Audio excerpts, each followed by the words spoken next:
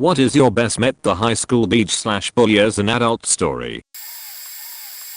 My then fiancé took me out to dinner in my hometown, where we had our first date to celebrate my new promotion. I recognized our waitress right away as the girl who had been mean to me in 6th and 7th grade, the only years we had classes together. She didn't seem to recognize me. I had gained a lot of weight and the restaurant was dark, so I let it go and treated her like any other waitress. When the bill came, I asked my now husband how we should tip. She was a great waitress and deserved a generous tip like we usually do, but the urge to stiff her was there as payback. I decided to tip her generously and let the past go. But I did leave a note next to the tip. Here's to believing that people did grow up after high school. And I signed it class of 20XX. The next day I got on Facebook and she had sent me a message. She said she had recognized me, but I looked happy, so she said nothing, and she treated me like any other customer. Then she apologized for anything she might have done to me in school. It was a hard time for her, and she didn't like to think about who she was then. Some bullies do grow up, and I'm glad we both did the right thing. When I was a kid, I was fat. I used to get picked on all the time by this kid at church named Rusty. He was about 5 years older than me, and every couple of weeks he would beat me up. I moved away when I was about 14, and thankfully, I didn't have to deal with him anymore. When I went to college, I decided to get my act together and get healthy. To that end, I started taking mixed martial arts. I did it for about 2 years, and lost about 40 pounds. When I graduated, I moved back to where I was from, and started looking for a new MMA gym. I went to the most reputable one, and who should be there but Rusty. It sounds too good to be true, but I swear to God, it happened. He hadn't changed a bit. The first thing he said to me was, finally trying to learn to defend yourself, huh? I had called ahead, and the instructor knew my deal, and had arranged for me to come watch. I left my gear in the car. At the end of class, they do free rolling, jujitsu sparring. Rusty comes up to me, having no knowledge that I'm the least bit experienced, and starts begging the instructor to let him spar me so he can show me the ropes. After all, he's been in MMA for 3 months now, and he never misses a UFC pay-per-view. I went outside and changed. Long story short, we sparred, and I choked him out 3 times. Afterwards, I signed up for classes. He grabbed his bag, left, and never came back. This is my favorite story out of everything that has happened in my life thus far. I'm the only person I know that got to beat up my childhood bully as an adult. Sorry if this seems sparse. I'm on mobile. Edit. Holy crap. I made this post this afternoon and get back to my computer to see this totally blow up. Thanks a lot for the encouragement, everyone, and thanks for the Reddit gold. Ours was extremely smart and very athletic. He was an incredible wrestler and undefeated throughout high school. I saw him at a party at a friend's house randomly, and we caught eyes a few times, and eventually we just approached each other and said hello, exchanged bro hugs. Mind you, we hardly talked. The only time we really did was when I told him to stop picking on someone and told me he would kick my ass instead. He was a lovely guy.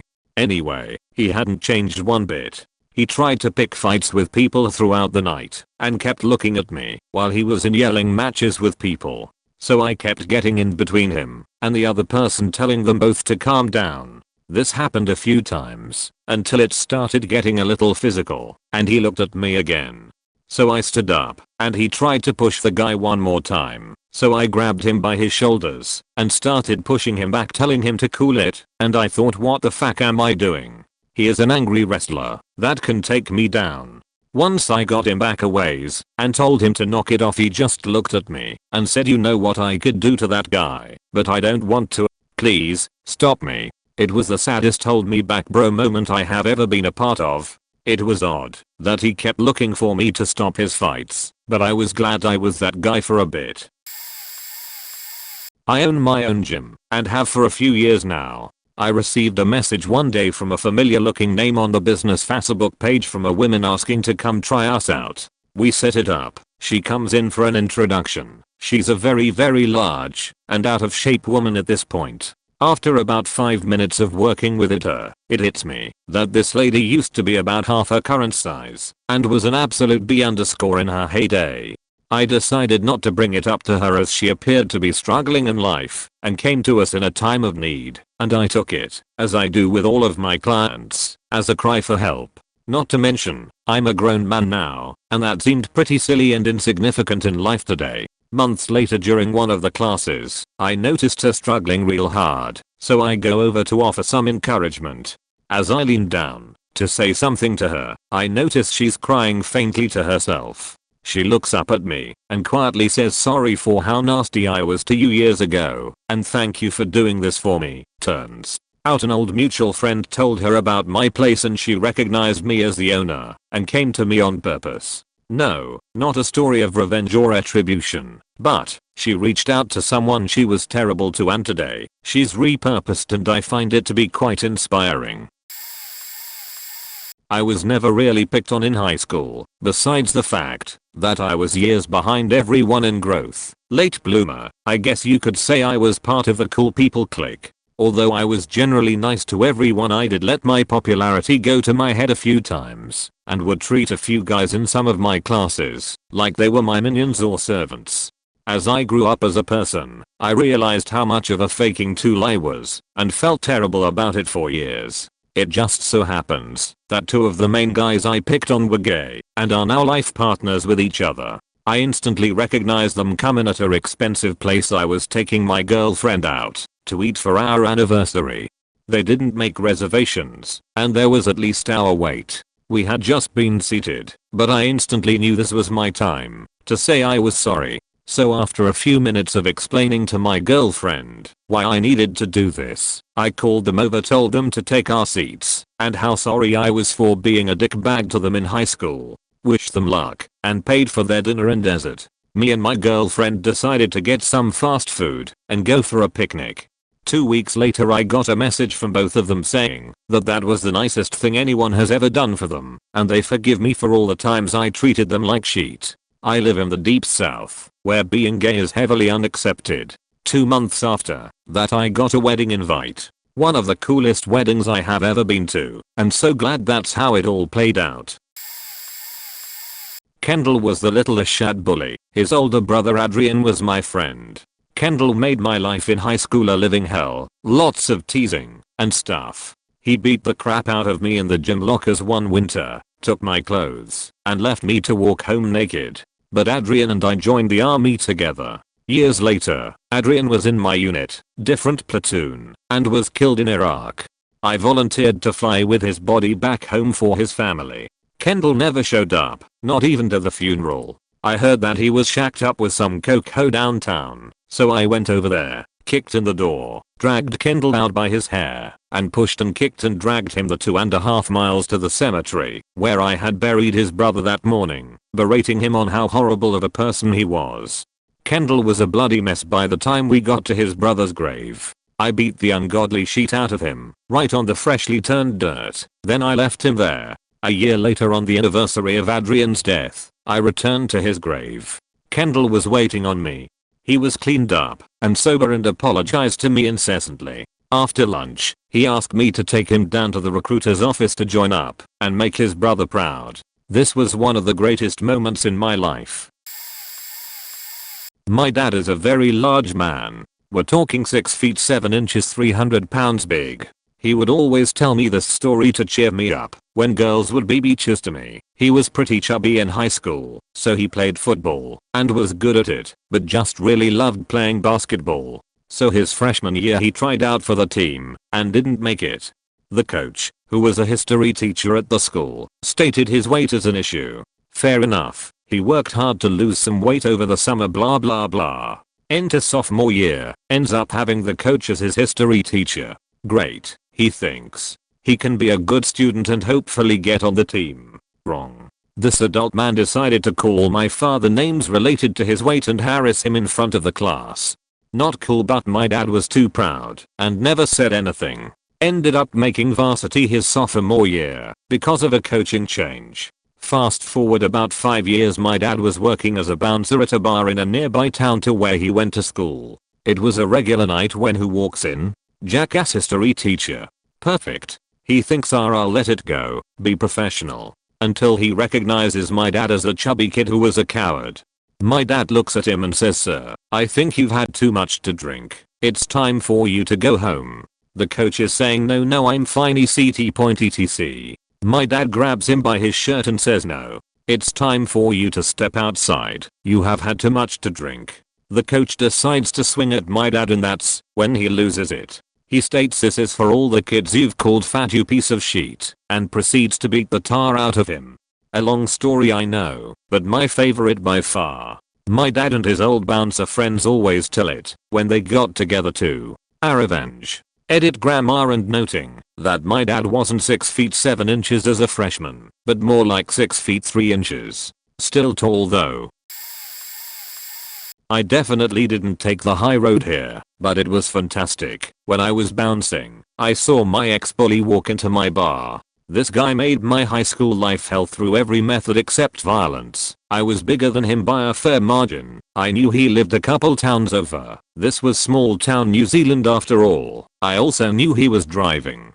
I looked for his car, and it was parked in a towaway area. I gleefully called the company who handles this for us, and they towed it. He was in the pub at the time. He was none the wiser. I also got one of our glasses to follow him around and take his glass every time he put it down for more than 5 seconds. It was pretty busy that night and he wasn't overly bright, so again he was none the wiser.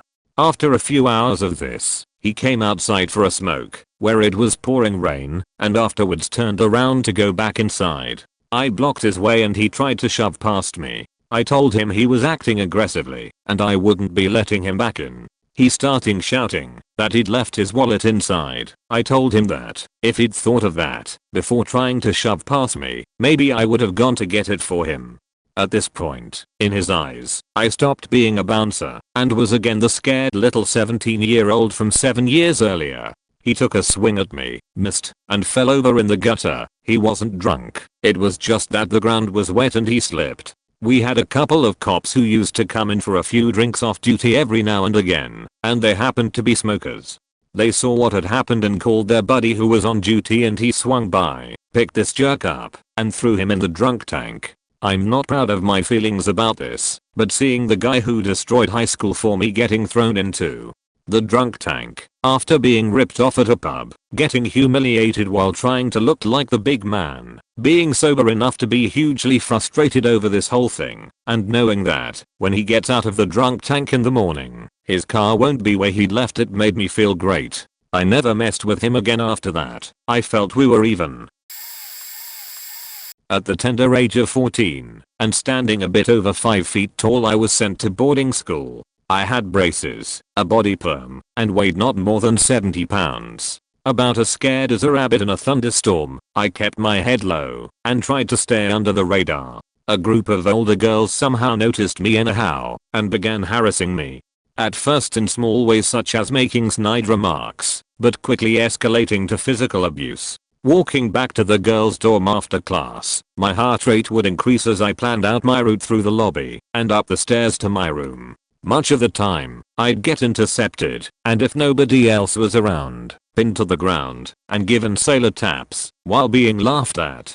One of the girls in particular seemed to really have it out for me, and long after the others lost interest, she'd still openly make fun of me and corner me at every opportunity for a bit of physical abuse. I'd lie in my bed at night conjuring all sorts of scenarios in which I could humiliate her. It was all for naught, though, as morning would come, and I'd still be the nerdy little kid who'd be wise not to try anything.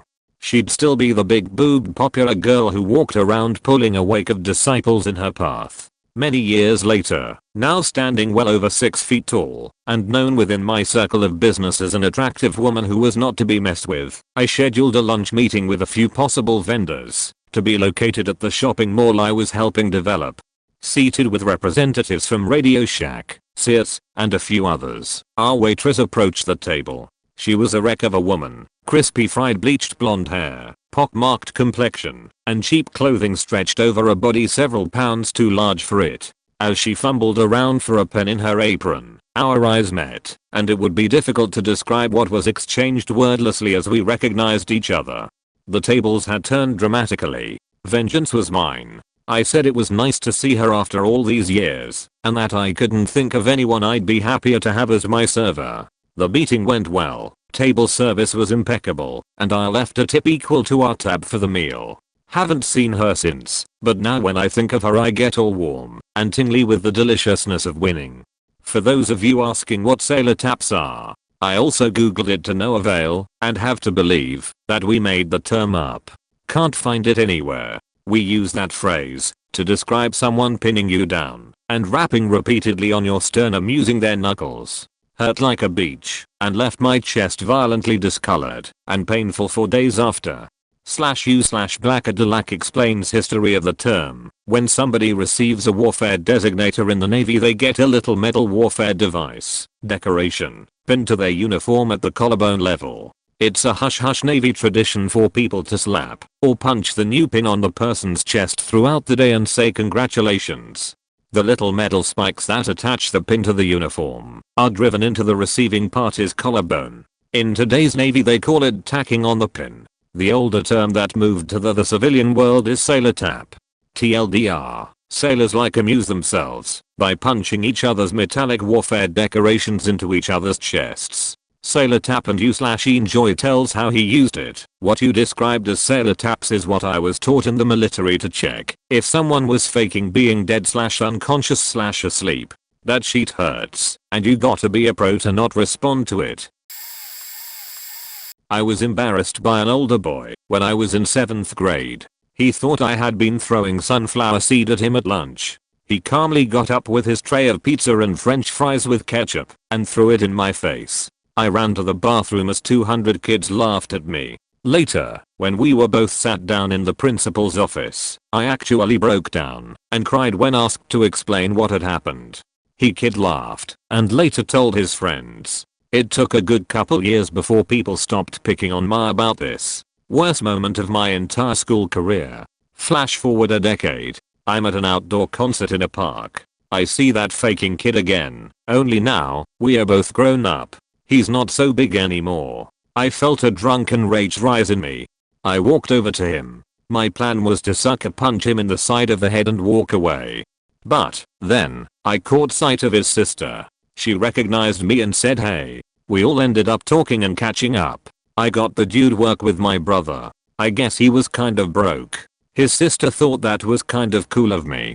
We ended up dating for about 6 months. I'd like to say I felt immense satisfaction every time I slipped my penis inside her, not only because I was getting laid, but because it was my school bully's sister. I didn't, though. I knew we had changed, and I realized that I just wasn't angry anymore.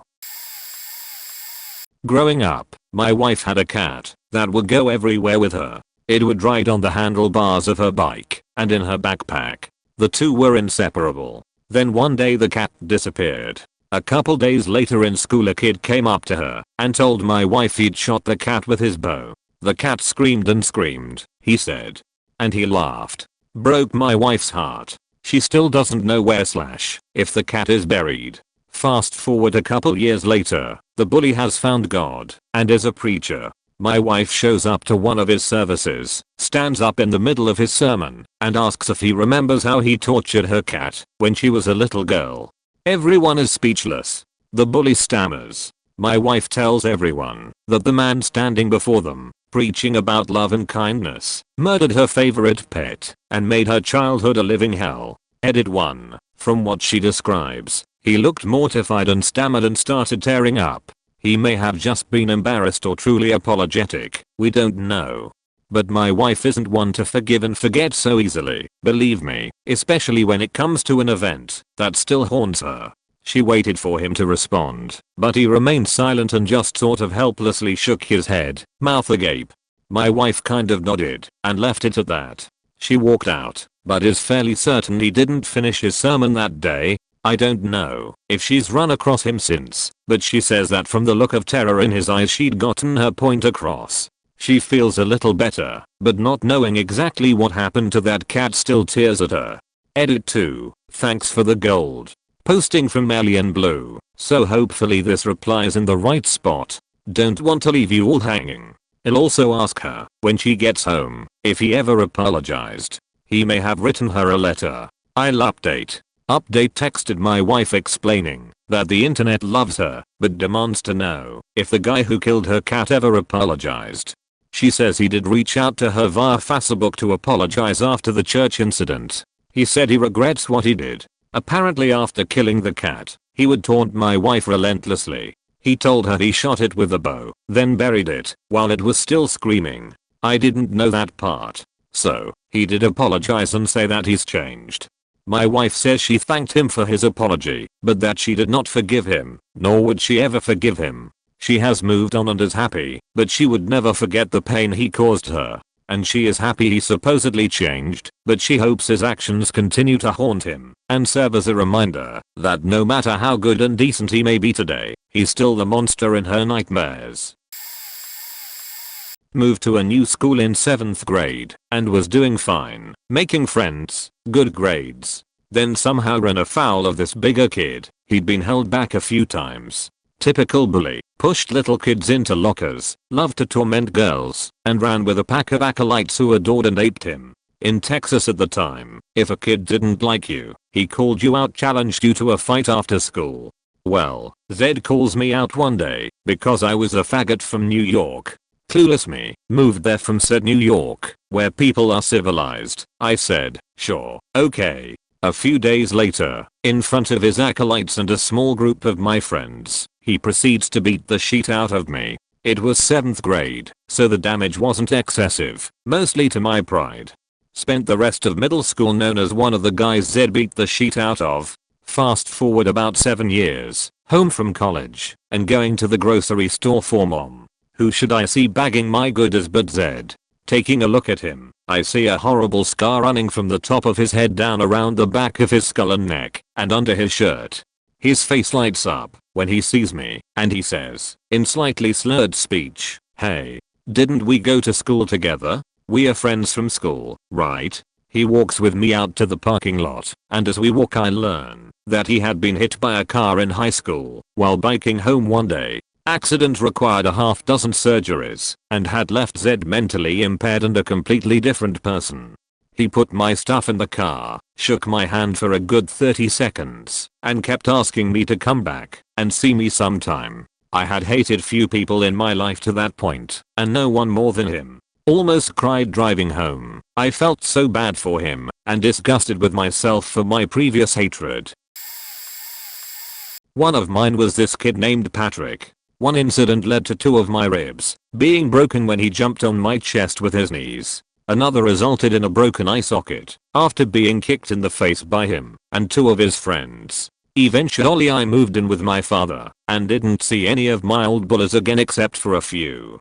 Some have been relatively nice and some are sheetheads. During high school I filled out a bunch and took some martial arts classes, taekwondo. I was always a larger kid, but too timid to fight back, but martial arts helped me overcome that. Fast forward to a year or 2 after high school and I go over to visit my mother. She had moved in with a real sheethead who was into God knows what. And guess who's there? Patrick. He's now almost a foot shorter than me, skinny as a middle school girl, and was undoubtedly on meth. I later found out he also did heroin and a myriad of other drugs. We end up talking, and I tell him about how I have sinus trouble because of the beating I got from him and his friends. He laughed. I looked around at my younger brother, who had got very skinny from not eating, and sister, the environment they were in, and right then I made a decision. I turned to my mother and said, I don't give a shit if this is the kind of people you want to be around, indicating the piece of sheet next to me, but we are leaving. So I piled my siblings in my car and brought them home with me. They shortly moved in with my father officially and have been much better off since. Patrick made a comment about me disrespecting him and my mother, and I told him he had no respect for himself obviously, so who is he to talk like that? He went to hit me and I just stared at him. He dropped his fist quick after I stared him down for what felt like an hour. TLDR, met middle school bully, he's a meth head, was living with my mother, took my siblings, and left after verbally sparring with him. Feels good, man. Edit. Wow, this got a lot more calmer than I thought. Didn't have time to write this up earlier, but to clear a few things up.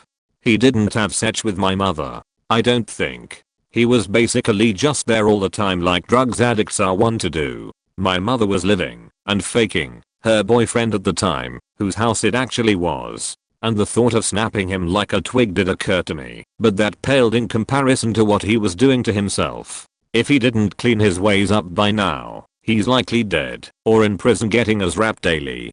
Beating the shit out of him wouldn't have made me feel any better. Plus it's a lot easier on the knuckles. Background: I was bullied a lot in middle school and, for unrelated reasons, ended up going to a different high school from most of my classmates and obviously didn't keep in touch. I was back home from college for Christmas a year or two ago and was at the mall with my little sister and my fiance. I recognized a girl from my middle school across the food court, but we had never been friends, so I simply made a mental note that she was there and went back to eating.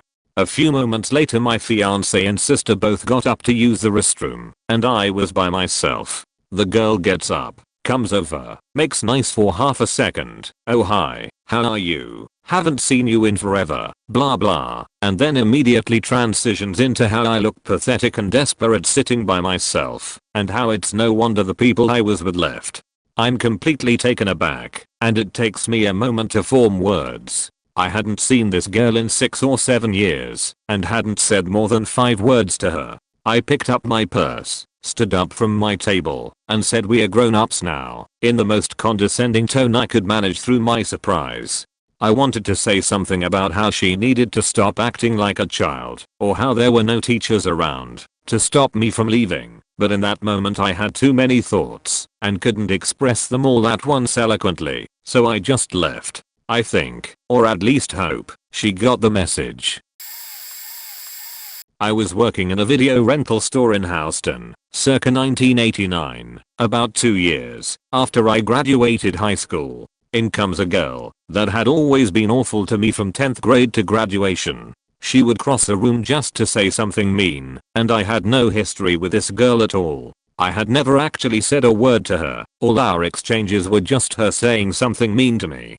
I didn't even know her last name. I must have reminded her of someone. She comes into the store and sheepishly said that she wanted 3 dirty movies. She didn't seem to remember me. She said her best friend was getting married and she wanted some dirty movies for the bachelorette party. The shop had a small adult room that you had to access by coming behind the counter, but she didn't want to go in there. She asked me to select 3 films. She was squirming with embarrassment as I tried to find out what she was into and kind of acted like I thought the films were for her and her alone. She said, "Just grab 3 good ones, I don't care." So I selected 3 all lesbian borns, and she slunk out with them. I would have loved to see the look on their faces when they popped those tapes in. She returned them through the night drop, so she wouldn't have to look anyone in the eye when she brought them back. She rented on her parents' account. I sent a notice through the mail to her parents that Mona's 3-way cunt party had been returned damaged, and they owed us $30. Probably doomed as this thread is large, but I had an experience with an old grade school bully that made me very happy. Was sitting at my house playing video games one day, about a year out of high school, when I heard a knock at my front door. I open it to see, I'll call him Jim, standing on my front porch. He said hello and then immediately just launched into a lengthy apology. He felt horrible for mistreating me and many other nerdy kids back in school. We were in classes together from about 3rd grade through junior year. I was one of the people he had decided to personally track down and speak with. Turns out, he had made some bad mistakes after graduating and spent about 9 months in prison. It was a wake-up call for him. He was sober and really trying to get his life in order. He gave me his phone number and said that I ever felt like getting together, I should give him a call. I called him later that week on a whim, and we ended up becoming good friends for the next 3 years. Unfortunately, he began to slip. I walked into his house as he was doing meth in the living room. I hung out a handful of times after that, but saw him doing worse and worse. Meth was one of the triggers for the violent behavior that got Jim into prison initially. I did not want to see a repeat. So, I quietly took my leave. I haven't spoken with him since. I hope he's doing well. Good guy, at heart. This girl at college tried to get me kicked out for bullying her. My college was attached to the secondary school, UK, so we'd been at school together for 7 years, though I'd actually actively been staying out of her way as I knew she didn't like me. Fast forward a few months and I walk into our A-level results day with an acceptance letter from my first choice university in my pocket, which this bitch had spent the last year telling me I was too stupid to get into. She missed both her first and second choices and sat crying on the phone trying to find a university to take her. 4 years later I have my degree and I moved back to a town near where my family lives to work as a manager in a busy and successful restaurant. She comes in with a work party and sneers when she sees me waiting tables. Her face when they ask me for the manager to complain about me, for no reason I might add, was priceless. That would be me. How can I help?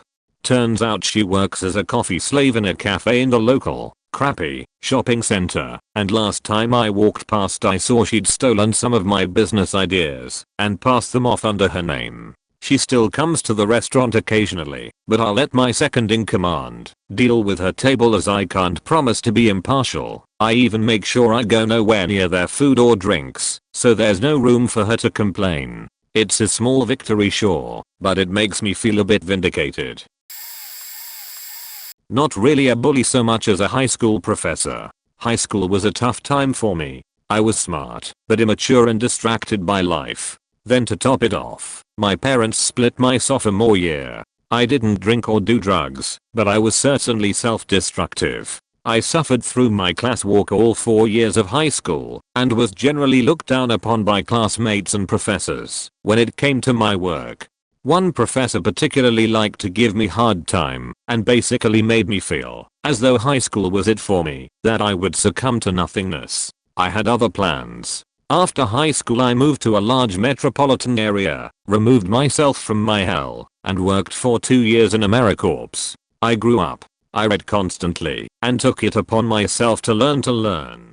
I then took classes at a local community college to demonstrate that my grades in high school were a reflection of those times for me and not the student I had the potential to be. I then crushed my SATs, went to a really great undergraduate institution, was recruited to work at a prestigious consulting firm, then applied to law school, got in, crushed that too and now work at a national law firm where I'm sincerely happy. About 2 months ago I received a friend request from my old professor. Bygones are bygones, so I accepted. About a week later he wrote me an incredible letter saying he always saw potential in me, that my disruptive behavior in high school was actually more focused and intelligent than the proper behavior of my peers. He said I had a knack for questioning authority and that it was no surprise I had achieved success in many ways my peers only dreamed. I'm a 32-year-old man. I wept. His message to me confirmed that I wasn't a failure all those years back as so many had told me. Maybe not what this thread is about, but certainly felt very similar to me. She was in my ward in the Mormon church. Wards are determined by location. She lived only 2 streets down, right around the park. Before we had cell phones, most kids started getting them around middle school, but our Mormon leaders counseled our parents to have us wait, lest we communicate or interact without supervision. I'd talk to her on the landline, then slowly start to walk over. She could always tell by the static that I was coming over. It was a weird relationship. We were friends sometimes, and I never seemed to know when she'd want me around. But we were in church together, which meant for over a decade we saw each other every day. Once she promised to have her mom give me a ride home after a game. We were in church basketball together. She was our star player. I was decent at assists. I'd pass the ball to her, she'd sink it. It was a good strategy. We defeated all the other wards in our stake, which might have been impressive if we weren't female. The guys had ceremonies and medals. We got green jello with carrots and a lecture from the high council not to wear such short shorts. Afterwards, when the parking lot was empty and everyone had already gone home, she told me the car was full. She, another girl, and her mom laughed at me and left. It took me 3 hours to walk home. After I told her I was in therapy, my mother had cancer, when I was 12, she told everyone in school that I was crazy. That persisted through my senior year of high school. Mormons aren't Scientologists, but they are not big on psychiatry. There have been some women coming forward, saying they were molested by their fathers, their leaders, their bishops and several prominent members of the apostles. Clearly their minds were twisted by therapists to create false memories. Therapists led astray by Satan. I have many stories like this, but they all end the same way. I forgave her and hated myself. It was easy to forgive her. She was incredibly beautiful. Just takes your breath away beautiful. Tall, tan, a volleyball and vocal star. Her eyes were the burnt sunflower brown. She got an athletic scholarship, which she turned down to get married. When we went out together, boys and full grown men would approach her. I was short, acneed, with green hair from swimming. One of her favorite jokes, "What's short, loud, and turns green in the summer?" She once told me I had the spirit of Satan inside me. I suppose that's how she, and the rest of the ward, justified their behavior. It was true. I was always trying to get out of church activities. I never bore my testimony, because I had none, and because I had no desire to talk in front of the people who made my life miserable about how much I loved the church. Being told I was going to hell didn't hurt me as much as other things she'd said. At least there wouldn't be any Mormons there. She said that shortly after I walked into a bathroom where she and several other girls had been talking about me. We were up at girls camp, a week-long prayer and scripture session up in the woods. I'd come into the bathroom to brush my teeth and stumbled on all the rest of my cabin taking showers. I said hi and joked with them a bit. But I suppose I fell silent or something because they thought I left. And once they did, they called me pathetic. Asked if I had seriously followed them after they had tried to get away from me. Asked how anyone could be so oblivious. Then imitated my voice, my manner. It couldn't have been more than a few seconds. The length of a very long painful breath. But they seemed to say so much before I managed to open my mouth and tell them to stop, that I was here, and god damn it I apologized. I told them I was sorry for overhearing, then made a break for it before they could get out. I spent the next couple hours, at least it felt like hours, hiding in the cafeteria. My mom was working there, although at nights she was in the leader's cabin. The next day, when I did find her and told her what happened, when I begged her to take me home, she told me I deserved it. My mother never believed what was happening, even when there were incidents in front of her. I would beg her to stay home from temple trips, from church, from seminary, but none of that was as important as church. The bully friend said it to my face, just a day or two after she'd begged my forgiveness for the shower incident. It was because I had an MP3 player, much smaller than iPods. It only held 24 songs. After the bathroom, I hadn't seen much point in attending sessions. Instead, I'd go wandering along the trails, listening to my MP3 player. I ignored her and left anyway. Her mother came after me a couple hours later and hauled me back to camp, lecturing me the whole way. She also mentioned the Satan spirit. That night, at the fireside, the leaders gave a talk about how some girls were bringing devils into the camp, smuggled inside their hearts. As I said, this is how they justified themselves. She got married right out of high school, 2 months before she turned 18. I wasn't invited, but that was okay. I'd been to Mormon weddings. You mostly wait outside the temple until they come out, then you take a lot of pictures. I hated having my picture taken almost more than being around Mormons. I now only went to church when I visited home from college. I didn't have the energy to fight my parents anymore. I saw a couple pictures of her on my Facebook feed. I could have hidden her status updates, but I didn't. Even after everything, she had this charisma. It was warm and beautiful, like her. The way she laughed, the way she moved, the way she never interrupted you. She had grace in everything, even in conversation, some sense of rhythm and other people. That seemed magic to me, who couldn't open her mouth without shoving her foot in. She was pregnant by Christmas, separated before I graduated. Divorce is serious in the Mormon church. It takes years and can only be done in the temple, like a marriage. And the stigma is terrible. There was this girl, Brittany. She and my bully friend were close for a couple years. She used to torture me too, until her parents separated. There were a lot of comments about how children of divorce grew up to do drugs and have lots of sex, how the scars of divorce never go away. She was damaged goods. She stopped being invited to things. Eventually, she just faded away. She was only 11. I saw her, my boyfriend, for the last time my junior year of college.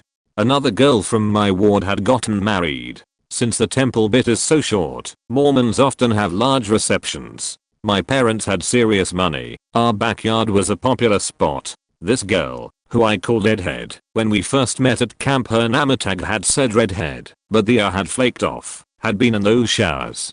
Once, I tried to tell her that I'd been assaulted. I told her a boy had put his hands on me when I said no, and that he had leaned in close, thrust his tongue in my ear, and ooh, she had said on the phone, "Don't tell me anymore." So I didn't. I never called her again. I don't think she noticed. I helped with her wedding, yard work, arranging decorations, cleaning out my parents' koi pond. My parents are the worst kind of rich.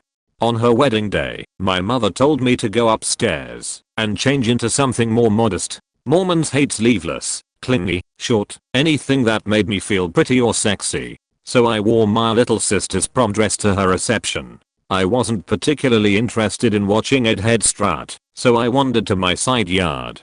She was there, shooting hoops. I stopped and watched. She used to come over sometimes to play horse, even though she had her own hoop at home. She was just as beautiful as she'd been in high school. After a while, I joined her. She told me about her life, how bored she was, alone with her kid all day. She had worked at a whitewater rafting operation, something that had seemed so cool to me as a teenager, but she'd quit when she got pregnant. She told me about her husband, about their problems, and how lonely she felt, stranded in our hometown, still living with her parents. She didn't tell me she was pregnant again, although maybe she didn't know. We went up to my old room and I gave her an armful of books to read, the books I hadn't loved enough to take with me to college. She used to make fun of me for reading. So had her mom. There goes 7:45 p.m., living vicariously through her books. She had told me this, then asked me what vicariously meant. She had loved the Narnia books though, and Lord of the Rings. I remembered that, so I gave her both series. I'd never been a big fan anyway, I had preferred Harry Potter. There's a picture of us, on New Year's 2000, holding up our favorite books, 11 and grinning. I still have it somewhere, buried under math notes, half-finished short stories, and the decoy journals I filled with lies, to throw off my mother. I told her to call me if she ever wanted more books or someone to talk to. She promised she would. I wasn't surprised when she didn't. From the FASA book, I know about the separation and the second kid. I know she's still living with her parents. I never asked for the books back. Sometimes, I open up a window on FASA book chat and type over and over again, "I love you, I love you, I love you." I never send it. EDIT equals thanks to whoever gave me gold. Second time I've been paid for writing. I got a sandwich at a playwriting competition. And a plaque, but I liked the sandwich better. Guess this isn't my throwaway account anymore. Thanks to everyone for the compliments, which I find both heartwarming and baffling. Now I'm off to find out what this Reddit gold does. I had a teacher in grade 12 for modern Western history. The class was incredibly boring as a result of her teaching style and I didn't pay much attention during the year. I was sporting a solid D in the class and Mrs. Censored would make reference to me being a dullard continuously. On many occasions over the year people would laugh at me as a result of a comment she made. At the time I didn't think she was trying to be vindictive, just trying to jeer me into doing better in the class. Nonetheless, I'm sure it did have some impact on my self-esteem. Fast forward 8 years, I'm running a college pro painting franchise, standing in a customer's driveway getting supplies out of the back of my wicked awesome Chevy Lumina minivan.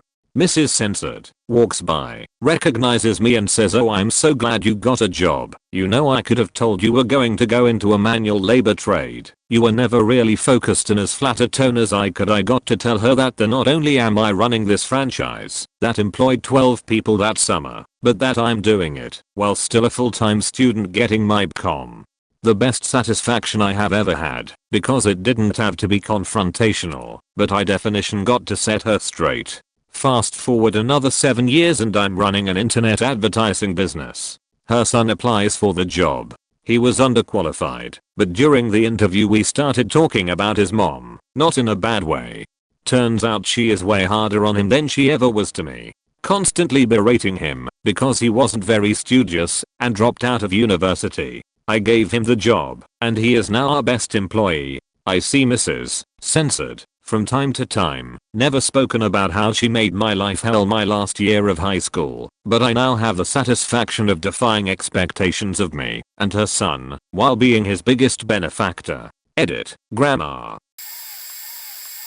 There was this girl who used to be a huge beach to me in middle school. Always used to physically push me into the walls in the hallways, call me ugly, make fun of me for not having any friends. It was extra obnoxious because I'm a guy, so this then led to being made fun of by the guys, which in turn spurred her on. And I couldn't hit her back or anything because that would turn public opinion against me. Anyway, we went to the same high school and things sort of wound down. She tried to carry on for a bit, but no one else found it funny, so she decided to stick to whispering ugly and loner when we passed each other in the hallways. It was only when other people were around though. Turns out we lived quite close to each other, and the couple times we walked past each other in the street she looked terrified, which I remember making my day each time. Fast forward nearly a decade, I'm now 24. A few months ago I was buying some food, and she was on the registers. She looked pretty worn down, recognized me, smiled and asked how things have been, like we're old friends. I was nice to her, we had a chat, then as I was leaving I stopped, turned back and said, paraphrasing, "It's weird, when you're a kid everything's so black and white, people who were assholes to you got built up in your mind, until they're these monsters who want nothing but to ruin your life. Then when you grow up you realize they're just humans like you, and it kind of makes everything that happened feel so hollow, because to not forgive the past makes you a guy who holds grudges against children." She just smiled at me weakly with sad eyes, and I went home and cried like a beach. I actually have a decent story for this thread, hoping it doesn't get buried. It's a good one, stay with me. Growing up I was very athletic, but was one of only 3 kids on most of the sports teams in my town that was also in honors/advanced classes. Up until my sophomore year in high school, I was just a shade over 5 feet tall. Middle school and freshman year of high school sports were a misery for me because I was little. I loved to play and did more than hold my own, but was picked on relentlessly since I was a nerd who spent just as much time on schoolwork. I got shoved face down in mud, thrown against lockers, verbally abused day in and day out, you name it. It didn't help that I was a little wise ass who didn't take their shit, and my quick retorts and insults just resulted in more beatings, where I couldn't defend myself physically. There were 2 major culprits behind my bullying, we can call them Tom and Jerry for the sake of anonymity. Tom and Jerry were best friends, both much larger than me at the time, and Jerry was the bigger dickhead of the bunch on a daily basis. It was lacrosse season my freshman year of high school, and I was always a standout player in this sport despite my stature. During an internal scrimmage, Tom and Jerry decided to see who could get away with slashing me more. Slashing, for those of you who don't know, is when you hack at somebody in unprotected areas with your stick, or swing with the intent to hurt instead of the intent to defend. Tom stopped after 1 or 2 after I slashed him back, lightly. I made my point, but our team couldn't afford to lose him, but Jerry went to town as much as he could regardless of what I did. I got hurt pretty badly that day, but didn't retaliate as I didn't want to injure my own teammates.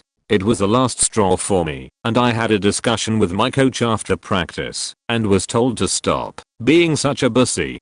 After that I went home, had a serious talk with my parents, and I begged them to let me go to the private high school that had been heavily recruiting me to go there on a full ride for athletics and academics. My parents obliged me with a visit. I loved it, and I transferred away from public school at the end of my freshman year. Tangentially, this was the best decision I ever made, by the way. Made lasting friendships, and had an incredible high school experience after that. The summer between freshman and sophomore year I grew over a foot and stood at 6 feet 2. I had also began working out and was really seeing results. I had the good fortune of playing lacrosse at a high level, and both Tom and Jerry were also good players in high school. I was always a defenseman, and one of the highlights of my life was being told that we were playing their team in an exhibition match. Long story short, the opposing team's goaltender threw a hospital pass to Jerry. A hospital pass is one that's high up in the air, so you have to extend upwards and expose your torso completely if you want to wrangle the ball in. I acted very quickly, and with perfect timing I speared the living shit out of Jerry with a vicious, but legal, body check as soon as his feet hit the ground. Vicious. I hit him perfectly with my right shoulder, lifted him off the ground, and quite literally drove him back about 8 feet from where he was standing when he landed. I heard the crowd react to the hit, and heard the ref blow the whistle immediately to stop play. But my hit was so forceful that I separated my shoulder and got the wind knocked out of me. I also caught my arm on his helmet going down and was gushing blood from the gash. I was on the ground for about a minute before I could move. Jerry fared worse, however, as he was out cold from the force of it. I'd later find out he broke his wrist from the fall and a few ribs from the hit. Separated shoulder and all, I pulled myself up, tore off my helmet, dropped it on the ground, and made my way over to where Jerry had came back to consciousness on the field. My old coach was there and immediately recognized me, with shock in his eyes, but Jerry was too stupid to realize that I was the same 5-foot kid from 8 months ago. My coach was also on the field at the time and he knew my background with this team and these 2 kids. All of the memories, him picking fights with me, the name calling, the physical pain, the embarrassment of being torn apart in front of girls, his parents telling my parents to fuck off when they approached them to discuss Jerry's bullying. It was a perfect moment. Eyes smoldering, I made my way to the other side of my old coach. The ref probably thought I was checking on him in good sportsmanship, but no, not quite. Remember me, asshole? Sometimes the little guys get bigger. I hocked the best logi I could muster, spit in his face, and was promptly thrown out of the game. He was howling in pain, and I got to add insult to injury. He also missed the remainder of the season. The entire time, Tom was about 15 feet away to witness the whole thing. He was on the same midfield line as Jerry, and I could see a mixture of shock, surprise, and fear in his face as he recognized me and saw that I was capable of delivering the physical punishment I just delivered to Jerry, and that I remained stoic despite the obvious physical pain I had to be in. I eyeballed him the entire time I was being escorted off the field, bloody, separated shoulder. Jerry was out of school for a few days, and when he came back looking rough, word eventually spread around my hometown that I was the reason. I haven't seen Jerry since, but I do know from mutual friends he has been in and out of prison and is a deadbeat dad to 2 children. For the rest of high school, though, I was told he stopped picking on other kids. So did Tom. As chance would have it, Tom was in the city that I was living on business 10 years later. He added me on Facebook and asked if he could meet me for a drink 10 years later. Why not? So I met him, we shook hands, he bought me a drink and told me that day on the lacrosse field changed his perspective about how to treat other people and that he could tell the hit on Jerry was also meant for him. He told me, verbatim, that he got the message loud and clear when I stared him down that day. He apologized over and over for the years of misery, chalked it up to being young, stupid, and wanting to fit in with the cool crowd, and then told me he had his first kid on the way. We had more than a few more drinks, and continued to catch up.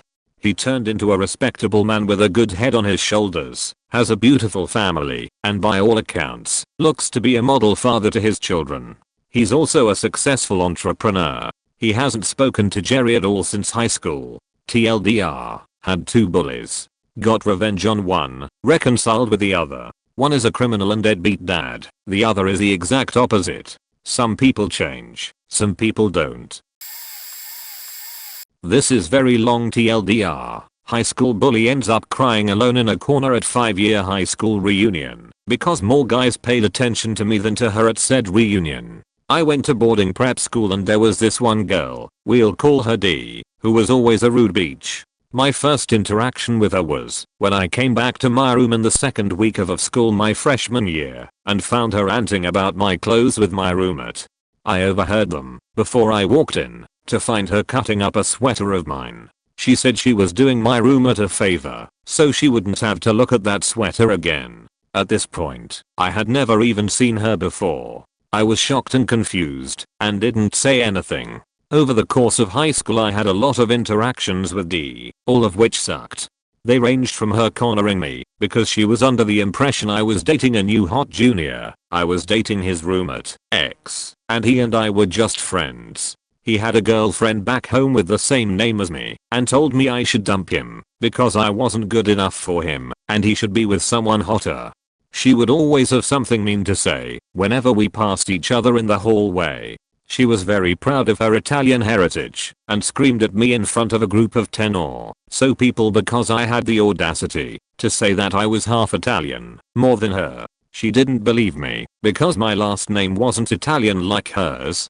Hello, it's on my mother's side? Whatever. She said I wasn't good enough to be Italian. While I was good at hockey, she was on the varsity team and made sure I didn't join by making me feel very unwelcome, even though the coach asked me each year to please try out because he liked what he saw of me on JV. The list of stupid shit goes on and on.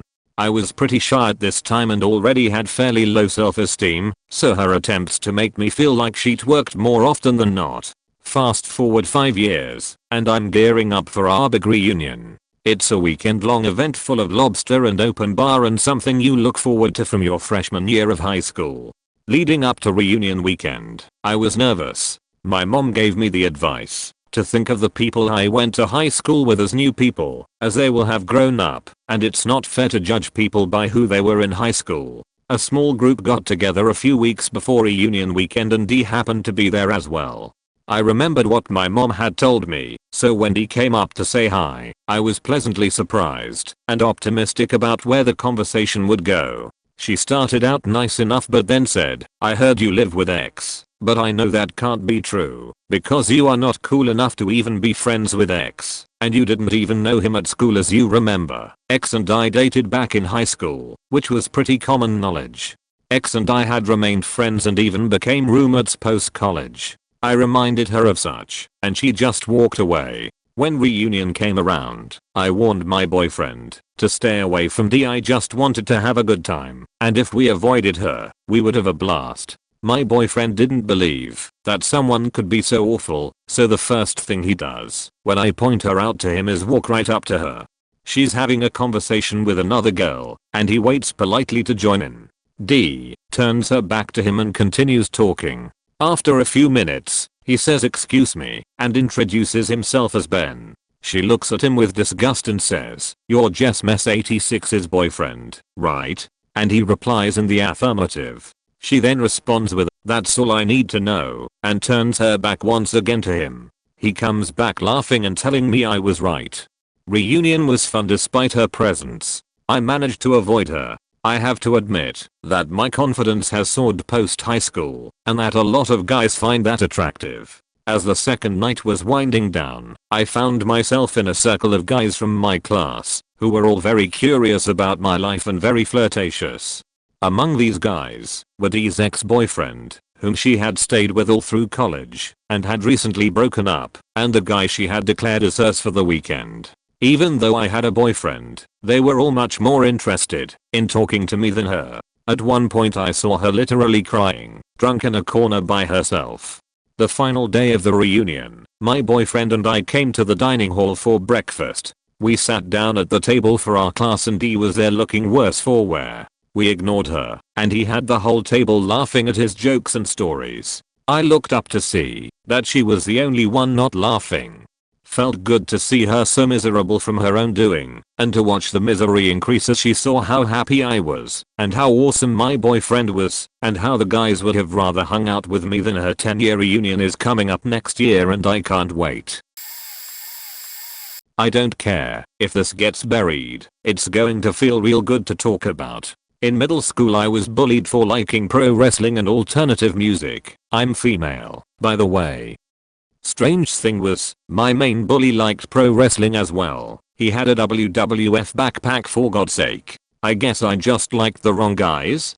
I don't even know. Anyway, they would sit next to me and whisper awful things to me in one class in particular, until I just ended up in the nurse's office every day in order to avoid them. My parents were splitting up at this time and neither of them seemed to notice that I was failing classes or getting notes sent home.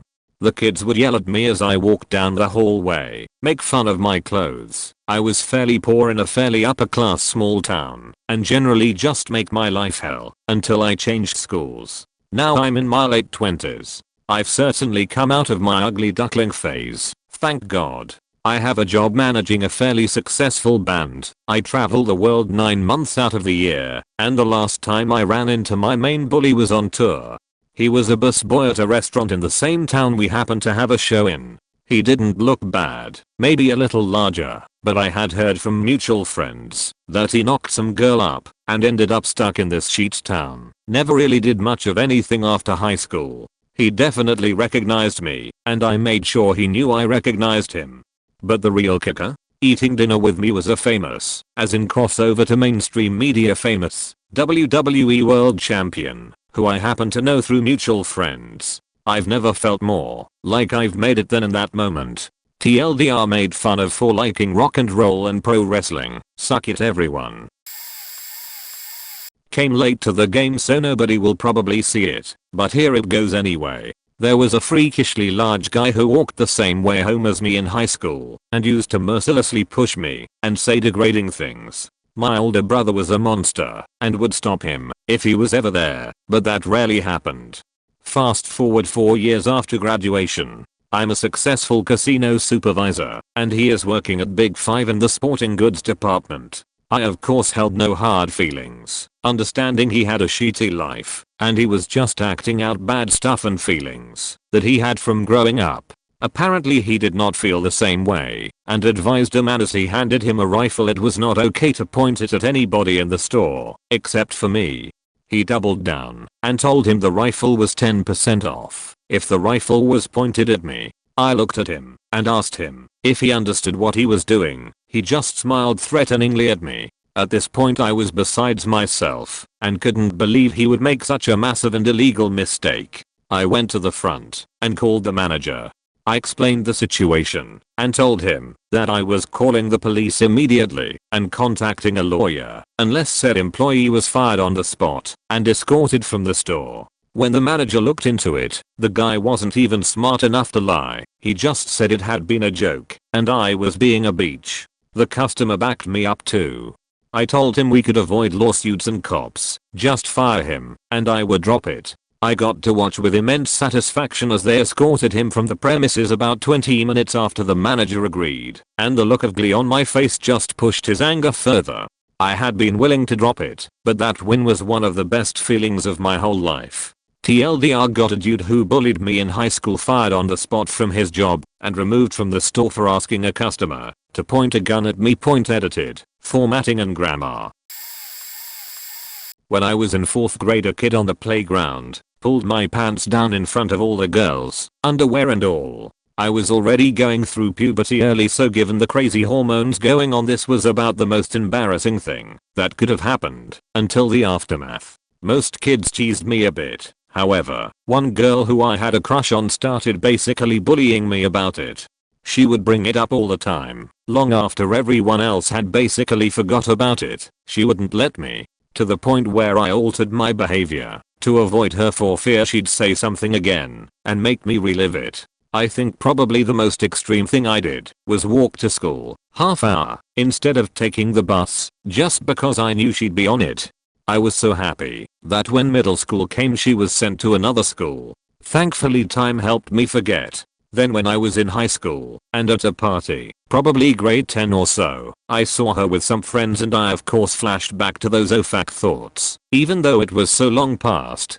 Of course she came up to me, and of course, when we were talking just the two of us, she brought up the fact I was pants those years before. No one else could hear thankfully, but it was still like my worst childhood fear coming true.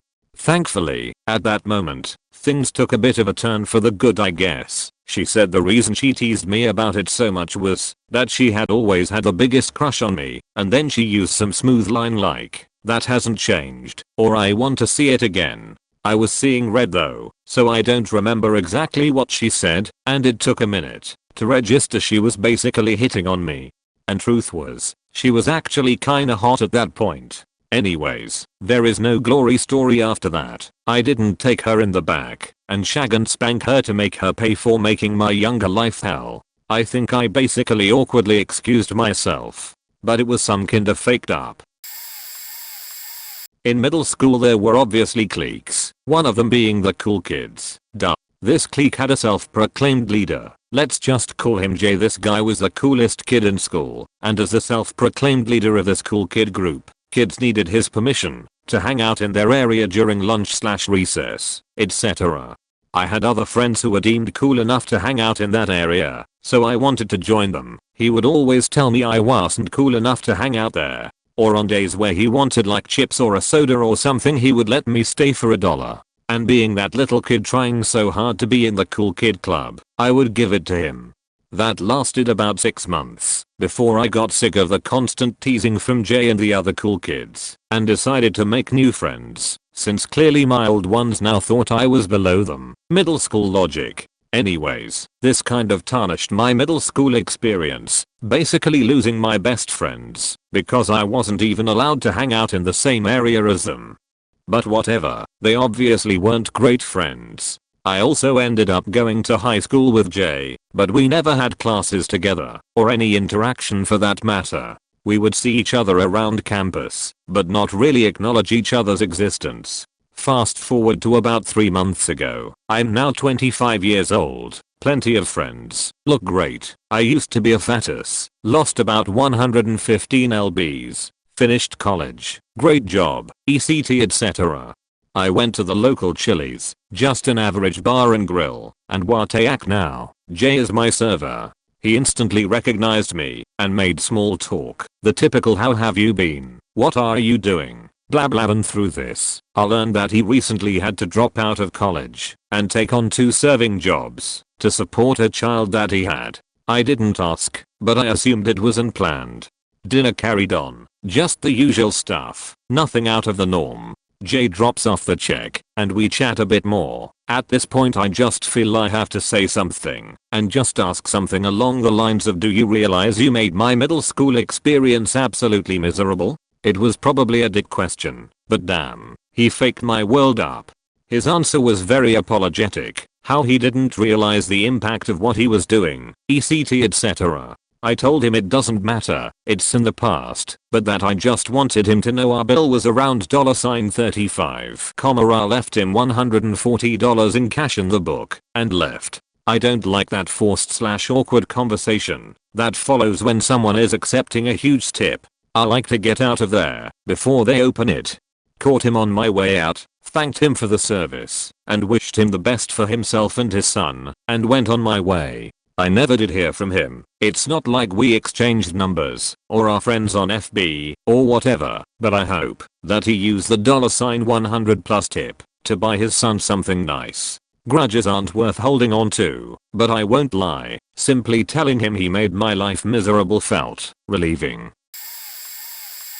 I went to college in my hometown, but lived in my own house and my housemates were party animals. I was, but also was determined to get great grades. I was the first person in my family to even consider college an option. I was at Denny's really late one night studying my ass off for a huge exam, because my housemates were having people over, and the late night server was a friend from high school. The place was dead, so my server friend was sitting with me quizzing me when my girlfriend at the time showed up just to say hi and encourage me to take a break. While we were sitting there, this group of guys walked in, obviously drunk, and sat close to us, so the server went to service them. One of the guys was girlfriend's ex from something like 5 years ago, and he also went to high school with us and tortured me. Told everyone I was gay, so gym class sucked for me. Broke some of my sculptures in art class. Typical dickhead stuff. So my girlfriend and I are sitting there, and it's awkward for both of us, so we decide to jet. We are barely out the door when someone from behind pushes me, and as I stand up, there's a faking gun in my face, and on the other end is this bully. I do everything to keep my cool, but in the situation it's hard to think. I start asking the guy why he's such an asshole and we talk for a while, more argue, but whatever, when out of nowhere this cop tackles the bully and just starts stomping him on the ground while another officer covers him and keeps the rest of the drunk friends inside. I'd be a liar if I said I didn't really enjoy watching this cop stomp on this guy so hard he's a bloody mess. It's important to note that I hate the police. I never saw the bully again, left town for grad school, but sometimes when I'm laying in bed I think about that moment and can't help but smile a little. TLDR, gun in my face outside Denny's, cop actually protected me. I got teased and made fun of a decent bit in middle school, but nothing crazy bad. I wasn't popular, but I wasn't the biggest nerd, so it was nothing terrible traumatic, just normal middle school bullshit. However, one time, a week before the 8th grade formal, one of the hottest girls in the grade, let's call her Kate, comes up to me and asks me if I will go to the dance with her friend.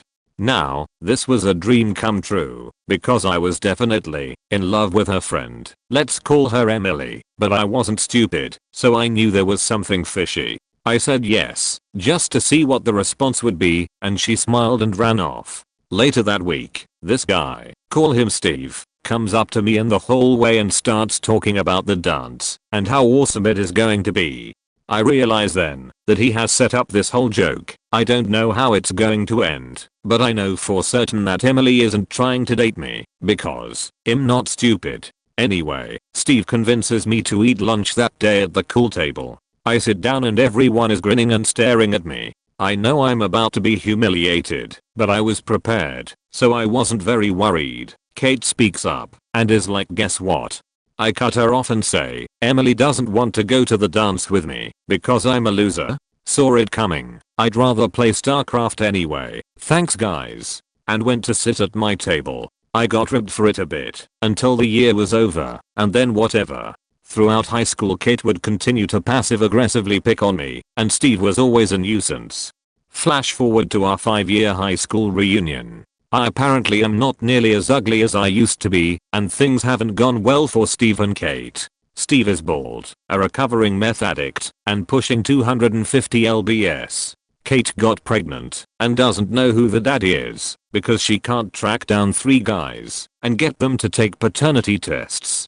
I see Kate, say hi and buy her and her friends a drink and leave a huge tip, then go back to talking to my friends. Steve walks over to us, drunk and a sweaty mess. I pretend to not notice who he is and ask him if he is taking orders. When he barks out, don't you know who I am? I play dumb and make him explain. Then he asks me for $5.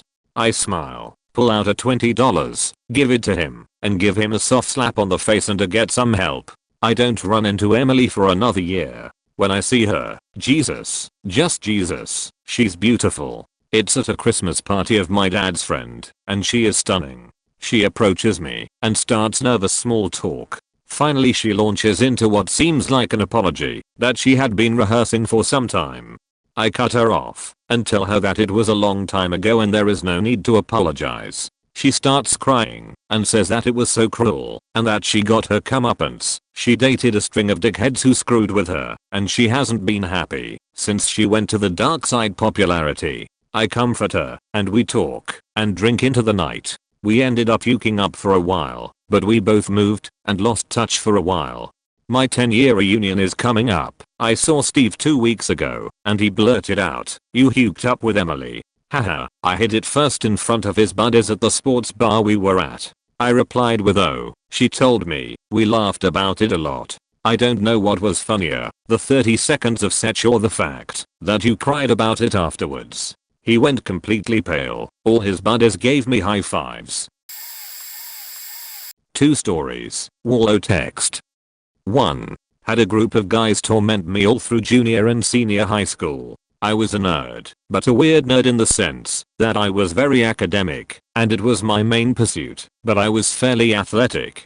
I played football and wrestled at school. Outside of school I was studying martial arts.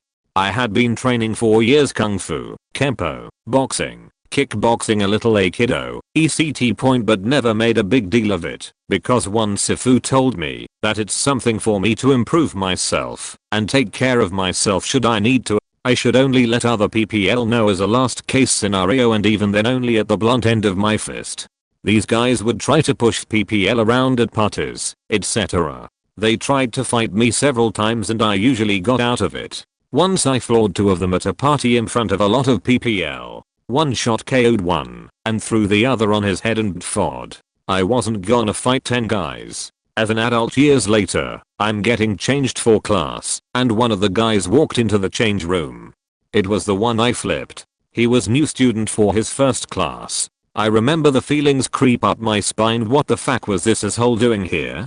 But it had been a long time. We were both in our early 20s. Try to make like I didn't see him on the way to the mat. Doing a little light warming up on the mat, he comes out, uncomfortable, looking for where he should go and what he should do, as many new students do. He sees me and comes over. "Hi, Icefirmer. I thought that was you.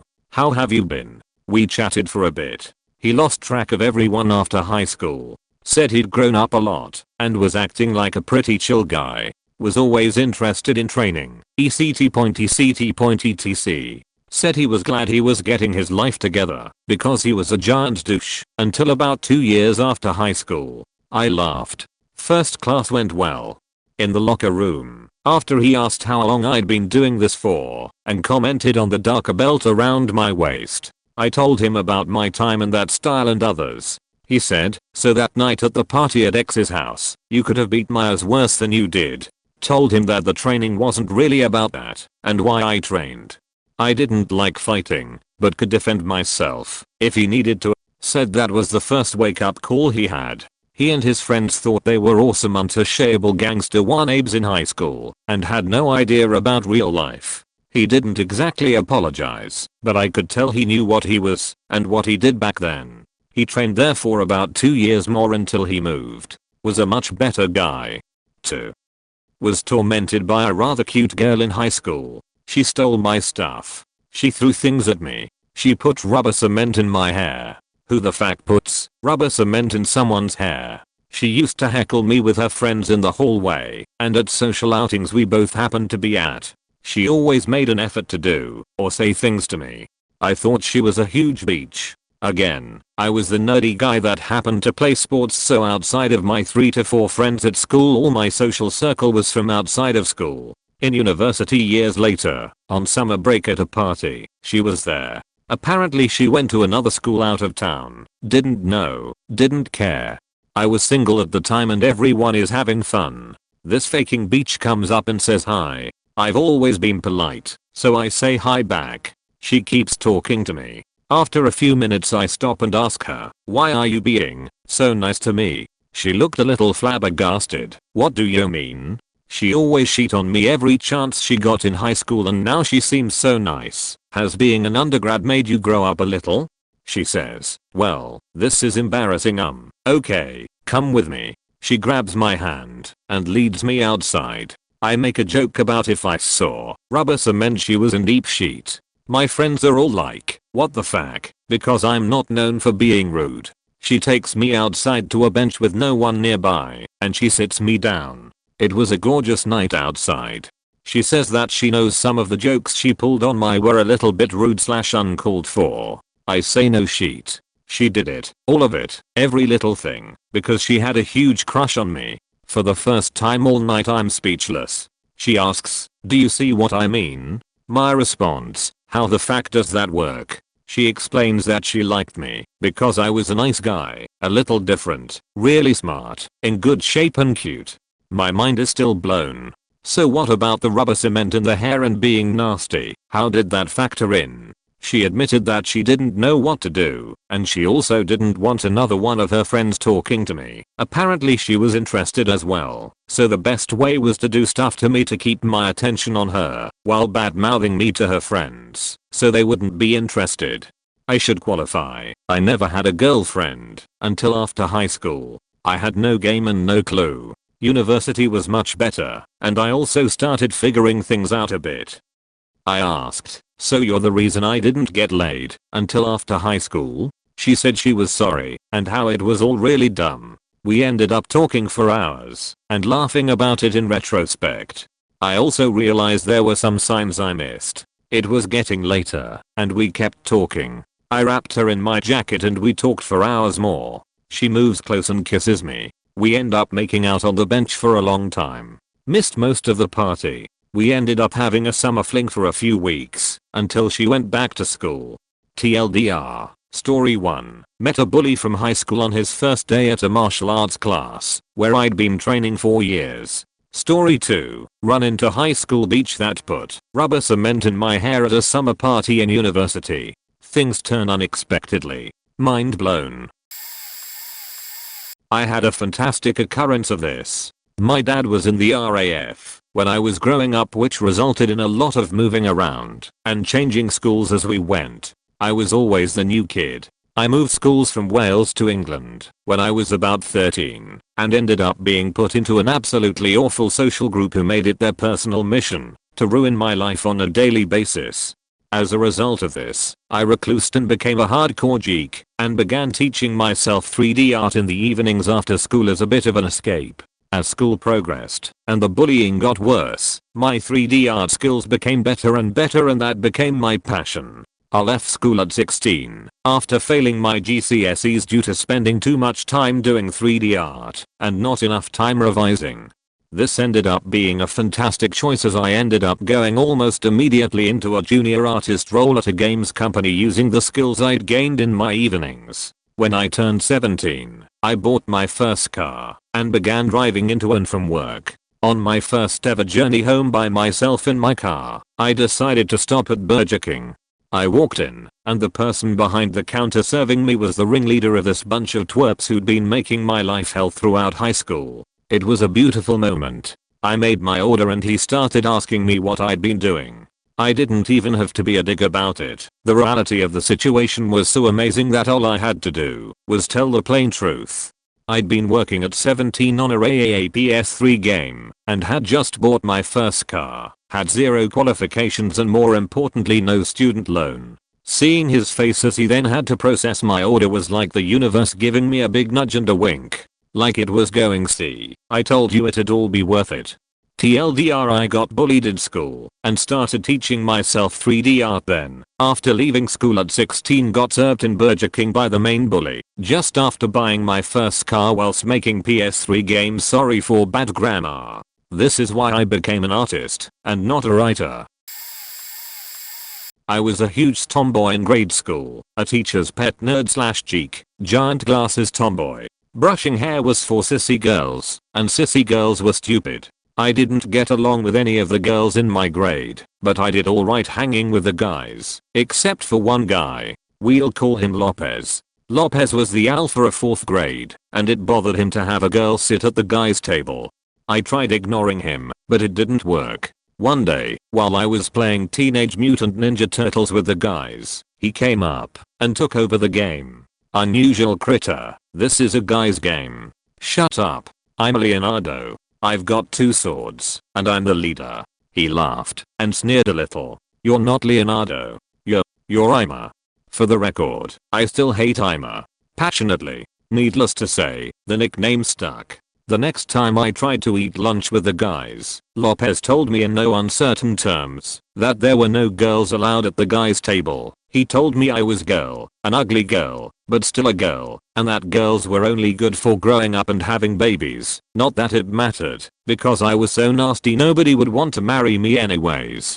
In retrospect, he must have been parroting things he heard from his dad, because where the heck would a 9-year-old boy get that from, anyways? Slowly but surely, he turned the tide of the other guys against me, but by that point I'd burned my bridges hanging out with the girls. So that's why I spent the next 2 years of lunch times by myself at a corner table next to the autistic kid in our class, eating as fast as I could, so I could go play by myself on the swings, and not look so pathetic or break down crying in front of everyone. It was not very much fun. Fast forward a couple years, and I saw him in the beginning of high school, and he turned into a young Brad Pitt. It was so unfair. He was just drop dead gorgeous. I hated him so much, had hated him for years, but as soon as I saw him my heart twisted inside me, and I fell hopelessly in lust for the first time of my young life.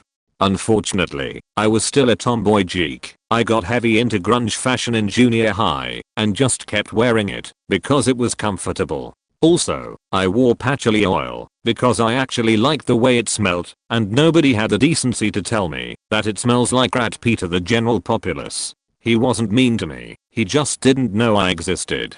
That was almost worse. I could have stood right in front of him, doing jumping jacks, and he would have just long gazed past me. Besides, hotter girls than me were flinging their vajayjays at him with reckless abandon, so I knew I didn't have a chance. Fast forward a couple of years, it was the end of sophomore year in college. I'd grown up, learned what a hairbrush was, and stopped hiding myself in giant flannel shirts.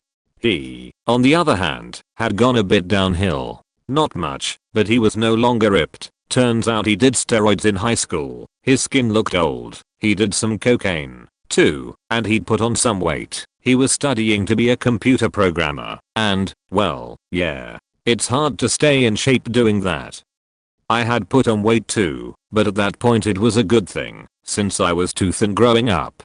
I'll just be blunt, I used to be hot. I saw him in the hallway, on a day I was wearing a brand new outfit I'd just splurged on a great hair day, where my makeup turned out just right. He stopped dead, and his mouth dropped open. Unusual critter? Is that you?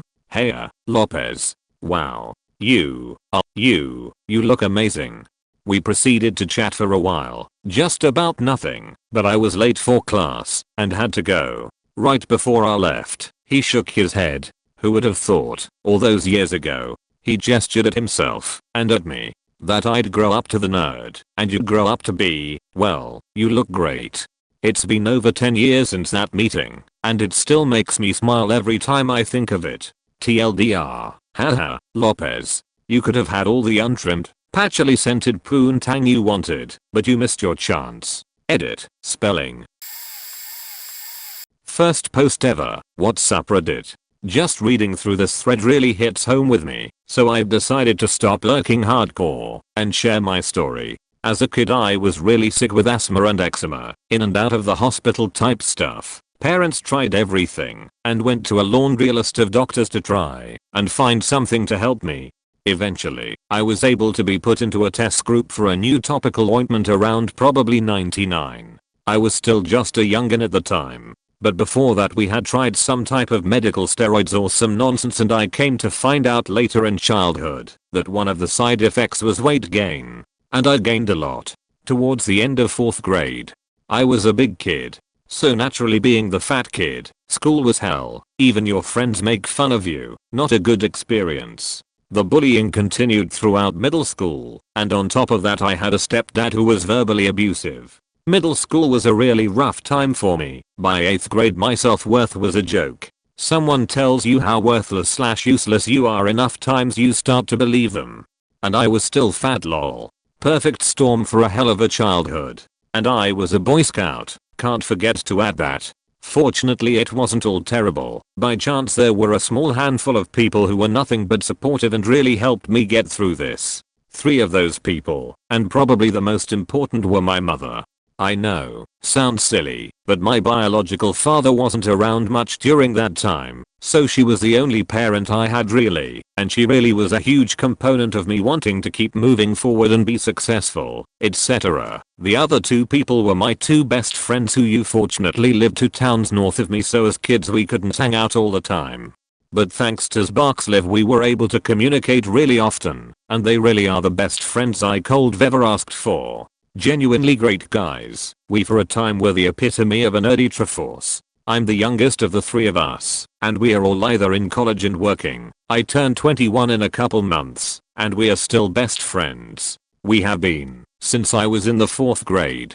So thanks to them, I made it through the hell that middle school was, and into high school. For some reason, and I'm thankful for this, the bullying stopped for the most part when I was a freshman. Bullying really is an awful entity that exists, but looking back on it, it really helped me. Instead of being bitter it made me accepting, and instead of anger it motivated me. So despite the depression and heartache of it all, it made me a stronger person, and helped me come out of my shell. Finally, the point of that story was, so I can tell you this story. Long story short, jokes on all of the people who brutally and mercilessly poked fun at the fat kid because 1. Being fat and knowing people have a natural affinity to make fun of fat people, I developed a wicked sense of humor and actually became pretty funny. 2. Being a social outcast, I spent a lot of time playing Halo 2 on XBL, so naturally I became a pro at talking trash. 3. High school came around and all of the cool kids in middle school fell off and either became not cool. And 4. Myself on the other hand played a season of football my freshman year, slimmed down enough to start running track until I was a junior, essentially went from zero to hero, went from knowing no one to knowing what I feel like was everyone by my junior year, including the seniors. Whoa, super cool, right? Started getting invited to parties, all the stereotypical cool kid activities I suppose. Had my first kiss the beginning of my junior year with a super cutie. I gained a few inches in height, lost a lot of weight, talked to / dated a few girls the beginning of junior year, then around December of 11th grade started dating my crush. Since my freshman year, I stopped partying the summer after my junior year, so I could focus on school and my super awesome girlfriend. And by the time I graduated, with a 3.1 GPA, as a slacker I couldn't have been more content. I still won the senior superlative life of the party, was nominated for Homecoming King, came in second by half a point in the senior boys talent show / beauty pageant, and I ended up having a really awesome high school experience. So the joke is on the bullies, cause look at me now HATERZ. But on a serious note, I've had forgiven everyone a long time ago. I have no hard feelings. I understand those kids were going through just as much as I was, and in a way I hope I helped them get through their time of need. And I always was, and always will be, no matter how popular I got, or how big my ego was, I will always befriend the little guy and the outcasts, and I'll always do my best to help anyone who needs it. So I really should thank everyone who made fun of me. They catapulted me to my greatness. And in case anyone was curious, where I'm at now, turning 21 soon, starting a regiment of picking up heavy objects and putting them down on a regular basis. I have a goal to get seriously ripped, because I never have been, and I don't want to be fat again, lol. I'm attending school, pursuing a BS and eventually a DPT. Physical therapy, and I'm still dating, going on 4 years this December, the former captain of the cheerleaders who is a soon to be very hot nurse. I have no complaints. Moral of the story, don't let people get you down. And I apologize for the super long read. If you got through it all, thanks for reading. There was this guy named Warren I went to school with. He put me through hell. Physical and verbal abuse, steal my sheet and break it, scratched fag in my locker, stole the sunglasses my dad gave me, and scratched faggot across the lenses. Even saw him a couple years after high school, when I was in college. He drove by and yelled faking faggot. As you can tell, he didn't have much of a vocabulary, and this sorta triggered what I assume is a PTSD episode, as I started hyperventilating, got really dizzy, and went and hid in the bathroom at school. Some friends came and talked me through it, but it was half an hour before I could leave. A friend of mine owns a bar and gets me to help bounce when she's got a metal / rock band in, since I'm 6 feet 2, 240 pounds, and have a little martial arts training. A few weeks ago, I was there working, and lo and behold, Warren walks in. It's been 6 years since I last saw him, and I'm really not looking forward to having to deal with him drinking. I wasn't even sure if he recognized me. After a couple hours, though, he came over, beer in hand. Hey, Jmthetank. How you doing, man? Fine, Warren, thanks. Yourself? Good, man, good. You're looking good, dude. Looks like you lost some weight. Thanks. Lost 50 pounds since January. Right on. Well done, man. You're looking fit. Got a woman? Yeah. I've got a girlfriend. Awesome. Lose some weight, and they come flocking to ya. Got any kids? No, not yet. Kids are awesome. I've got 3 now, and 1 on the way, and I think that'll be enough. I see. Congratulations. Yeah, it's pretty good. Then we just stood there, him watching the band, me surveying the crowd. After about 10 minutes, I had to go break up what was looking to become a fight in the mosh pit. Looked at him, said have a good night, enjoy the show, shook the hand he offered, and went back to work. I wanted to throw him out. I wanted to get him arrested. The cops come through regularly just to have a presence, and would haul out anyone I said was being a problem, and then throw them in the tank. I wanted revenge. But I had a job to do, and pulling shit like that would make my buddy's bar look bad. So he got to enjoy the show, and even helped me break up another fight later in the evening. So, anyway, yeah. That's my bully story. We'll never be friends, but I'm no longer afraid to see him on the street. This will get buried, but oh well. I went to school with this girl and we used to be friends when we were younger, but as we got older things got different. I never bothered with her, but she always made it a point to make sure that everyone knew how poor I was. We both came from single mothers, but her father paid child support, so I knew that's how she got all her clothes and makeup. I admit I was a bit jealous, but then I realized she looked down on everyone for everything. I forgot about her as I got older, because I moved away, but I moved back to my hometown a few years later, and graduated with my JED. I didn't see her until a few years later, when we both ended up working at the same grocery store. I always made it a point to be nice to her, because I knew she had 4 kids to support, and her man didn't do anything. I guess it finally got to me how she was acting. She always commented on the customer's clothes or social situation. I really got pissed when she commented on an old man's grocery situation. He was on a fixed income and only bought the necessities. I ignored her and left my till to bring his groceries outside, apologizing for her attitude towards him. He was nice about it, but he had tears in his eyes. After that I reported her to the managers and pretty much made her life a living hell. I always one-upped her on customer service and encouraged the customers to report her for the attitude. She didn't last long, and to be honest I don't feel bad about it. I met her just last month, and she was trying to be nice to me, but I told her quite nicely to stuff it, because she's a horrible person. I haven't seen her since, but it still irks me how a person who has nothing can literally be a sheet sandwich still. I guess it bothers me, because soon after she did that to the old man he passed away from a heart attack. Edited for misspelled words. I was a sophomore when one of my friends, Blake, died. He accidentally shot himself while handling a gun at home. It hit us all pretty hard when we heard the news the next day. The worst part is, Blake wasn't even the first of my friends to die that year. I was enrolled in an art class, the kind where they pretty much let us choose our own projects. So we had genuinely committed art students mixed in with lazy douchebags who were in it for the easy A. One such douchebag was a senior named Zach. I was a lanky, awkward drama kid, and therefore an ideal target for someone like Zach, being your typical popularity-driven dickhead of larger, heavier build. He and I had words every few days or so. He really got off on making me miserable. Anyway, day after Blake's death, I'm on edge, can't concentrate on anything.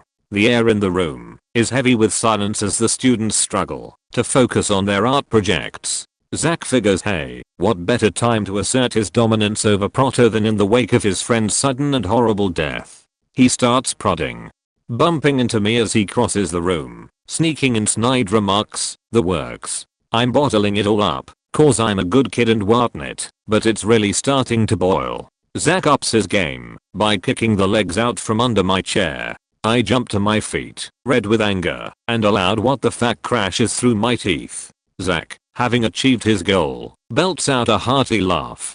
I come unglued, harsh words are exchanged. Before the teacher can get the situation under control, Zach spews out some loud, vitriolic remark like, I'm not the one who's got dumb as friends that blow their own faces off. I attack him, but Zach puts a beating on me before the teacher splits us up. I'm absolutely shaking with frustration and defeat.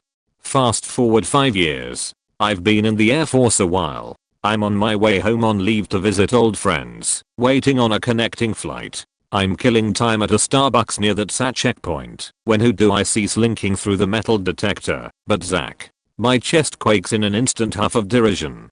Being empowered by my military status, I make my approach. As I close the distance, I start to see just how shitty Zach looks. Broken, miserable. The sight makes me glow a little bit. I saunter up with a triumphant, "What's up, Zach?" He doesn't even recognize me. I have to remind him who I am. The conversation turns up a few interesting facts. Zach works at a dead-end job, still lives with his parents, and never went to college. never accomplished anything, never escaped our shitty hometown, and I guessed that all his fair weather friends abandoned him after high school.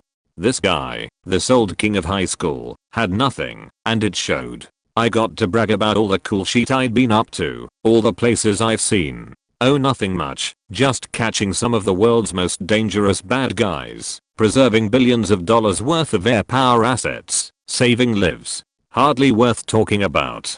I never did get to return the beating Zach gave me in school, at least in the physical sense. But I absolutely adored how defeated that some bitch's face looked once he realized that this skinny drama geek had conquered some shit he never even dreamed about. I laugh every time I think about that chance encounter.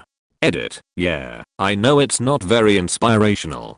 But my friend didn't deserve to die, and he certainly didn't deserve to have his memory insulted the very next day. I still see the bully's situation as an appropriate case of comic whiplash. In middle, and even into high school, there was an asshole who picked on this disabled girl named Emily. This asshole tormented everyone he felt he could pick on, and no one liked him because of this, so most of us just tuned him out. But I knew that this girl, Emily, who was paralyzed and in a motorized wheelchair, really was hurt by Mr. Asshole.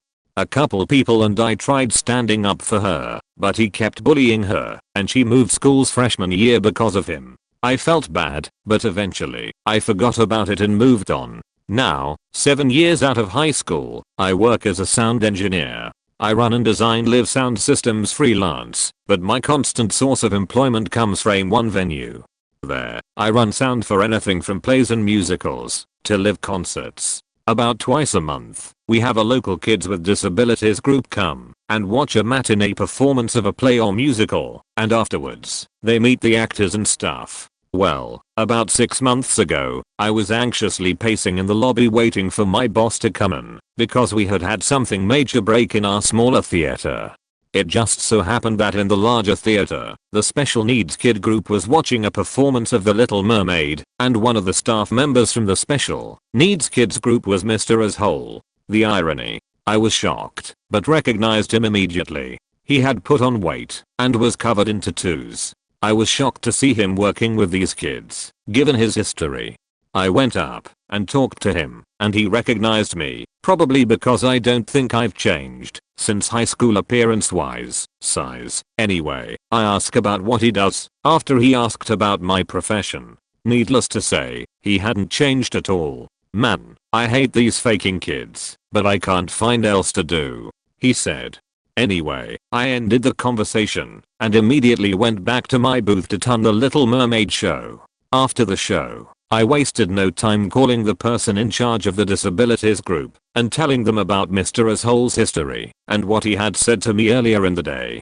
Mr. Asshole was fired. I don't care if he couldn't find other work. He deserved it, and those kids don't do anything to have him care for them. My girlfriend's younger sister is autistic, and she's great. Mr. Asshole got what was coming to him. That was for Emily.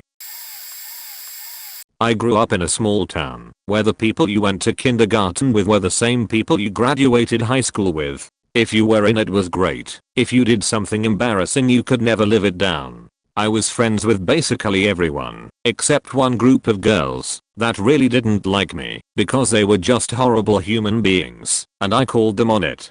They used to make fun of one kid because his mom died of cancer, absolutely tormented another girl when she was rapped and reported it, and of course the usual bullying of people who were fat or had acne. Yeah, you get the picture. So fast forward to college, all of the girls were accepted to one school, well known for its part as not academics, except for one girl I'll call K.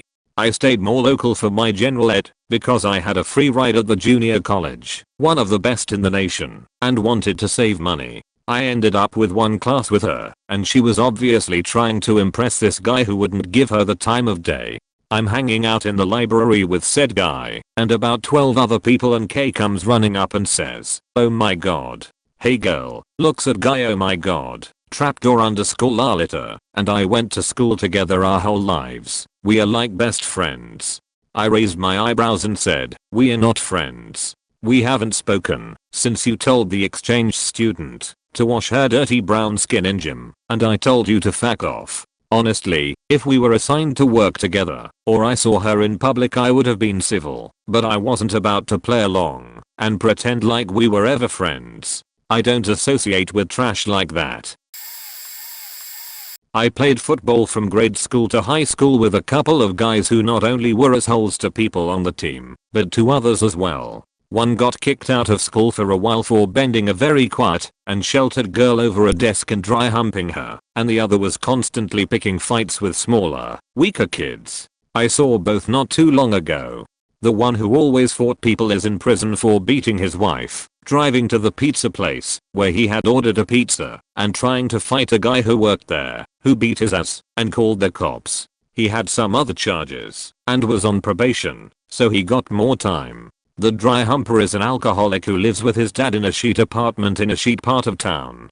This story is about myself. I never beat on him, but joked around with him a lot, but he never saw the joking as being just for fun. He wasn't what I would call a friend then. He was quiet, really nerdy and very socially awkward. We would talk on AIM sometimes, and would talk in school, but like any of my guy friends I would make fun of him, and he would try his best to do it back.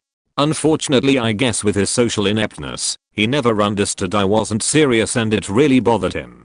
A few years after we graduated, he began working at the grocery store I worked at. One day on break he told me how bad his life was in middle and high school all because of me. I told him that I wasn't serious at all, and I'm sorry if I came off as mean. He said that he understood now, and that I helped bring him out of his shell. He had began playing organized sports as his sheltering mom never would allow it. He became agnostic after finally finding the courage to go against his family, and he found a girlfriend, which he was never allowed to have. I apologized again, but he just said it was okay and that in some faked up way I helped him. I still feel bad about it, and how I wasn't more upfront with him about the typical joking and ribbing guys do with their friends. But I saw him again a few months ago, and he is very outgoing. His stutter is gone, and he seems happy with his new life. I knew this guy throughout middle and high school. Football star and a real bruiser. I once saw him pick up a bike with a kid on it after the kid had mouthed off while passing and throw him to the ground. He was always pushing around or mocking other kids. He also happened to be smart, and we were in the same advanced classes. The one time he tried to get me to fight him, I was so unprepared, I lamely told him to pick on someone his own size. So he got down on his knees and asked, "Will you fight me now?" I couldn't help laughing, which broke the tension and probably saved my skin. Anyway, at our 20th reunion, this skinny guy yells out my name and comes over with a huge grin. I did not recognize him until he told me his name. He proceeded to tell me that he had always admired me, how I'd gone into the arts and made a career of it, and how jealous he was. Then he told me about how his dad had pushed him around, told him not to be weak, forced him into sports, and drilled aggression into him, basically prodded him to be a bully. His father never let him do anything remotely creative.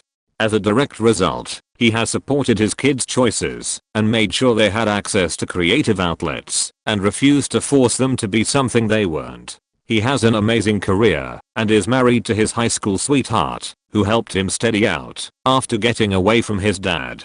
It was my most enjoyable experience of the night, and I was so disappointed to discover that he now lives several hours away. I think if he lived closer, we'd be great friends.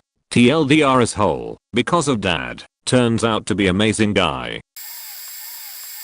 I'm going to warn you alright, now that this will probably be a long story. My best friend growing up was named John. In hindsight, he was a terrible friend. He only spent time with me because we were the biggest losers in our class and the other kids didn't want anything to do with us. I was the fat cheeky kid who froze up around girls.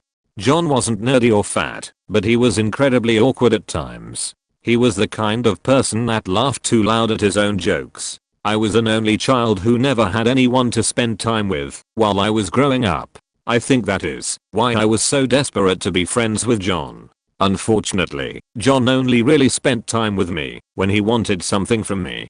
He visited my home when he wanted to borrow my toys/basketball/money. I was so pathetic at the time that I would give him anything he wanted, and he rarely ever gave anything back. Our relationship was like that until we went to high school. John tried out for the basketball team our freshman year. He didn't make it, but the coach took pity on him and sort of made him an assistant manager for the sports department.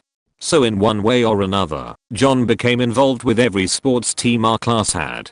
This led to him spending more time with the popular kids. He sort of figured out how to stop being so awkward and he eventually became one of the cool kids. I tried to stay friends with him, but he made it painfully clear that he didn't want anything to do with me anymore. It was also around this time that I started going through some serious personal problems, medical issues / family issues / money issues. High school ended up being the worst period in my life. While I was going through hell, John was going to parties and living it up with his new friends. At one point in my senior year, I was considering killing myself. I practically begged John to spend some time with me. I didn't tell him I was suicidal though. He knew about some of the things I was going through, and I sort of expected him to take pity on me. He just brushed me off though and ignored me. Well, I decided I wanted to at least live through college. So after high school, I started working hard to turn my life around. I lost weight, improved my social skill, and took care of some family issues. College helped me gain more confidence in myself, and afterwards I decided to start a small online business I had been thinking about for a while. I worked constantly to get things running, and now my business makes me quite a bit of money. I'm not filthy rich or anything, but I'm doing better than I ever expected I would be. I was so focused on improving my life that I had completely forgotten about John for a long time. I ran into him last year though. My girlfriend and I were out grocery shopping one morning. We turned the corner into an aisle and John was standing there stocking the shelf. He and I just stared at each other for what felt like an eternity. Last time we had seen each other, I was the fat loser, and he was a cool kid. Now I'm in great shape, and I had a gorgeous girl clinging to my side. John had gained 50 pounds, and started going bald. I tried to talk to him, but he made some excuse about needing something in the back of the store and he ran away. I decided to find out what happened to him by looking up his Facebook, Twitter, and other online accounts. From what I can tell, he started working at the grocery store to help pay for college. All the kids from high school stopped talking to him and each other when they all separated for college. John went to school for some sort of sports administration degree. I'm not really sure what his major was, but he talked about becoming a basketball coach on his Facebook account. Well, he couldn't get another job after college, so he has just been working at the grocery store ever since. It sounds like he had student loans that took him a while to pay off, so he moved back into his mom's house to save money. His long-term girlfriend cheated on him. His only friends are the kids he works with at the grocery store. Most of them seem like assholes who just like to make fun of him on Facebook. He spends a lot of his money on beer and lottery tickets. He also spends most of his free time playing League of Legends. I use this site to look up his account, and he plays at least 5 games a day. His whole life just seems like one massive train wreck ever since high school. I have to admit that I was feeling pretty great about myself when I ran into John at the grocery store. It was nice to know that things had gone better for myself than they had for John. However, I just feel terrible for him now. I can't say that I have dealt with this from a student yet, but I had a really shitty second grade year because of my English teacher, Ms. Wilson. This teacher was a real bitch. She was 59 years old, real mean, and on her last year of teaching before she retired. She wanted to make some kid her bitch. Consequently, I was that kid. She did things to me that stuck with me in the academic sense for 6 years. Back when I was in the second grade, I had a speech impediment. It was severe stuttering that was the result of an allergic reaction to a decongestant I had to take. You would think it was bad enough trying to go through school being made fun of by the students because of this, but she made it even worse. She off the bat did not like me. On the first day, called me out for not being a fast enough reader. I was faster than most kids, and ridiculed me for it. Throughout the year, whenever I didn't do well on something, she would make an example of me and told the other kids to not do as sexually loaded. After only few weeks into school, she decided to give the nickname of Stutter. I was very self-conscious of my speech impediment, but after she started calling me that, the entire class and eventually the entire school called me that. The day before we left for Christmas break, she decided to call me out in the fact that my desk was somewhat messy. But instead of telling me to organize it, she decided it would be great to throw my desk on the ground and say to me, "Pick it up, you little sheet," all the while the entire class laughed at me. Finally, to put the icing on the cake, at the end of the year, to fact me over academically, she filled out a report that any elementary school teacher can fill out, which states that the teacher thinks the student is learning disabled. It is amazing how much power the teacher has in deciding whether a student should be placed into a special needs class. Whenever the principal would question something on the report, he would always disregard what my parents said and would always go off of what the teacher said. For the year after second, I was put into a special education course which I was not allowed to test out of. I got out of it from 4th grade and on, but the labels still follow me until high school. Fast forward 11 years from 2nd grade. I graduated from my high school in the top 5% and will be attending a university that is in the top 3% in the nation. This person never really left my mind because of how much she negatively affected on a social, mental, and academic way, which is why I decided to find out where she currently was. She in a home for the elderly only 20 minutes away. I decided to pay her a visit. Turns out she had some sort of cancer and only had a couple months to live. I told her that, because of what she did to me that year, it affected me so negatively that I was feeling the repercussions of it until high school. I told her where I was going to college and that I had actually made something of myself. She didn't say anything to me, not because she couldn't, but because she was ashamed of herself. I told her to have a great rest of her short life and that I will be enjoying mine. It made me feel good to know that I had risen above what she got me into. This is just an anti-bully story, sorry if it doesn't fit in here. Anyway, I have always hated bullies. I was never really the victim as I was fairly athletic / smart and possibly oblivious. Lol, anyway, in high school I was in the advanced classes and one kid was sitting with me. I grew to like him. He was picked on all the time. I knew about it. You could see it often in the hallway. There was one hallway in particular where bullies liked to practice their ways. There was a long stairway and the same more popular crowd would be sitting on those stairs on off periods and lunch. Well, in high school I was the smallest of my friends and I was about 180 back then and working out daily. A few of my friends were topping out around 280. The one in this story was about 300. Mostly muscle as he was juicing even back then. Totally nice guy back then. I hear he is a career criminal now. Anyway, not to be pulled off story. We were all sitting on the stairs when I see my little buddy walking the gauntlet of the hallway. I notice a more popular kid walking towards him and starts in on him. Eventually has him pinned up against the lockers and is mocking and taunting him for everyone's enjoyment. I nudged my friend and pointed it out and said, "That is wrong." I forget my exact words. He looked over, then said, "Yeah, fuck that." This kid was only 17 or so at the time, but 280 to 300 pounds or so and very nimble. Anyway, he walked up behind Chad and without even a warning just grabbed him from behind and chucked him across the hall into the opposite lockers. He then walked over, picked him up like a child and dumped him right into a large open-mouthed garbage can. At that precise moment the vice principal came around the corner and saw it. He asked, "What is going on here?" I spoke up and said, "Just sending a message that we don't like bullies around here."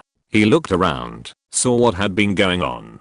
"I'm not lying," he said very loudly. "Good, I don't like bullies either." There was not one more incident at that high school. Everyone was convinced my monster-sized friend had a free pass to beat on them if they picked on anyone. Lol, feel good about that, even though it wasn't me that did anything.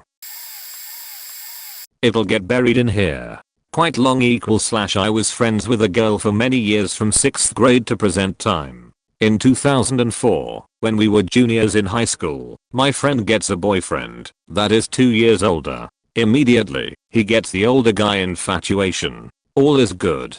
In 2005, I ended up working for him at a local Greek cafe. Now, if there is any lessons in life, never work with friends as you will become enemies.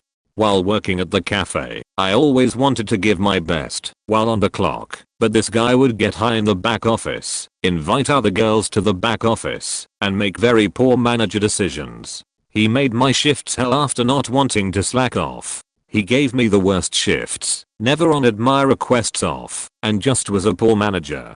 One night, we get into a heated argument, and he pulls a knife on me. This was with everyone looking at him. Immediately, he realized his actions were very poor, and scuffles into the back office. A couple of days later, I notify the owner about his actions such as the knife incident, his antics in the back office, everything. This was the end of our friendship. I never told the cops about it, but all our mutual friends knew something went down that night. My friend dumps him a couple weeks later, but because of other issues, nothing related to this. He got fired immediately from the cafe and I took his position for a bit. But it's not over yet. Fast forward to 2013. I see him from time to time at gatherings, and he has put on massive weight. He doesn't have a girlfriend, still lives at home with his parents, and works for a friend. As for me, I'm working one of the big four in banking. I almost have my MBA in finance, and I'm very well into my career. He tries to talk to me about business each time, but I destroy him. Matt, if you are reading this, what now, motherfucker? You do not fuck with me, I will bury you. I live next to my bully now as an adult. Backstory, I, a guy, was incredibly short and scrawny all through high school, was picked on constantly, frequently beat up. I was quiet and kept my head down. Any day without an altercation was a good day. The worst though was the mental stuff. There was this gal who was honestly beautiful, real head cheerleader type. It got out that I liked her. Well, she wasn't having a spaz like me on the playing field. She made sure I knew she would never be with a guy like me, and her main man on the football team made sure I never forgot by beating me up on a semi-weekly basis. Well, I survived high school like most people, and moved on to college, where suddenly skills like knowing how to read, playing guitar, suddenly becoming tall and handsome after late blooming, are awarded much later. After I'd gone through my bachelor's degree and master's, my wife and I moved into a tiny little house in the city, and wouldn't you know it, our next door neighbor is the cheerleader. We share a wall in the townhouse. We can hear everything that goes on in their house and they can hear everything in ours, presumably. Sometimes I turn off the TV in my living room and just sit in silence, so I can hear her kids screaming at the top of their lungs, or her husband yell that he can't find his keys, or that she hasn't done the dishes. I can hear her 3 dogs barking when the ups man comes to the door, and then later her husband yelling that she spends all his money. But I don't do that often. I honestly don't spend a lot of time thinking about my neighbor/bully. But when I do, what I'm far more pleased by is when they can hear me never yelling about money with my beautiful, talented, and brilliant doctor wife, or when they can hear us chuckle to ourselves when our gracefully aging friends are over and one of them tells a clever anecdote, or when we listen to jazz records and clink highball glasses with expensive bourbon in them. I was bullied relentlessly as a kid. I was scrawny, awkward, and constantly lost in my own imagination. Think Ferdinand the Bull, as a bean-thin 9-year-old. In any case, one of the bullies, David, was one of the ringleaders of my tormentors, constantly harassing and beating me up, throwing sand in my face, and trying to run me over with his bike. Needless to say, it was scarring for me, as a new immigrant and a scared kid. About 15 years later I had grown to well over 6 feet, and am decently built. Puberty was nice to me. I was walking through a park when I saw David in the distance on a bike. I could still recognize him, and he clearly recognized me. He started biking towards me and yelling names, just as he used to. It was a surreal experience, and anyone who has been badly bullied knows it doesn't take much to take you back to that nervous place. He was biking towards me pretty fast, but the thing was, I thought he was much farther away. As he got closer, I realized that he had barely grown a foot since elementary school. As he rode his bike faster and faster, I couldn't help being shocked at how small he was, inside and out.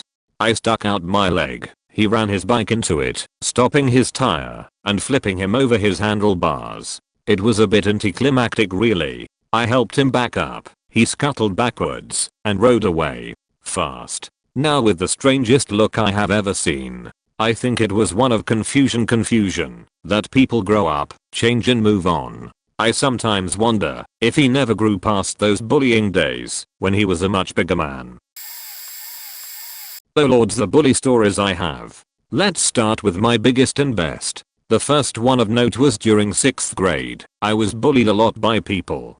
I'm talking scars that haunt me to this day, a lot of really depressing issues, but I hide them well and keep driving for success. But there was one in particular whom picked on me constantly. I was taught never to fight unless absolutely 100% necessary, and even then, don't even talk back to them. Obviously you take years of holding it in, you lash out. Luckily for me, I'm not dumb enough to end up on the 5 o'clock news. Moving on, he kept picking on me until one day I woke up on the wrong side of the bed. I just woke up pissed, didn't want to go to school for obvious reasons, but was ushered anyway. He came up behind me and yanked my backpack. Mind you, I'm not a small guy. I'm currently 6 feet 2 and pushing 300 plus. At the time I was about a head taller than most kids and wider, but I was always the gentle giant, quiet bookworm type in those days. Well, the faker decides to push my buttons for the last time and I lose it. The second he pulls, I don't relax. I'll let him pull it off and I turn, ready to rock. I call him out in front of the entire school. I believe the exact words after him yanking my backpack all the time and grabbing me inappropriately. Kid was a weirdo. I had enough. I stormed toward him with every ounce of rage and hatred I had, and the dude took off. I calmly keep walking after him, and eventually around the corner comes the whole bully crew. I'd say 0.67, including him. They all are pushing and laughing, figuring they were going to jump me. They soon realized that numbers wouldn't do shit in my mind. I kept marching forward, fists clenched, and all of what friends I had and have said I get a look in my eye. My best friend to this day told me that the look I get makes him shiver and feel horrible. They all saw this look, and all 7 of them ran off. Not one stood up. The bell rung, and I went to class, with a ton of people gossiping about me.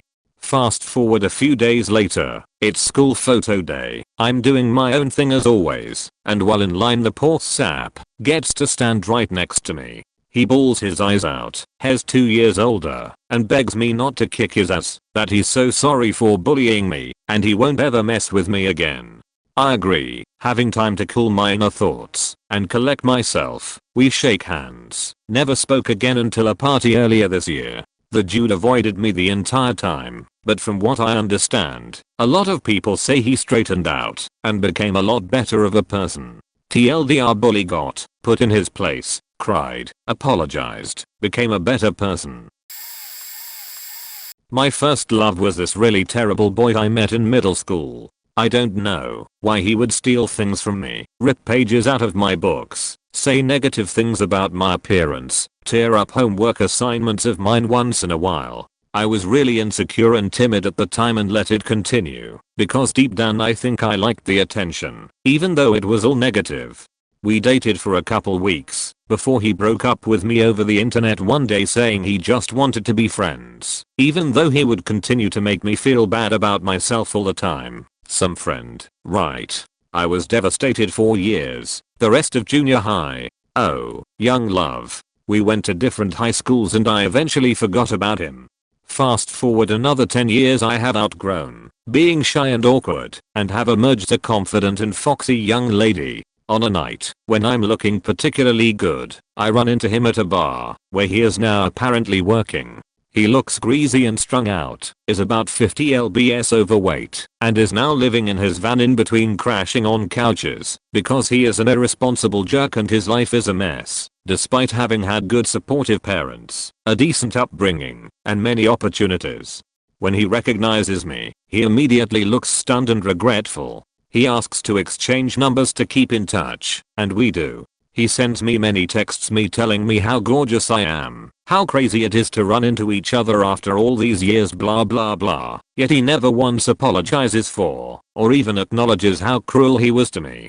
I proceed to blatantly, yet very politely, reject him every single time he tries asking me on a date, telling him I'm only interested in platonic relationships at this particular time. Too late, as whole. We can still be friends, though. Another update. I randomly saw him waiting at a bus stop looking dirty and haggard as fuck just a few weeks ago. What happened to you, Joey? In 10th grade the girl school bully, a tall, big girl even then, chased me and threatened to beat my ass. Then when I ran, I weighed like 90 pounds and was a total band nerd. She and her friends laughed at me. I was scared for weeks. Several times after that 4 years the same girl would lunge at me and my dorky ears would shrink away. She never actually caught me after school, though a friend of hers did, and she surprised me from behind and smacked me across the head. My glasses got knocked off and broke. Flash forward about 13 years, around 2009, and there I am, no more glasses, lean and petite in my stiletto heels clacking down the hall at the hospital, where I was administrator. I was called to the front of the small psych hospital to tend to a very distressed family who has brought in a suicidal man. He had attempted to take his life and the family finally got him to the hospital, but he was resisting care. I talked the man down and convinced him to sign in, all the while I'm fully aware that his daughter is Miss Big Bully. She looks rough, she's gained a lot of weight. She still outweighs me by a ton, but I still run fast, so I'm just focused on the patient. After he's settled and getting admitted, the former bully is just sobbing. He's been like this for years. Her mom has been gone since she was young. He's been a suicidal alcoholic for a long time. She's sad and worn out and has never been able to live her own life. I mention that we went to high school together.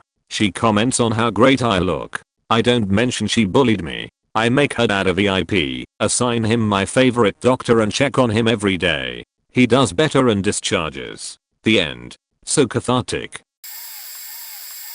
There was this dude in my app history class that was like a massive intellectual elitist. He always wanted to be the best at everything. I had a knack for history, so I tended to compete with him a bit, as is my nature, but he was just such a faking douche about it. Belittled me for not knowing things, teased me in the hallways when he walked past, dumped food on me during lunch a few times. Just a real asshole.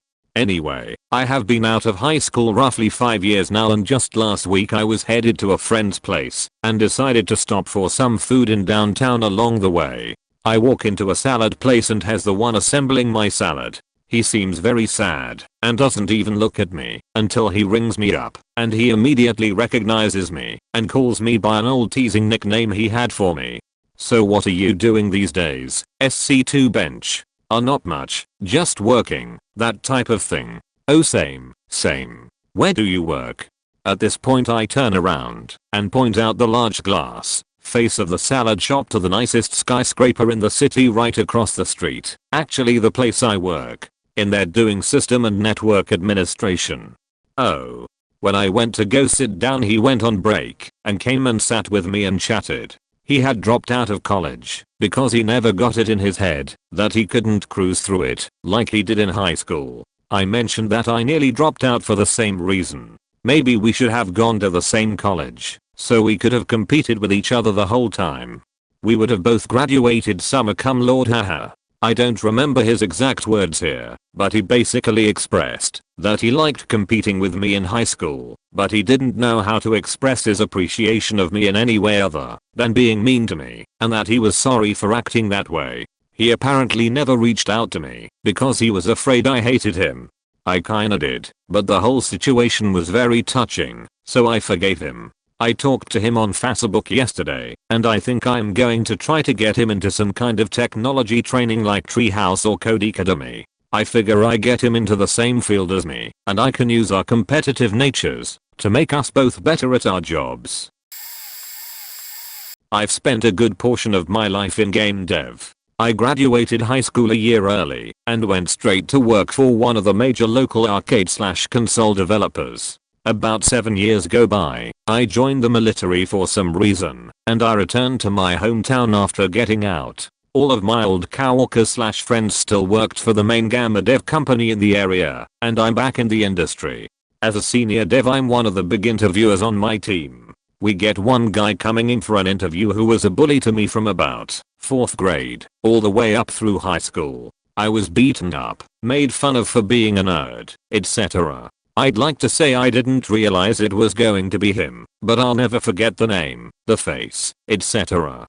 Anyways, the interview is for a junior dev position, and I'd already discussed with the other guys about his personality and what I remembered. If he seemed the same way, then we wouldn't hire him. A bad personality fit on a coding team is worse than someone who doesn't know how to program. So he shows up, and what are the first words out of his mouth when he sees me in front of everyone else?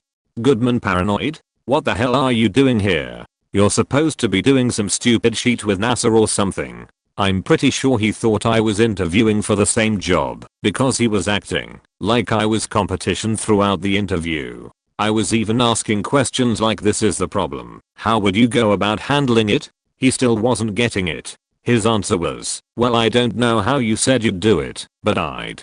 So the interview is ending early. He didn't even do well enough for us to take him to lunch and see how he did during the let's hang out and talk about the bullshit we like to do. All the other guys/girl in the room look at me and I said, alright. Thanks for coming up for an interview, guy who was a bully to nerds, but I just don't think you're the kind of material we want on this dev team.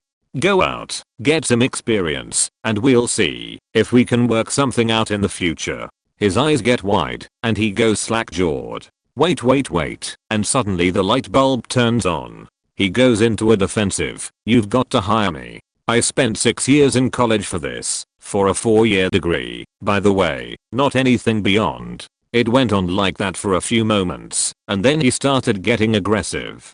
Well, what the hell are you doing here? What experience do you have?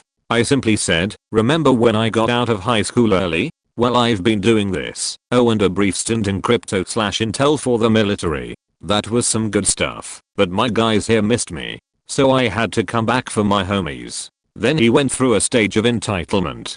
Blah blah, you have to hire me. I have a degree in blah and you can't do this to me. Blah blah. I ask him to leave, and we are walking him out. As he's leaving he tells me to fuck off, to which I say, well, best of luck to you. You'd be surprised who knows me, by the way. Well, in the time I was in the Navy, some former co-workers relocated and started working at other companies. When he applied to them, they noticed he was from my hometown and my age, so I was asked if I knew anything about him. To the best of my knowledge, he was rejected as not being good enough at Midway, High Voltage, EA, LA and Montreal, Ubisoft, A2M, Blizzard, and Sony Online Entertainment. I recently heard through a friend of a friend via Facebook that he's teaching at an Inuit school somewhere in northern Canada. Telling this story fills me with jollies. He was one of the few people that really made me wish I had a doomsday device when I was younger. Long story. We'll try to condense. I was picked on mercilessly in middle school, as many were. I was attending a private school for 7th grade and did not mesh well with my fellow students. I was on scholarship, I acted weird, and I was coming from a classroom experience that was very friendly and didn't present a lot of social challenges. I was a fucking nerd, basical, and I mean that in the best way possible. So I got beat on a lot. They called me Minnie in response to an unfortunate incident in which I was observed skipping across a field, wearing a Minnie Mouse t-shirt, and singing Santa Claus is coming to town. I would say there are regrets, but frankly that could happen tomorrow and be consistent with my personality. So I got dead arms, taunted, beaten more severely a few times, just your standard late 80s bullying. Probably caught a bloody nose or two, and more importantly school was just sucking. So at the end of the year I transferred to public school and life started to get better. Flash forward to senior year of high school. I had become a bit of a bad kid, I guess. By which I mean I was getting poor grades, missing lot of school, and of course taking soft drugs, and drinking and whatnot. I had become cool, I guess, for some value of that. Point is, I got invited to parties and all of that good stuff. And I was at a party up in Maine, I'm from Mass, and was at my summer house at a random beach fire on an Audubon reservation. I was drinking a beer hanging out when all of a sudden I hear a voice coming toward the fire from down the beach yell, holy shit, it's Minnie. It was one of the principal offenders from 7th grade. Let's call him Ham, because I just ate a delicious ham sandwich. Ham was really excited to see me. Sam was pretty drunk. Sam was not friends with a lot of the people at the party. I was. I played it off legit, though. I was friendly and smiled and shook his hand while I thought about what I could do to make his life suck a little. We got to talking, and it turned out he was really looking hard for some smoke or something like that. He was using like a complete narc word, but wanted to smoke weed. As it happened, I had some really unbelievably stellar weed. And this was in '92 when it wasn't in ready supply, and most people at that age were used to mids or Mexican brown weed. The particular joint I had on me also had a snake of glass opium running through the middle. It was a Jeffrey, basically. So I told Ham I had a joint, and we could go smoke it, just the two of us. I didn't want to share. He did his best drunk covered look around and agreed, and I led him up the beach and into the Audubon Rees. We walked pretty far into the woods, and he was not familiar with the area. And as I lit the joint and started passing it, I kept walking farther in, turning a lot. There is a maze of paths in the woods, and I knew them very well, having played there my whole childhood. Finally we finished the joint. We are like almost a mile away from the fire in the middle of the woods. It is pitch black. I tell Ham I have to go home and point in the opposite direction of the party and tell him that's where it is. Then I walk away really fast. He was too baked to know what was going on. He got lost for 12 hours. Not the greatest revenge in the world, but it settled well with me. Not a high school story, but a good one nonetheless. I was just barely out of HS working as a busboy at a high traffic restaurant. There was this one server, Jeff, who completely had it in for me. He and his wife, who worked there too, would openly make nasty, mocking, and often racist remarks about me to anyone who would listen, and often to my face. They would try to rally other team members to get me fired, steal from me by withholding my tip cuts, which was part of my pay. It was brutal working with them. Honestly, I wasn't a great busboy, but I didn't deserve that kind of treatment at all. Cut to approximately 10 years later. I had been working as a software engineer for years by then. I hadn't thought about that as hat in at least that long. I was taking my family to Disney World, and we had stopped at a breakfast buffet place before heading into the parks. And as I was walking my son to get pancakes or some such thing, Jeff hustles by right in front of me on his way to clear plates off of a dirty table. And there it was. It was a quite sad moment for me. My life had moved on, and I had made something of myself. But old Jeffy was still hustling for tips. Mind you, I have nothing but respect for people in food services. I did it for over 8 years. It's not easy, and it certainly is not lucrative. But for one moment I saw him for what he truly was. A person with no prospects, no options, no future. I didn't say anything. I finished my breakfast and left a nice tip. Those folks depend on them. This will get buried, but I'd like to share. Growing up I was always in sports. Football and baseball like the majority of young boys, but my favorites were boxing and wrestling. When MMA became available to me, I jumped at the opportunity. By high school I had been training for about 3 years. We had a linebacker named Nathan. Typical jock douche to everyone smaller, would try to bro it up with people he thought were his equal, and was a total asshole to every girl he would date.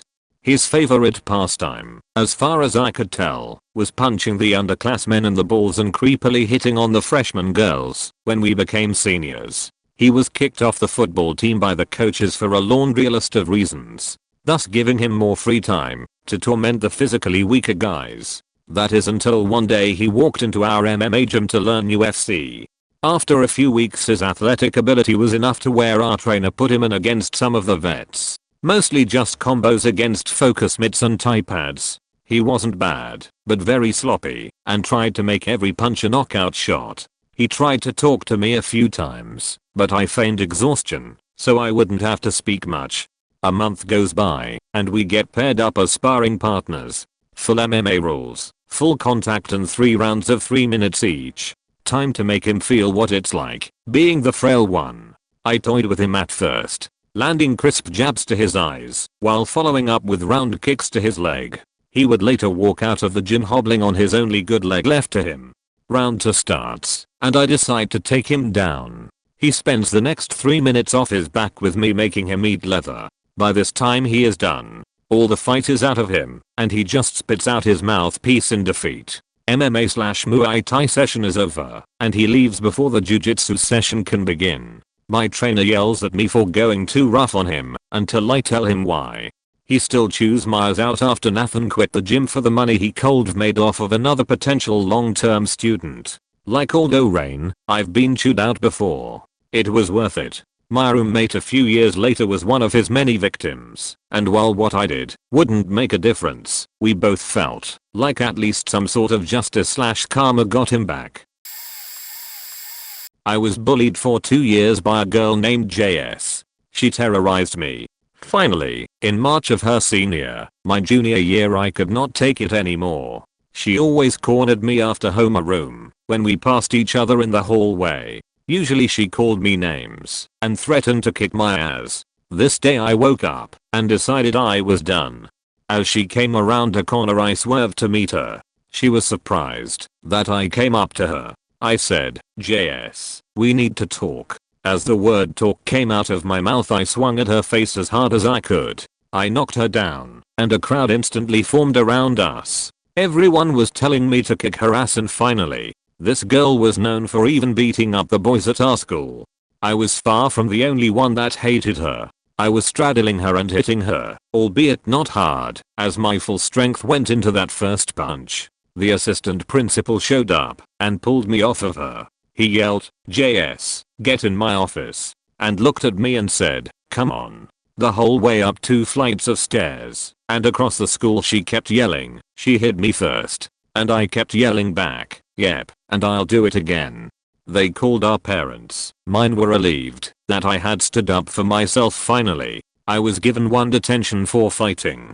She was suspended for 2 weeks because it was not her first fight of the year, by far. Because of the 2 weeks she was suspended, she missed finals and prom. Because she missed finals, she failed her senior year. She dropped out and never bothered any of us again. Now, to answer the original question, I ran into her a couple of years later. We were in the grocery store, me alone and her with her 3 kids. She was buying groceries with food stamps. I was home from college on Christmas break. I looked at her, she looked at me, and all I could do was smile. I effectively ruined her life, and we both knew it. Bully 0, me 1. At 6,000 comments this will probably get buried, but here it goes. In middle school I was your stereotypical loner type.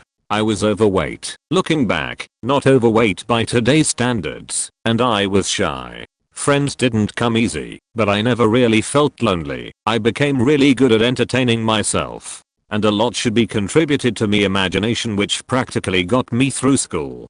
It started as early as kindergarten. I vividly remember sneaking rocks into school and burying them in a particular area of the playground, which at that time had sand. I did this because I would enact stories in my head about how each rocks were tanks or spaceships, etc. But this was every day. I had my one little corner with my rocks and my sand.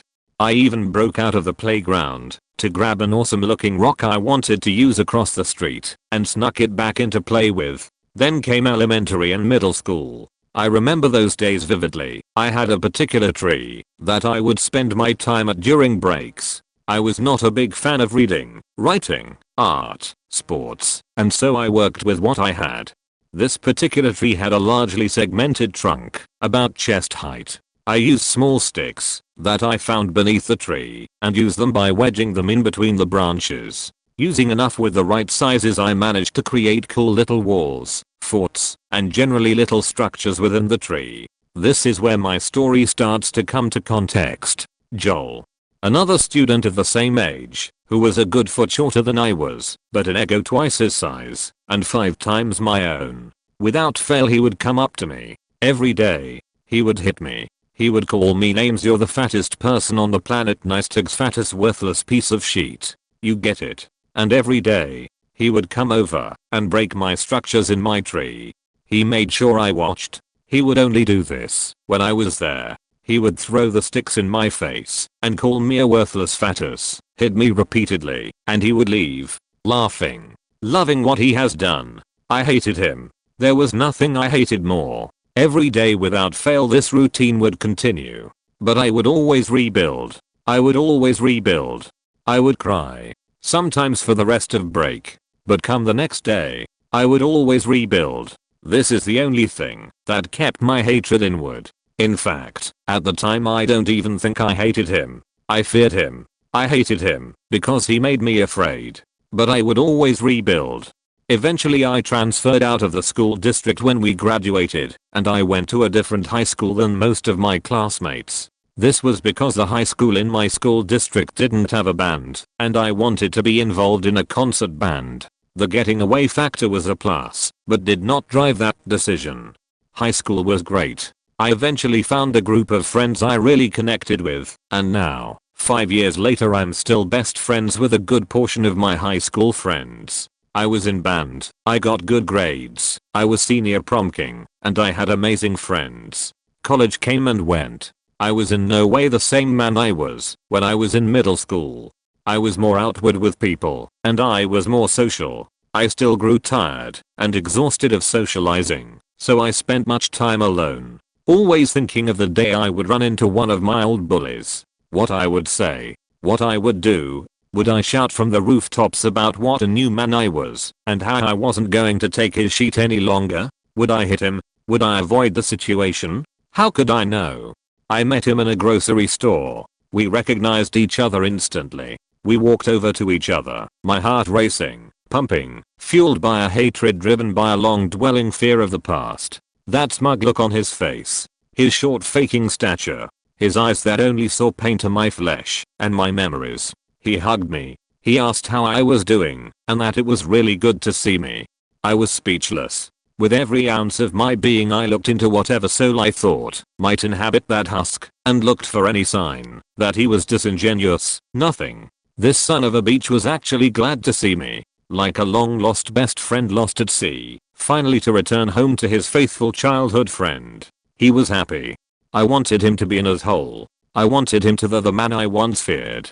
I wanted to rebuild, but nothing was destroyed but my predispositions. What do I do now? A man who brought torment to me has no recollection that he had left such a scar on my flesh that even a rebirth of a person's persona could heal. What do I rebuild now? I used to work in a milk bar, Australia, like a mom and pop corner shop for you Yanks, and this goofy looking kid used to come in who was being relentlessly bullied by this other kid. I could see this from the kids hanging around outside the shop. They were all about 10 years old. I went out of my way to be nice to this bullied kid.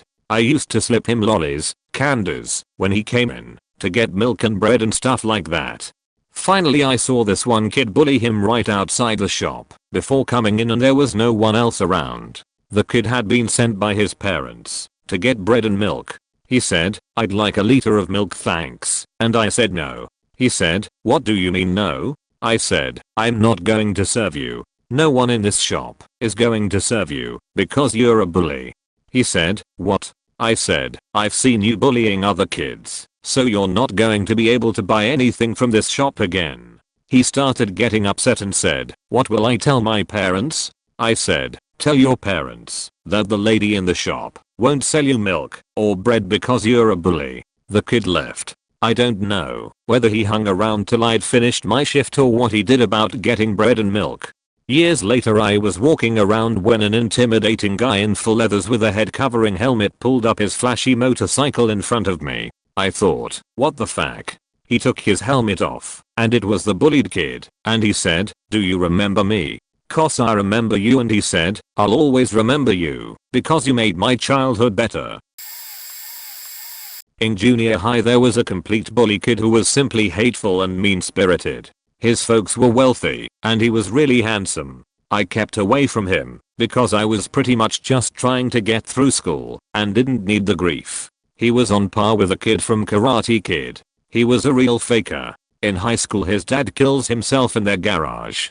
Everyone knows. He kind of lays low, and we all graduate. A few years later at our state college I see him at the bar. He smiles really big, and I walk over. I sat with him for about 10 minutes and just shot the sheet. He was so different and nice. I half wanted to tell him how much of a dick he was in school, but I thought that would be a bit cheaty.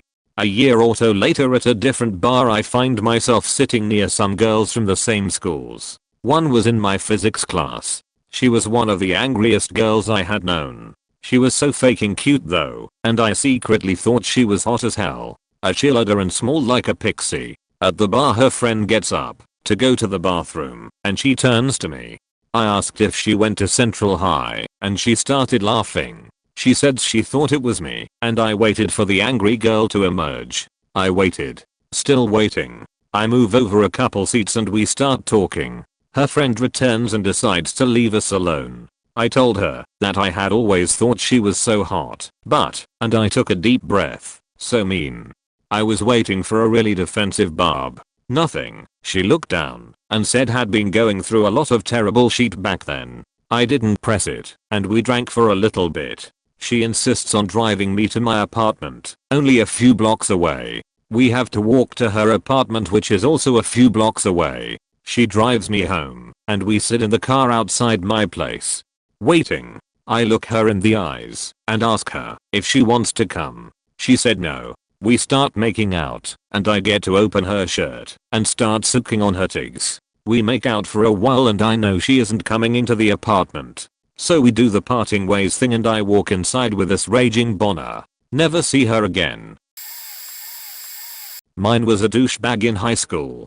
Didn't really bully me, but he was a major ass. Thought he was better than everyone, and was well off, so he always had nice stuff. One year we had gym together, and one day as I was sitting on a bench, tying my shoes, he came up and said, "Hey, my name," and I looked up, and began to open my mouth and ask what? When he pulled out his balls, and shoved them towards my mouth. When I saw that I lurched backwards, and ended up falling on my ass between the bench and lockers. At which point he decided to teabag me. The rest of high school he'd occasionally ask me if he wanted to taste his balls again. Just a total jackass.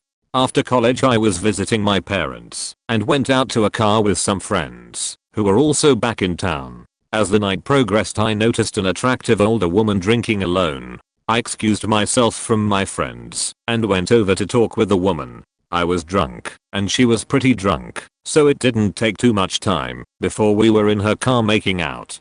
She eventually suggests we go back to my place and I have to inform her I live out of town and I suggest we go to her place. Once we get into her place I wasted no time and told her I couldn't wait. I pulled up her dress, pushed her over the couch, and began just going at it. She was a bit taken aback, but seemed to be enjoying everything, and was soon yelling her encouragement.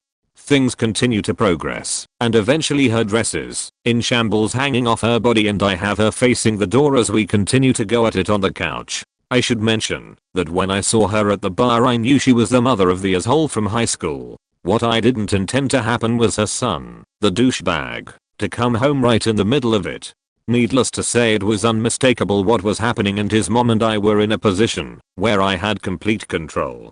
He was dumbfounded, as was his mom and I, but I got a hold of myself and said, "Hey, your mom has been so nice to me. I showed her that thing from high school. Want to give it a go? My balls are feeling a bit cold." Now, I had been fingering his mom's asshole with her encouragement, and as I finished my sentence I pulled out of her vagina with an audible ploop I should add, and then dove my beaner straight into her ass. She moaned as I entered her too. I got a couple strokes and then the douchebag came running at me. Since I was blocked by the couch he ended up tripping. I leaned down, kissed his mom, and whispered in her ear, "Call me." We exchanged numbers on the drive to her place, and then booked it out of there.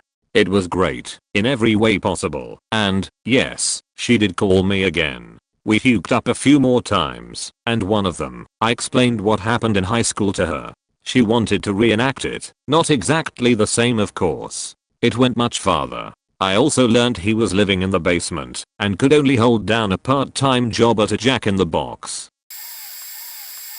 When I was in elementary school there was this kid named Josh. He would pick on me, and he got suspended one day for punching me in the face. But every year we would end up in the same class together, so he would push me around and other stupid little things like that. Well, one day, when I was in 5th grade I went to the bathroom to take a piss and two other kids started to gang up on me and call me names for whatever reason.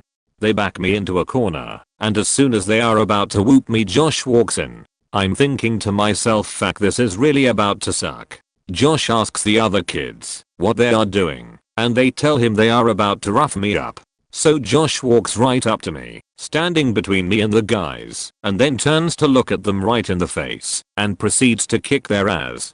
I couldn't believe what had just happened. When he gets done going ham, he turns to me and apologized for the way he had treated me. This was in like 5th or 6th grade, and I thanked him and then walked away. He moved away the next year and I ran into him at a party a year or 2 ago and just gave him the most bro handshake I could. I thanked him for what he did and that I never forgot that day. He said it was the least he could do for all the shit he did when he was younger. He is now an EMT worker and volunteer firefighter who saves lives every day. I haven't had the chance to get petty revenge yet. I had 2 bullies since kindergarten class, and until I was 13 and switched school, every single day they would find some way to bully me. If I was dumb enough to bring something I liked with me to school, they would break it. They would do everything in their power to make my life a living hell, including a few memorable times in which they managed to get my entire class involved in bullying me, beat me up, steal stuff from me, especially funny after pet, hiding my clothes while I was in the shower, all sorts of shit. I was bullied to a point where I honestly considered waiting for the main bully somewhere out of school with my baseball bat and ambushing him. This was a good few years before Columbine, but if I'd had access to a gun back then, I'd have shot the faker and laughed. One of the bullies I kinda got payback on the 2 years before I switched schools. This would be the main bully. I started playing basketball on the same team my bully was on. At that point, we were about the same height, but he was a fat faker and I was regular sized. The coach would put us on opposing teams and make sure that we were guarding each other. Not sure if that's the correct term in English. I'd run circles around the faker, and the few times he tried to bully me at basketball training, the coach would punish him. But what kind of way is that to treat your teammate? That was faking gold. A few years later, I met him again. This time, I was with my girlfriend. By now we are close to our 11th anniversary. Let's just say I scored above my stand. Hot summer day, we met him, still a fatus, wearing short shorts, and generally looking like a hick. Didn't say shit to him, just gave him a smug smile, with my girlfriend on my arm. There were 2 main bullies. I've sworn to piss on their graves, and that's something I intend to do. They're shitty people, and thanks to them, I've had problems with depression, low self-worth and just in general hating many things about myself. The lowest point was when I almost killed myself. Semi-funny story. For some reason, fuck knows why, my old class decided to invite me to their reunion 5 years back, telling them on Facebook that I would rather skin myself and jump in a pit of salt than voluntarily spend time with them ever again may have been one of the most satisfying things I've ever done for myself. Technically I was still in high school, but it was the last day that our senior class was together. I was bullied all through high school by a group of about 6 guys. They were all shrimpy skateboarders that couldn't take anyone in a fight, so they bullied people verbally and sometimes through food and crap. I got the brunt of it because it was a small school and I was basically the only person who didn't have an itch since I had transferred in. Well, cut to the last time our class is together. On the last day of our senior trip, the class officers decided to do this thing where we would all sit in a circle around a giant pile of Hershey's Kisses. The idea was that you would get up, give a kiss to someone, and tell them why you were giving it to them. The very first guy to go was one of these bullies. And he walks over to me and in front of the entire class says, "I was a dick to you for absolutely no reason, and you're actually one of the most awesome people I know, and I feel stupid for ripping on you instead of getting to know you." I was not expecting it at all. Started crying. Not an all-out bawling episode, just a few tears. A couple minutes later, another one of the guys gets up and does the same thing. And then another. After the third guy went, I had to get up and leave the room because I was an emotional wreck and I was embarrassed. And then a fourth guy followed me out and apologized to me in the bathroom and stayed with me until I could go back. The other 2 guys never apologized. Funny thing is, the 4 guys that apologized to me have their lives on track, while the other 2 are college dropouts who live on their friends' couches. This will likely not be read, but here goes 3 guys specifically used to get under my skin. I was 6 feet in high school and played football, but was an unabashed geek. I shared a room, and often a bed with my male best friend, so the whole school pretty much assumed we were gay. Anyway, I used to have screaming matches, shoving matches, fist fights, etc. with these guys. Here's what happened. Guy #1. A few months after high school I see him in a bar, and I plan on just ignoring him, but he comes by with a drink for me. Basically says, we should have been friends in high school and he always respected me, but his friends hated me. He gave into pressure, and he was a stupid kid, etc. Apologizes and says college really helped to sort him out. We cool. Guy #2. Near the end of school, he yanks on my hair so hard he nearly pulls me down. I turn around and hit him so hard he falls out of his chair and into the desk behind him. He stands back up, and the gym teacher just looks at him and says you deserve that. He was later expelled for drug possession on school grounds and trying to fight the cops that were arresting him. Went to jail, dropped off the face of the planet. Guy #3. This guy was the linchpin. He was a hockey kid and came from a rich family. Worst part about him was he was so likable. Hell, we even chilled sometimes, and after a game of floor hockey once, he wanted to recruit me into his team as a defenseman. He could turn on you so fast though.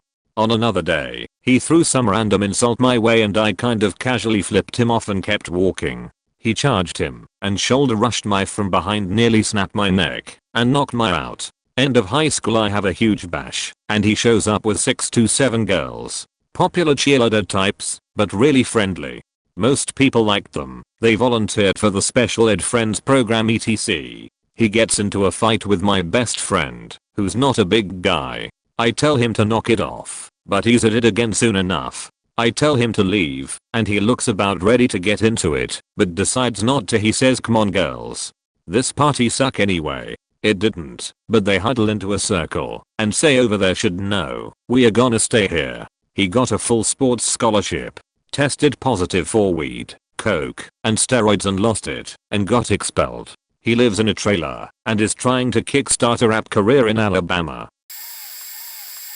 I grew up in a small logging town, and never really fit in. One kid had it out for me all through high school, and I always just walked away from any antagonists. It was pretty brutal at times. I can remember him spitting on me, and trying to get a reaction and I just walked away.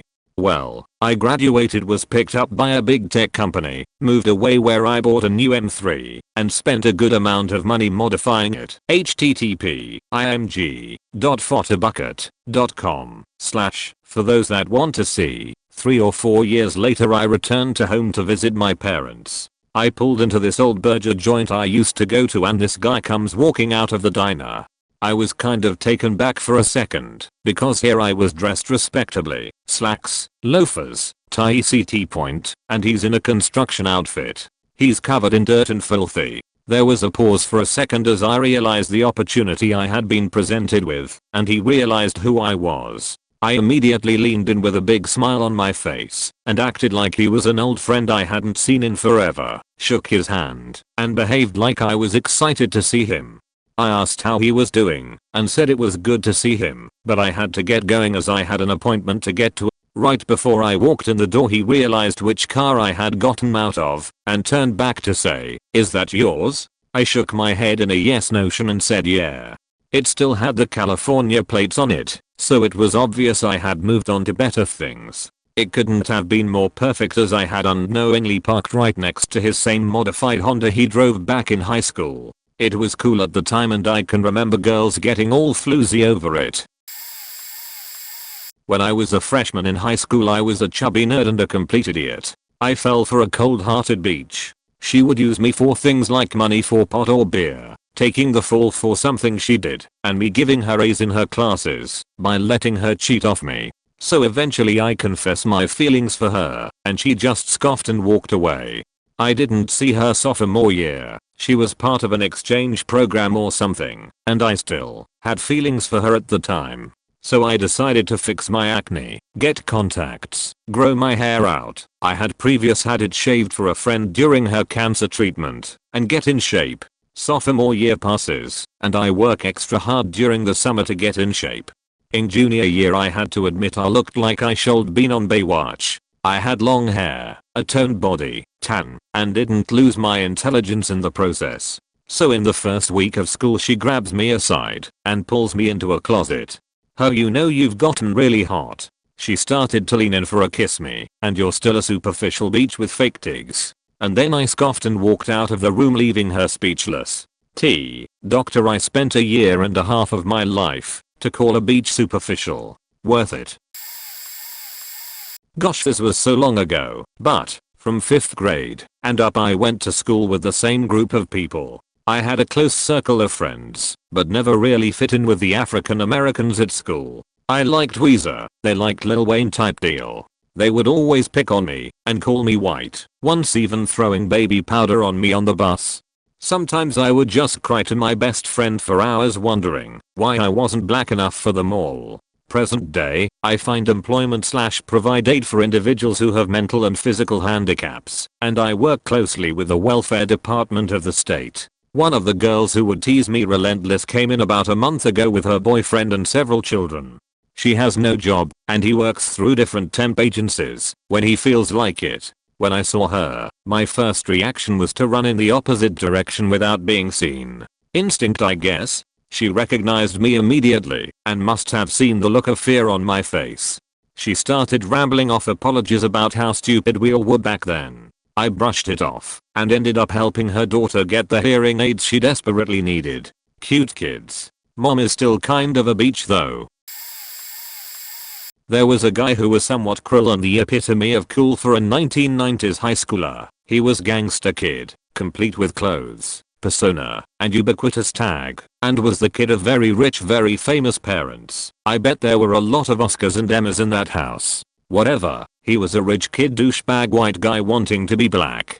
I don't remember him being outwardly cruel to me, but he was in my 9-person homeroom and a lot of my classes all 4 years, and he seemed more than happy to collude in the totally socially isolating me along with most of the rest of the school. I guess I picked him out because he was so intimidating on so many levels and had many opportunities to treat me like I at least existed, which he declined.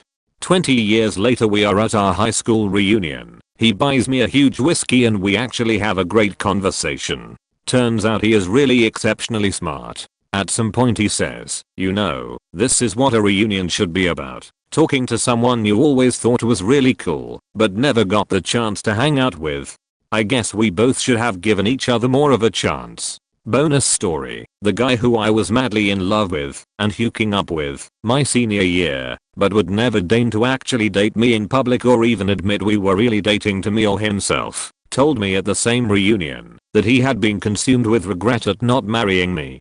He went on to say that he had come to terms with it because my career was too dynamic. I guess he googled me and he needed a stay-at-home wife. His wife was about 3 feet away when he said this. Like I said, this guy was never even my boyfriend, so it was strange to hear, but good to know in a way. I was never a big kid. I was smaller and different. That made me everyone's target. When I was in grade 8, there was this kid named Daryl, a fat, mean little bastard who loved nothing more than tormenting those who couldn't defend themselves. Most of the time it was just teasing. I was called every name you can imagine. Sometimes, that wasn't enough for him. He lived on inflicting misery and suffering. It nourished him. So he would wait after recess for one of us in the boys' room. That was when he would get his real kicks. He broke my wrist once and hit me into a wall hard enough that my right eye has never really recovered. The teachers never believed us. We'd tell what happened and he'd just smile this sheet-eating grin and say, "I don't know what happened. I was hanging up my coat." He always got off. That was until one morning in November. There was a kid a year younger than us who had gay parents. That set Daryl off. He beat that kid and beat him and beat him. The bell went off and he was late for class. The principal heard the commotion in the bathroom and caught Daryl, covered in the kid's blood. He had beaten him so bad he put the kid in a coma.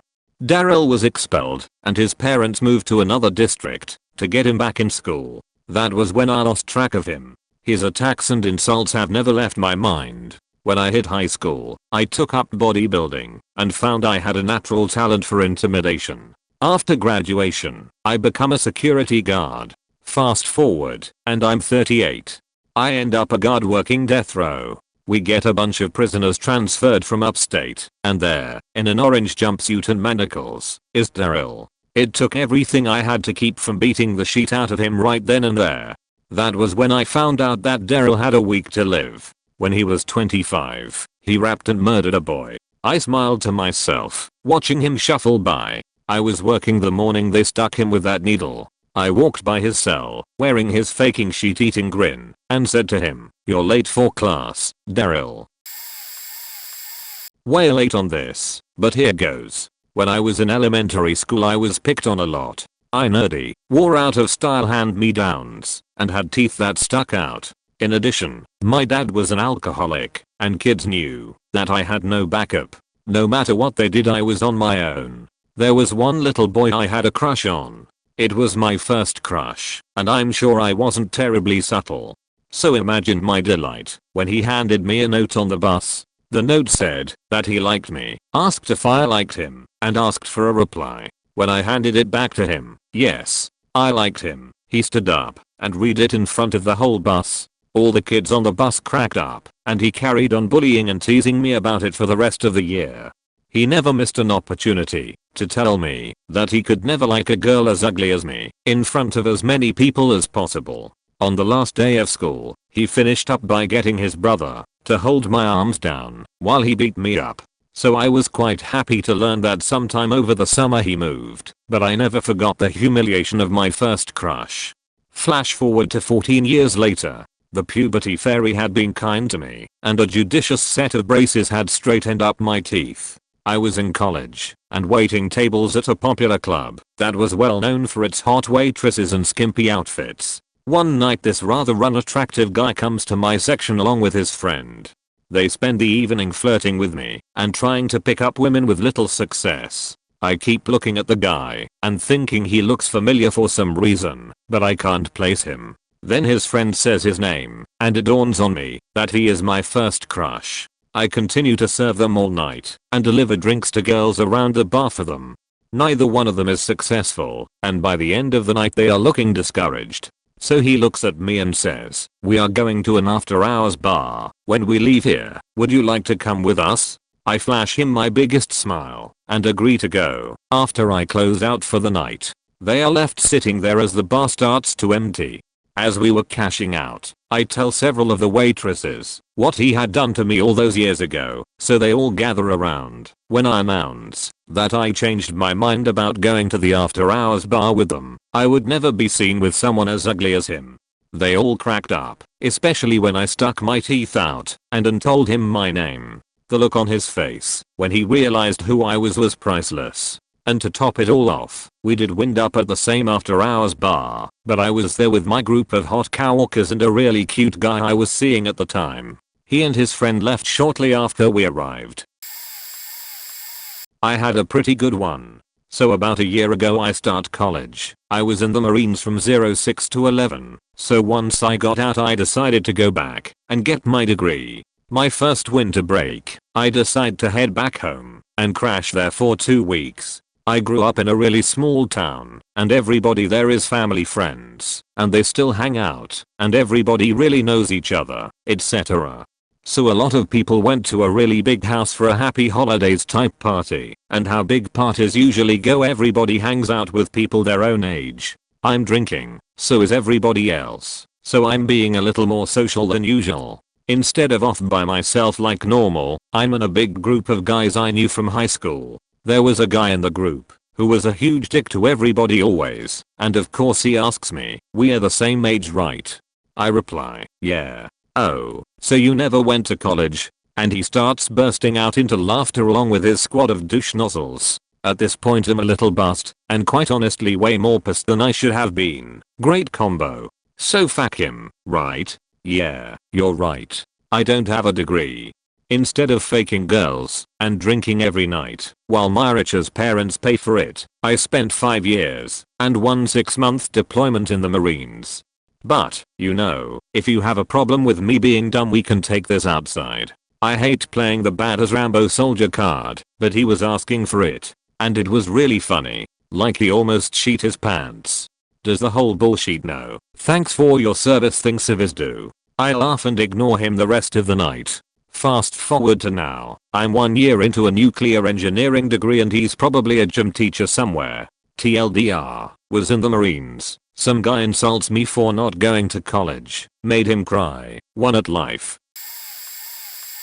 I used to be a bully in high school. I didn't realize at the time but I was. Me not realizing doesn't justify what I did, but it's important to mention as it only came to light recently how devastated the people were that I used to bully. To me, all I did was make jokes. As long as I got a laugh I didn't care. I used myself as the punchline of many jokes, so I figured that everyone else felt the same way.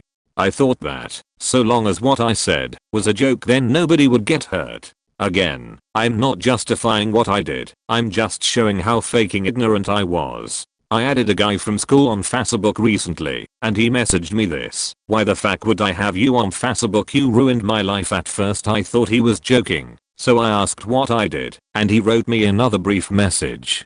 "You picked on me every day in school, you made me hate myself, fuck off, stop messaging me, fucking die." I haven't seen him for 10 years, and he still feels this way. Still torn up. Still emotionally faked from what I did. I asked a few of my high school friends what I was like, and they said I was a little bit of a dick from time to time, so I probed more, and they told me about a few incidents in school that I had forgotten about. I fucking forgot about them, and they ruined a kid's life. One incident was towards the guy that messaged me. He wore a hearing aid, so, like the scene in Fawlty Towers, I tried to get him to turn it up and then shout in his ear. He ignored me, so I just shouted anyway, faking.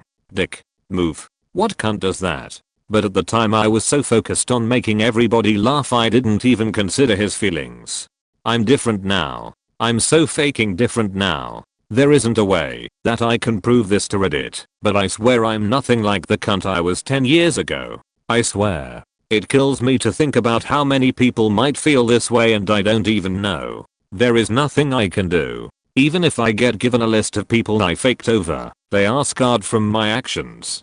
Their deep-seated self-hate or confidence issues or social anxiety, I caused it, and I can't fix it. The worst this is that I don't remember all the events. I remember the people, I remember them all, but in my memory we are all laughing. So I can't just send out a blanket email. I can't ask random people if I bullied them. I just have to wait it out and hopefully someone else tells me that I was a cunt, a total faking cunt. In fact, that isn't the worst thing. The worst thing relates to this post. If anyone that I hurt in high school ever meets me, I'm doing perfectly. I've traveled the world, have a great job, a long-term girlfriend, no kids, no debt, I'm healthy, and I have lots of friends. There won't be any stories on here of revenge or justice. I just hope that a genuine, faking genuine, apology would suffice. That's all I can do. I'm so faking sorry.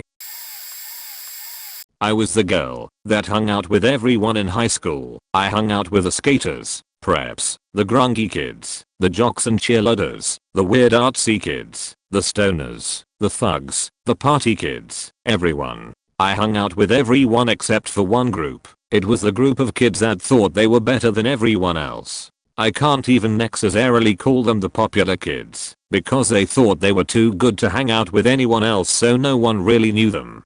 There was this one girl in that group who was drop dead gorgeous, the type of beauty that even women marvel at. I did. She could have been a model and did not require one drop of makeup. She had an art class with me and two of my weirdo stoner friends in high school. At the beginning of the semester, I would catch her glancing over at us while we were laughing and playing, and it was almost like she was thinking, who are these people? She was assigned to sit at the same table as us, but barely ever spoke at first. As the weeks went on, she would overhear us talking about our crazy weekends and laughing until one day, she is cracking up too, like she just could not contain herself. So we get quiet and are just sitting there staring at her, and she is crying, she is laughing so hard. My friend, we will call him Scott, looks at her and says in this really weird funny sarcastic tone of voice, "Oh, you think that's funny? You're laughing at my pain? I'm so happy I could amuse you." Scott originally was telling us how he managed to crash his car for like the 20th time. From that point on, We spoke every day with her. At first it was only in class, and then it turned into the hallways, and eventually we would all have breaks and lunches together. It still makes me feel really good knowing that we changed the way this girl saw everybody and taught her to not be so judgmental. After that class I remember her being much more outgoing and friendly to people. I really hope she carried that attitude into her adult life. I went to a small, all-boys, boarding school for high school. As one can imagine, the hazing/bullying was like high school on crack. Imagine your nemesis lives 20 feet away from you for 9 months a year and you'll begin to understand. I had one guy, we'll call him Steven, that decided I was his beach my freshman year. He was 6 feet 2 inches and 18 from being held back a year. I was 5 feet 6 inches and 120 pounds, so yeah, that was fun. Anyway, our school has a fairly tight-knit alumni community and the school will give shitty almost no pay jobs to the fuck-ups that can't hack it in the real world. Think landscaping for a room, board, and $200 a month stipend. They also are the ones they get to man the phones for the yearly donation calls. So about 4 years after I graduate, I get a call from the school asking for donations.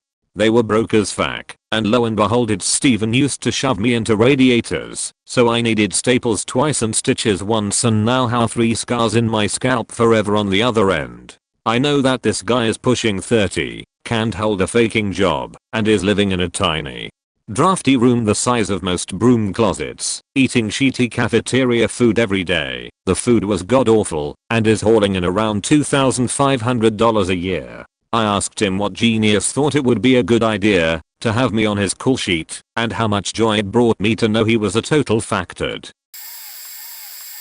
My maths teacher that I had between ages 14 to 16 was a draconian as whole, who took a disliking to me because I was good at maths, but hated it. Me and about 25 other kids did our GCSE exams 2 years early because we had the ability and the school wanted to show off. However, after this, we basically had 4 free periods a week that the teachers didn't know what to do with.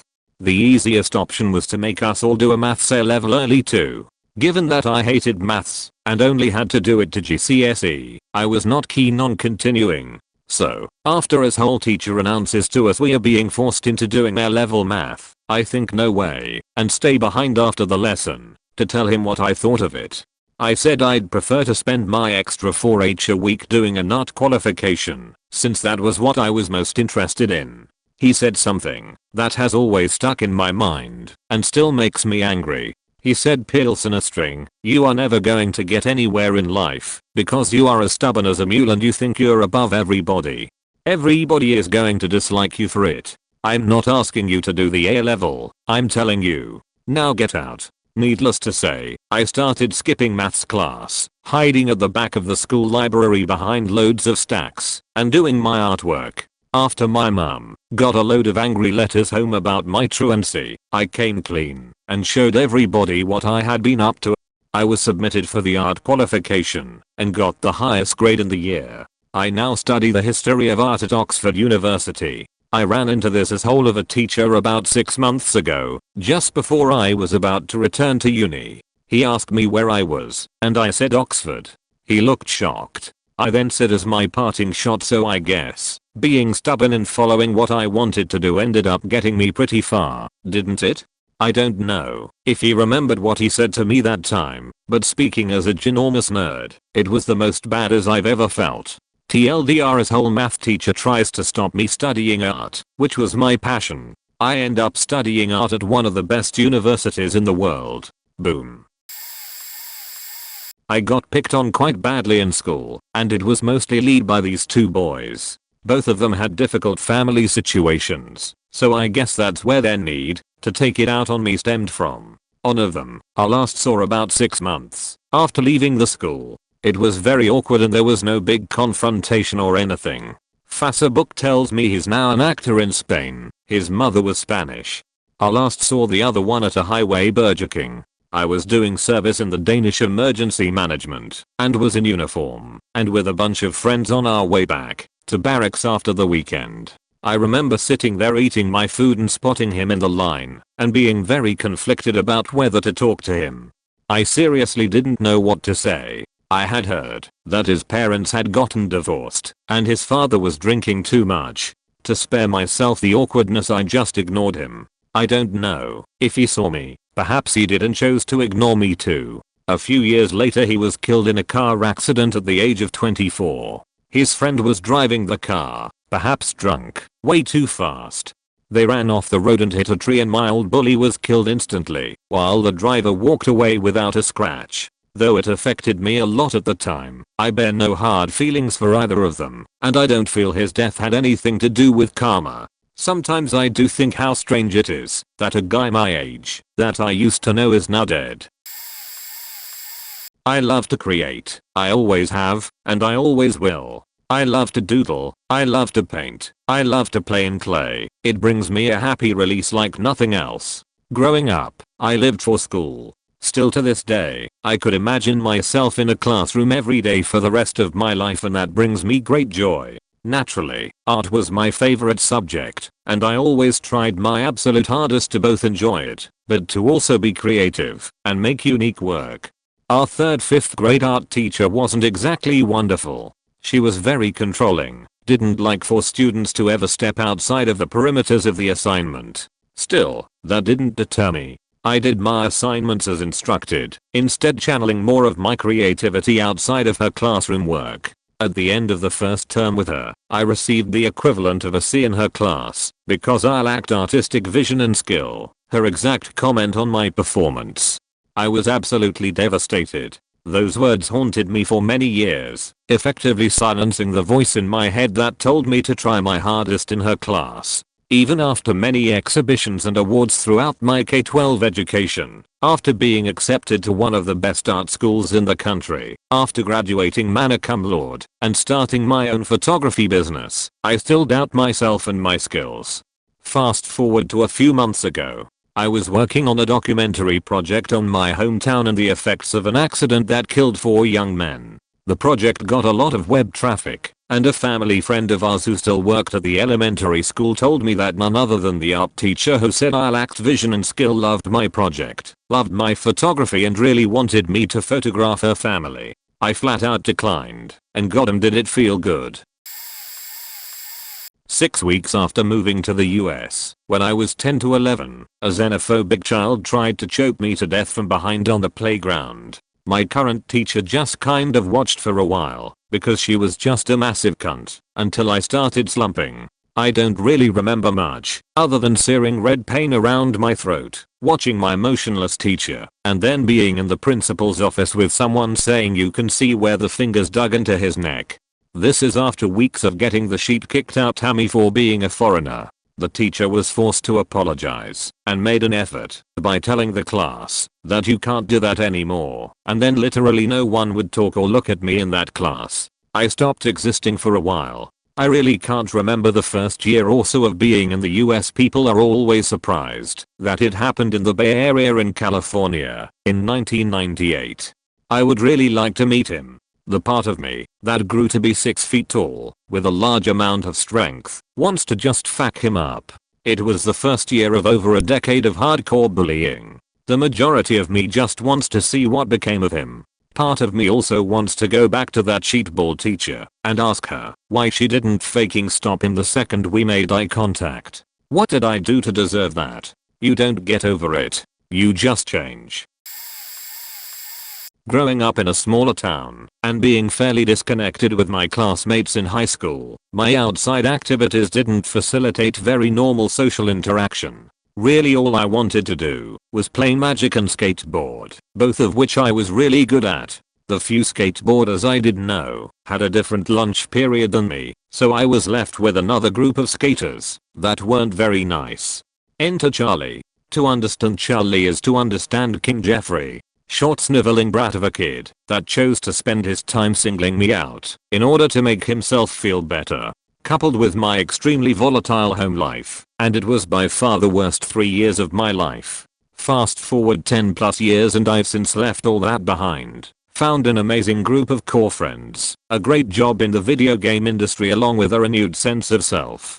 The re-meeting of Charlie was something that hit me like a ton of bricks and sent my mind spiraling. I was going to see the Amazing Spider-Man with a few friends, and on the way to our theater, we stopped for some snacks. I asked for a cherry icy, only to hear Charlie from around the other side of the counter say they were out. He then walks over, looks me dead in the eye, and tells me there's only blue raspberry left. The shock of seeing this person that so thoroughly terrorized years of my life was enough to make my jaw drop.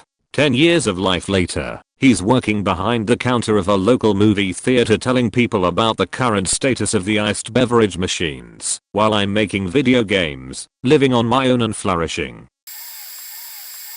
Bullies happen, but mine were a pair of them. No revenge. Nothing that heady. Just one final message from across the room. In middle school I was fat. 2 guys 1 grade ahead of mine decided one day to call me basketball. They used a whining, lilting falsetto that I can still hear. Not sure what about the tone set me off. I had dealt with being the fat kid for years and had developed a thick skin, so I thought. Well, after a few weeks of hearing them launch the diatribe each time I was around, I decided to do something, anything to shut them up. I confronted them and asked why they chose me to torment when there were other prey to choose from. I did not get a straight answer and they asked me what I would do about it. I called one of them out after school, the short one, that I thought I might have a chance against. We met at a local city park. They brought about 7 other guys to watch. I did not tell any of my friends about this and was alone. I was not proud that I had been goaded into such stupidity. I knew nothing about fighting and was pummeled by the one guy until I just gave up. And they let me go home. Beautiful purple, fading to yellow bruises. Had to tell people various stories, but would not tell anybody but my closest friends at the time what had happened. All those guys went on to high school. I went on to my last year at middle school. Ugly ducklings and fat boys can change a lot in just 2 years. Fast forward to high school gym class. I had been riding bicycles a lot, grew few inches, and looked kinda big. Not tall, just bigger in the arms, chest and legs than most guys my age. Then I started lifting. I had gotten very strong and could move more weight as a freshman than most seniors. First day of weight training pec class. These 2 clowns show up. Of course they recognize me. They do not talk to me. They try to pretend I'm not there as I start to do my regular routine around the circuit. They watched me pump off 10 reps using the stack at leg press, then I moved to the bench for my set. I looked over and grinned at both of them while easily bench pressing the equivalent of one of their sorry as. They never ever looked me in eyes the next 3 years of high school and quickly found other places to be whenever I was around.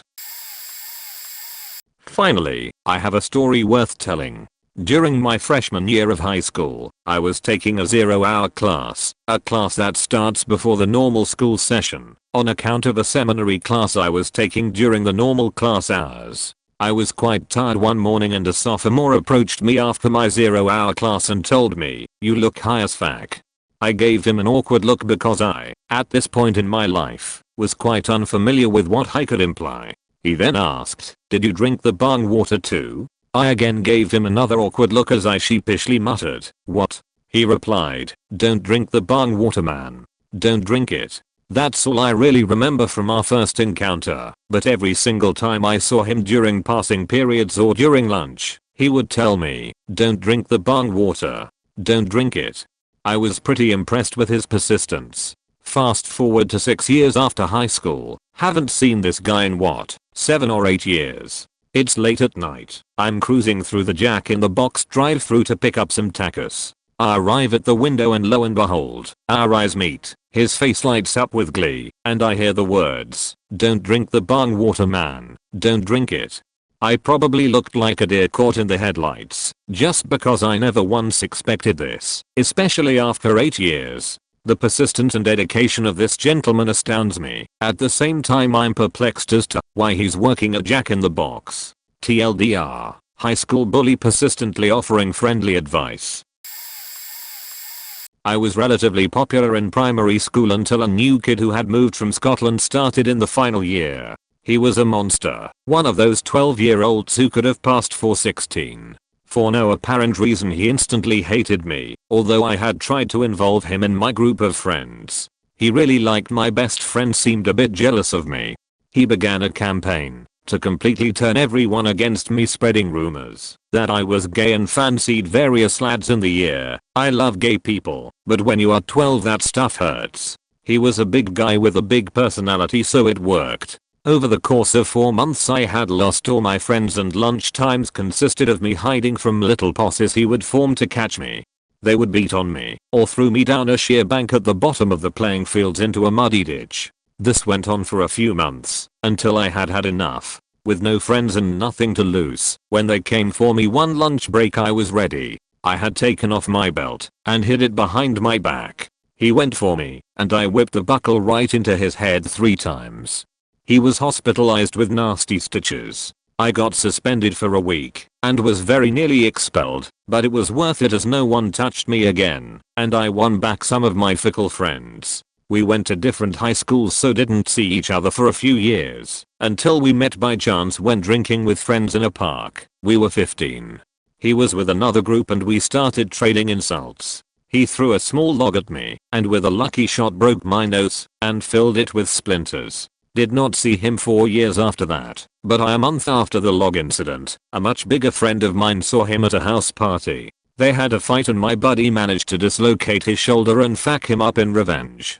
To cut a long story short, I met him in a bar years later, when we were both 20. He apologized, we drank together, and laughed our heads off at how dumb we were as kids. We both have the scars to prove it. Discovered he is actually a faking cool guy now, and we have been good mates ever since. Life is too short for grudges, but I still always love reminding him what a cunt he was. He does buy me a lot of drinks. When I was 13 I was around 80 kilograms, 176 pounds. I'd always been overweight, but I was a very social kid who didn't have trouble making friends. Because of this I found myself in the cool group, and there was this one kid who I considered a close friend where him and I pretty much ran the social group. One day out of the blue another kid from this group told me in front of everyone, "You realize no one likes you, right? You're fat and ugly and everyone feels sorry for you." Everyone started laughing and hurling abuse at me, and I was beyond unconsolable. My social group had gone to shit, and I had no one else. Turns out I somehow had gotten on the bad side of the guy who I considered a friend, and he had warped everyone's opinion, and like a good herd of sheep they followed along, because they didn't want to get on his bad side. I didn't really have anyone else. I had friends, but not the type you would sit with. I honestly thought I could just tough it out, and it would eventually pass and everyone would quickly treat me as before. I was stupid to think it would work. I was physically and emotionally bullied for weeks. The whole group made a point of making my life hell, just because he said so. They'd embarrass me in class, get me in trouble, start chants on the school bus, hide my stuff, you name it, they did it. I became a shell of my former self to the point a couple of my teachers actually rang my parents and asked if I was okay. Because I didn't want to admit to my folks what was happening, I just bottled it up. After a particularly bad day of coping abuse I came home in tears, and I found myself in the kitchen with a knife against my wrist digging into the skin. I held it there for a while, trembling and repeating over and over, "You don't want to do this. You don't want to do this." It's like my mind was in a battle with my body. Common sense prevailed, and I dropped the knife and vowed to move on. I sat by myself for a good couple months after that, making a point of finding somewhere where they couldn't find me. I found this one place under the auditorium where there was this bench, and I would eat my lunch in darkness listening to everyone else laughing and playing outside, wishing it was me. It took a while, but I made new friends and things eventually got better. A couple years later the kid got actually expelled for abusing a teacher, and I somehow found myself slowly getting dragged back into the old social group. Things were different, but I never forgot what they did. Fast forward to about a fortnight ago, and I was working out at the gym when I noticed in the corner of my eye this dude looking at me. It turned out to be that guy who made my life hell trying to figure out who I was. The past couple years I've started taking my physique seriously, and I'm aiming to eventually compete. The look on his face when he realized the overweight kid whose life he made hell was now much bigger than him was priceless. I did eventually walk over and say hello, and he couldn't make himself look me in the eyes once. I didn't need any petty payback, just knowing he was intimidated was enough. In 5th grade we used to go to our elementary school on the weekends and play ball, run around, kid stuff. There was this kid named Monty that used to show up there from time to time. I remember he had this t-shirt on one time that said "Don't be a dick" on the back of it, and remembered thinking, what dad would let their kid wear that? Obviously he had issues at home, but he was like 2 years older than us, and at age 10 that's a big difference in size and maturity. I remember him just being a total asshole to us, taking our sheet, even ripping my buddy's shell necklace off his neck. At one point, I had a golf driver on my shoulder like a baseball bat, and was ready to swing at this kid. We felt terrorized by this jerk. Flash forward to 10 years later, I'm 20 years old and in jail. Totally different story, and not relevant, and in a 2-story room with 100 or so bunks, and probably 150 men in one room. We are all wearing orange jumpsuits, and the entire front of our room is glass, and facing other glass rooms. I look through the glass into the other room and see Monty. I'm the type of person that will never forget a face, and apparently he didn't forget mine. Except, I was 6 feet 3 inches 200 pounds now. Apparently he didn't grow at all, since last time I saw him. I looked into his eyes, and mouthed, "Do you remember me?" Pointing at myself. He nodded, with an obvious fear in his eyes, and made a measuring gesture with his hands, and mouthed, "You are big now." I smiled. He was scared shitless. Locked up in jail, feeling very vulnerable, and find out you're in with a kid you picked on and harassed 10 years earlier that's twice your size now. I kept my fists to myself, but just the fearful look in his eyes when he recognized me, I will never forget. Interviewed him for a job. Middle school bully, let us call him Jack, that took delight in throwing his weight around. He had a lot of it, and beating up / intimidating anyone he could. He stole from local shops, and would happily vandalize the local area for a laugh. He ended up in prison, after glassing a guy in a pub over some missing drug money. Fast forward 10 years, and I'm on an interview board for a small social enterprise. We are after a van driver, to collect and deliver equipment. I hadn't been part of the selection process, just helped define the job description and requirements, but sat on the interview panel. This was a social enterprise company that supports people with long-term mental health problems to get back into work by giving them a job and training to help them support themselves. So I want a nice person for this role. Not only are they going to transport valuable equipment, but the company takes equipment on the understanding that it will ensure that no data is recoverable from the equipment. When we picked it up we had access to a lot of data that is protected by law. So in walks the bully from my childhood, still fat and still full of himself. I recognize him instantly, but he hasn't the foggiest who I'm even after I'm introduced. I admit I'm confused as this job will require a CRB check and this guy history will come up. So I pick up my copy of the application form and see that the name is Jason, not Jack. He then proceeded to go through the whole interview without saying a single thing that I consider true. He came across as believable, but gave a fabrication of a life for that hour.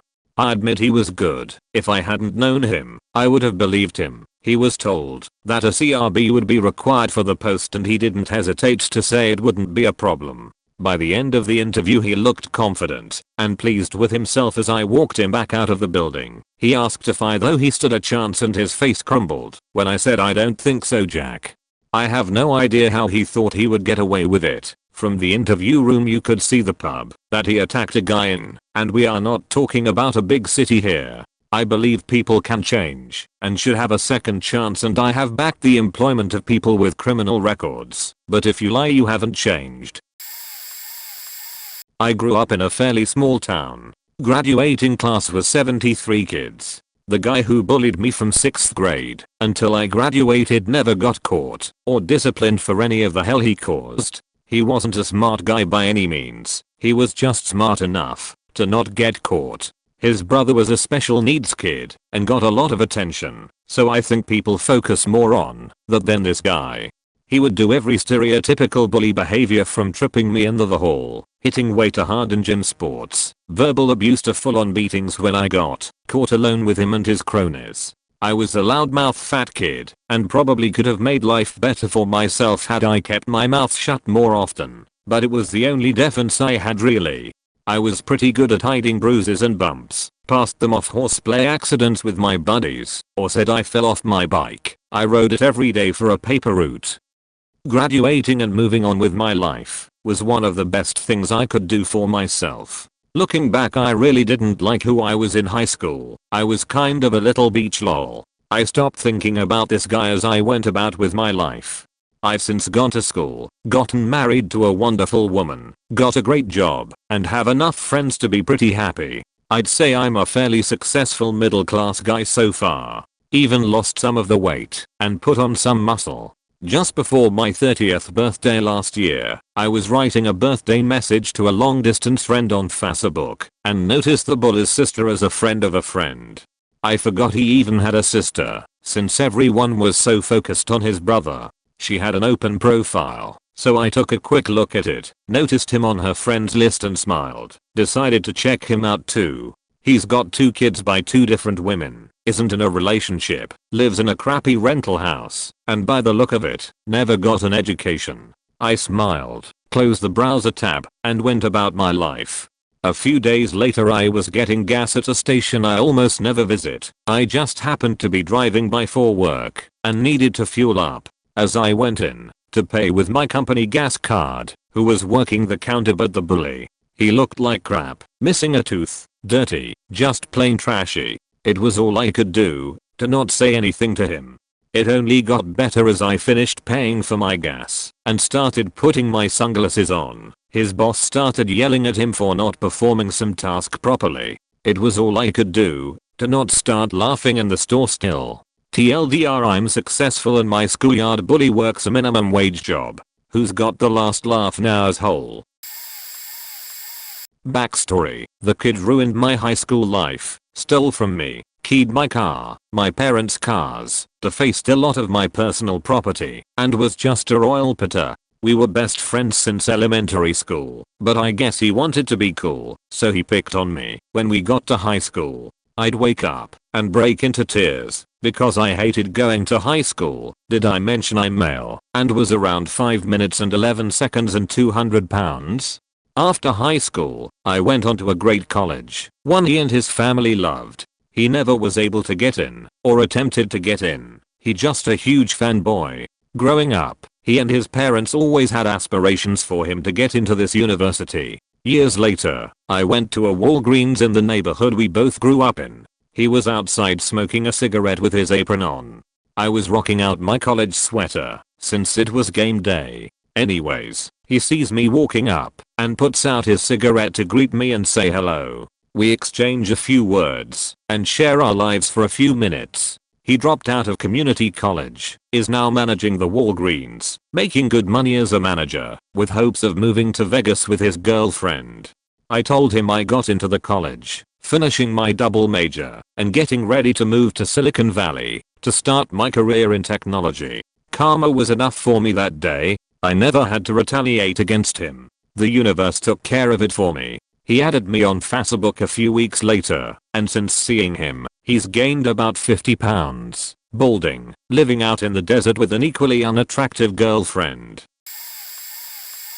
I was chased in high school for my appearance, mostly just because I was kinda grungy and I didn't wear makeup, and the girls I went to school with went to the extreme to be perfect every day. I just didn't care, and I didn't really mind being teased. A couple years after grad, I started to do the girl thing with makeup all over my face and form-fitting clothes and heels for days. I was working for a high-end cosmetic store, so of course, part of the dress code is being done up to the nines. Mother's Day rolls around, and this group of 5 guys I come in, looking for gifts, and immediately I recognize them as part of the group that teased me in high school. I still give them stellar service, help them pick out gifts, and they're flirting with me, and I'm just kinda doing my customer service thing and smiling, trying to make a good sale.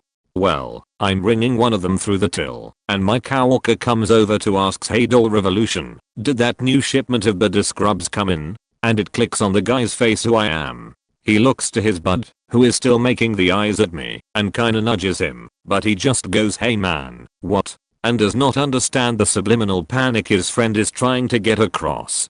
I politely hand him his bags and he beelines out of the store, tearing his friends with him. A couple minutes later, the other 4 rushed back over to the front of the door for a good double take. I was pretty satisfied with their reactions. LMAO.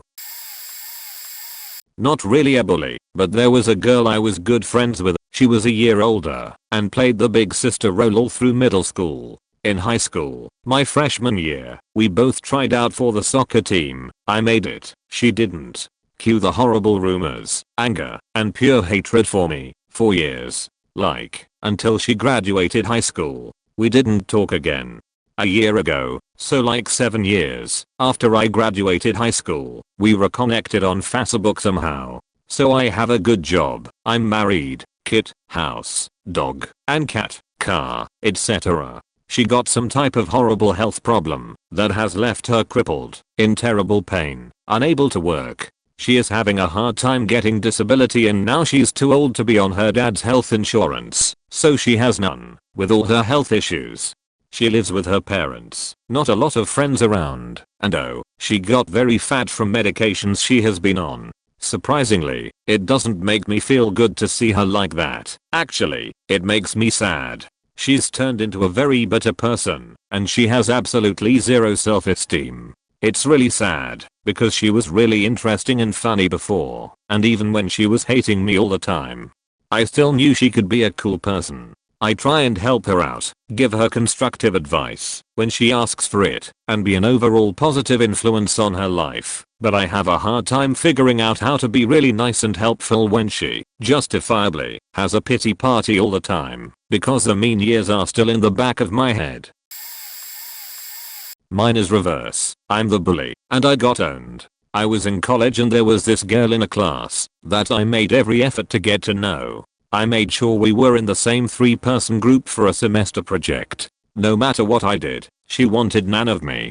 She was gorgeous, but come on, she wouldn't even let me drive her to her car across campus on a terribly hot day. I finally asked her what the problem was, and she told me.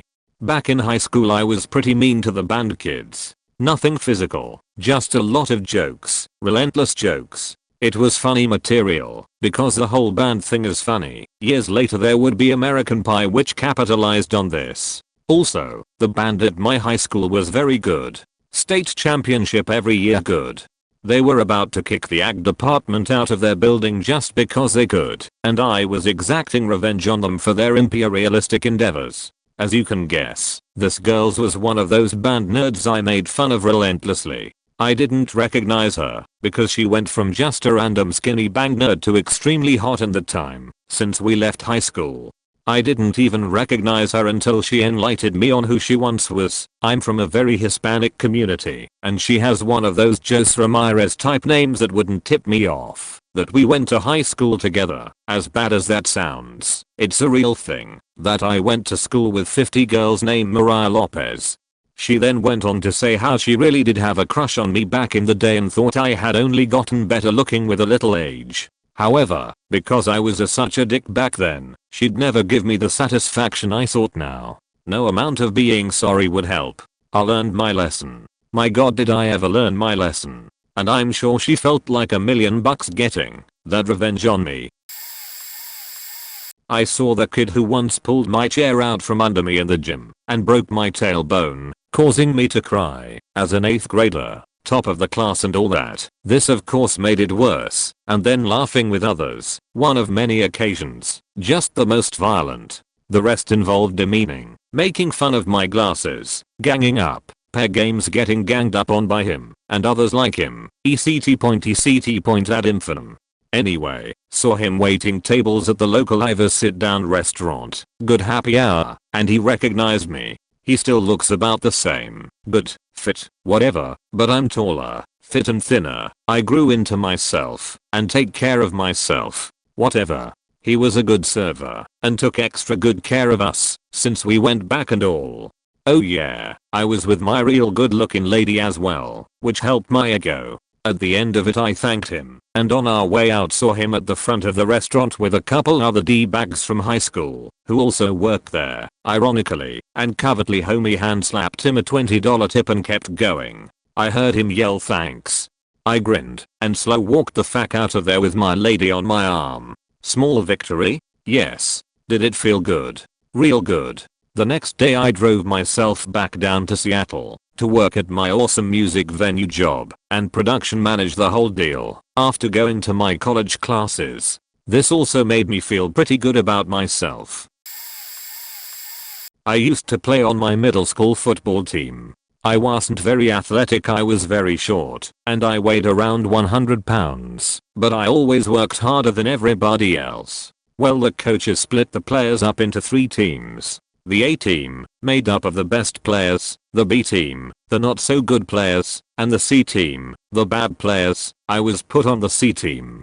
And because of that I was made fun of. A lot. And the main person who did that was Joe. I severed the A team quarterback after middle school. I left and went to a private school. I grew and I worked very hard at becoming the best I could be. I played varsity football all 4 years of high school, and I was offered a scholarship to play college football for the Fresno State Bulldogs.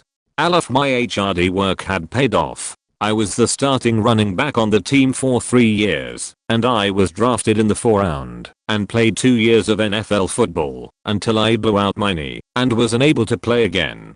Although I was devastated, I continued my life and got married and had 3 beautiful children. My family and I always donate large amounts to various charities.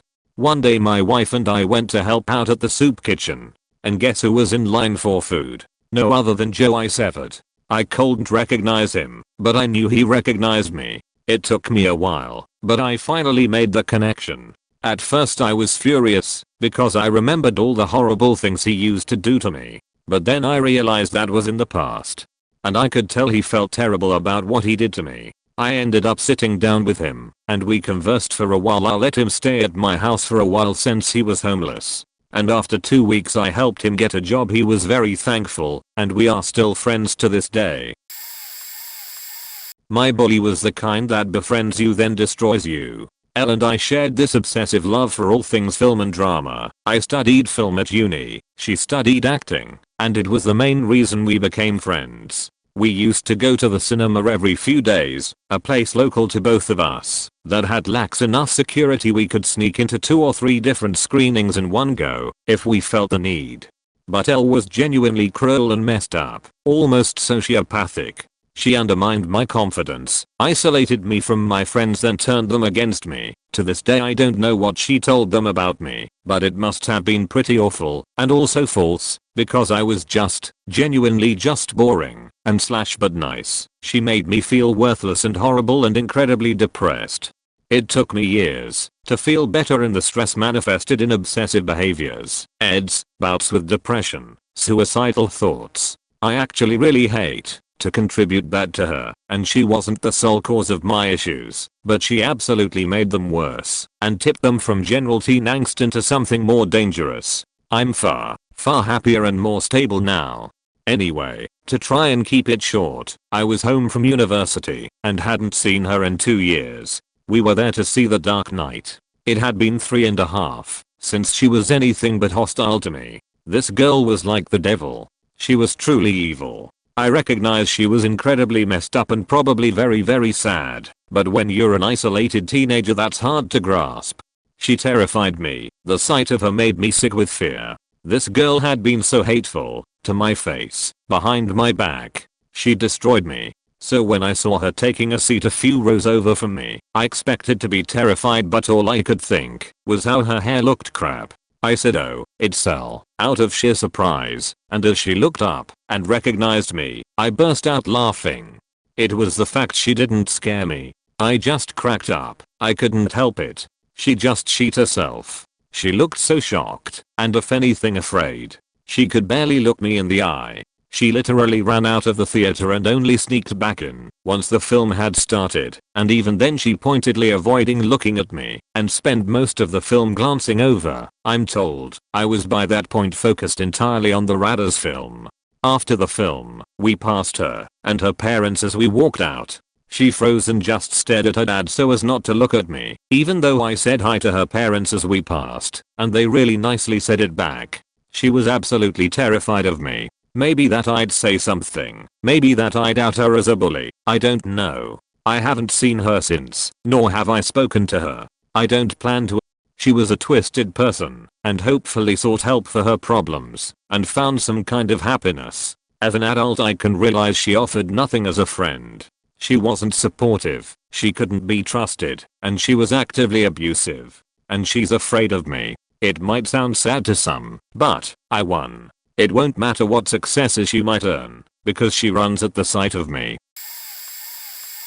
A few years back I was the assistant manager at my karate studio. It was a slow quiet day when in walked Paul, my old bully from public school. I wasn't sure at first. It had been a long time, and it was hard to tell. I didn't say anything. Paul was interested in joining the dojo, and I showed him around, discussed pricing, etc. I didn't treat him any differently than I would any other potential client. At the end of the tour, Paul decided to join our dojo. We sat down in the office and he filled out the paperwork. When he wrote his name out on the application, I knew for sure that this was, indeed, my old bully. The guy who used to torment me every single weekday. Who made me kneel in dog shit. I still didn't say anything until after prepaid me for an entire year's membership. As I walked him to the door, I smiled. "I'm really looking forward to training with you." I smiled. "Thanks, me too," Paul said. "You don't recognize me, do you?" "No, should I?" "Yes. We went to school together, grade 3 through 8. You bullied me every day and made my life miserable. Can't wait to see you in class." Paul went white and walked out without another word and never walked back in. He willingly threw away a year's membership payment, almost $500, rather than have to be in the same class with me. Back in middle school, I lived in the old money part of town, except my parents weren't old money. In fact, they pretty much had no money. The only reason we lived where we lived was because my mom had inherited the house we lived in. My parents had no money for things like designer clothes, braces, nor dandruff shampoo. This comes into play. There was this girl, pretty much the queen of our middle school, who fit every stereotype: tall, blonde, hot, and a complete beach. FYI, I'm a guy. She would harass me constantly about my appearance. "Why are your teeth so crooked? Can't your parents afford braces? Nice Kmart shirt. Can your parents not afford to feed you?" I was very skinny throughout middle and high school. Ooh, dandruff. It's called Selsun Blue. She called me that for years. Fast forward 10 years. I left home, went to college at fairly prestigious state university, had a job, a car, and had even managed to put on some muscle by working out at my university's fitness center. I was dressing better, looked better, and was no longer the skinny dork with dandruff. On a weekend trip back home, a few friends of mine and I went out drinking and hit up a strip club.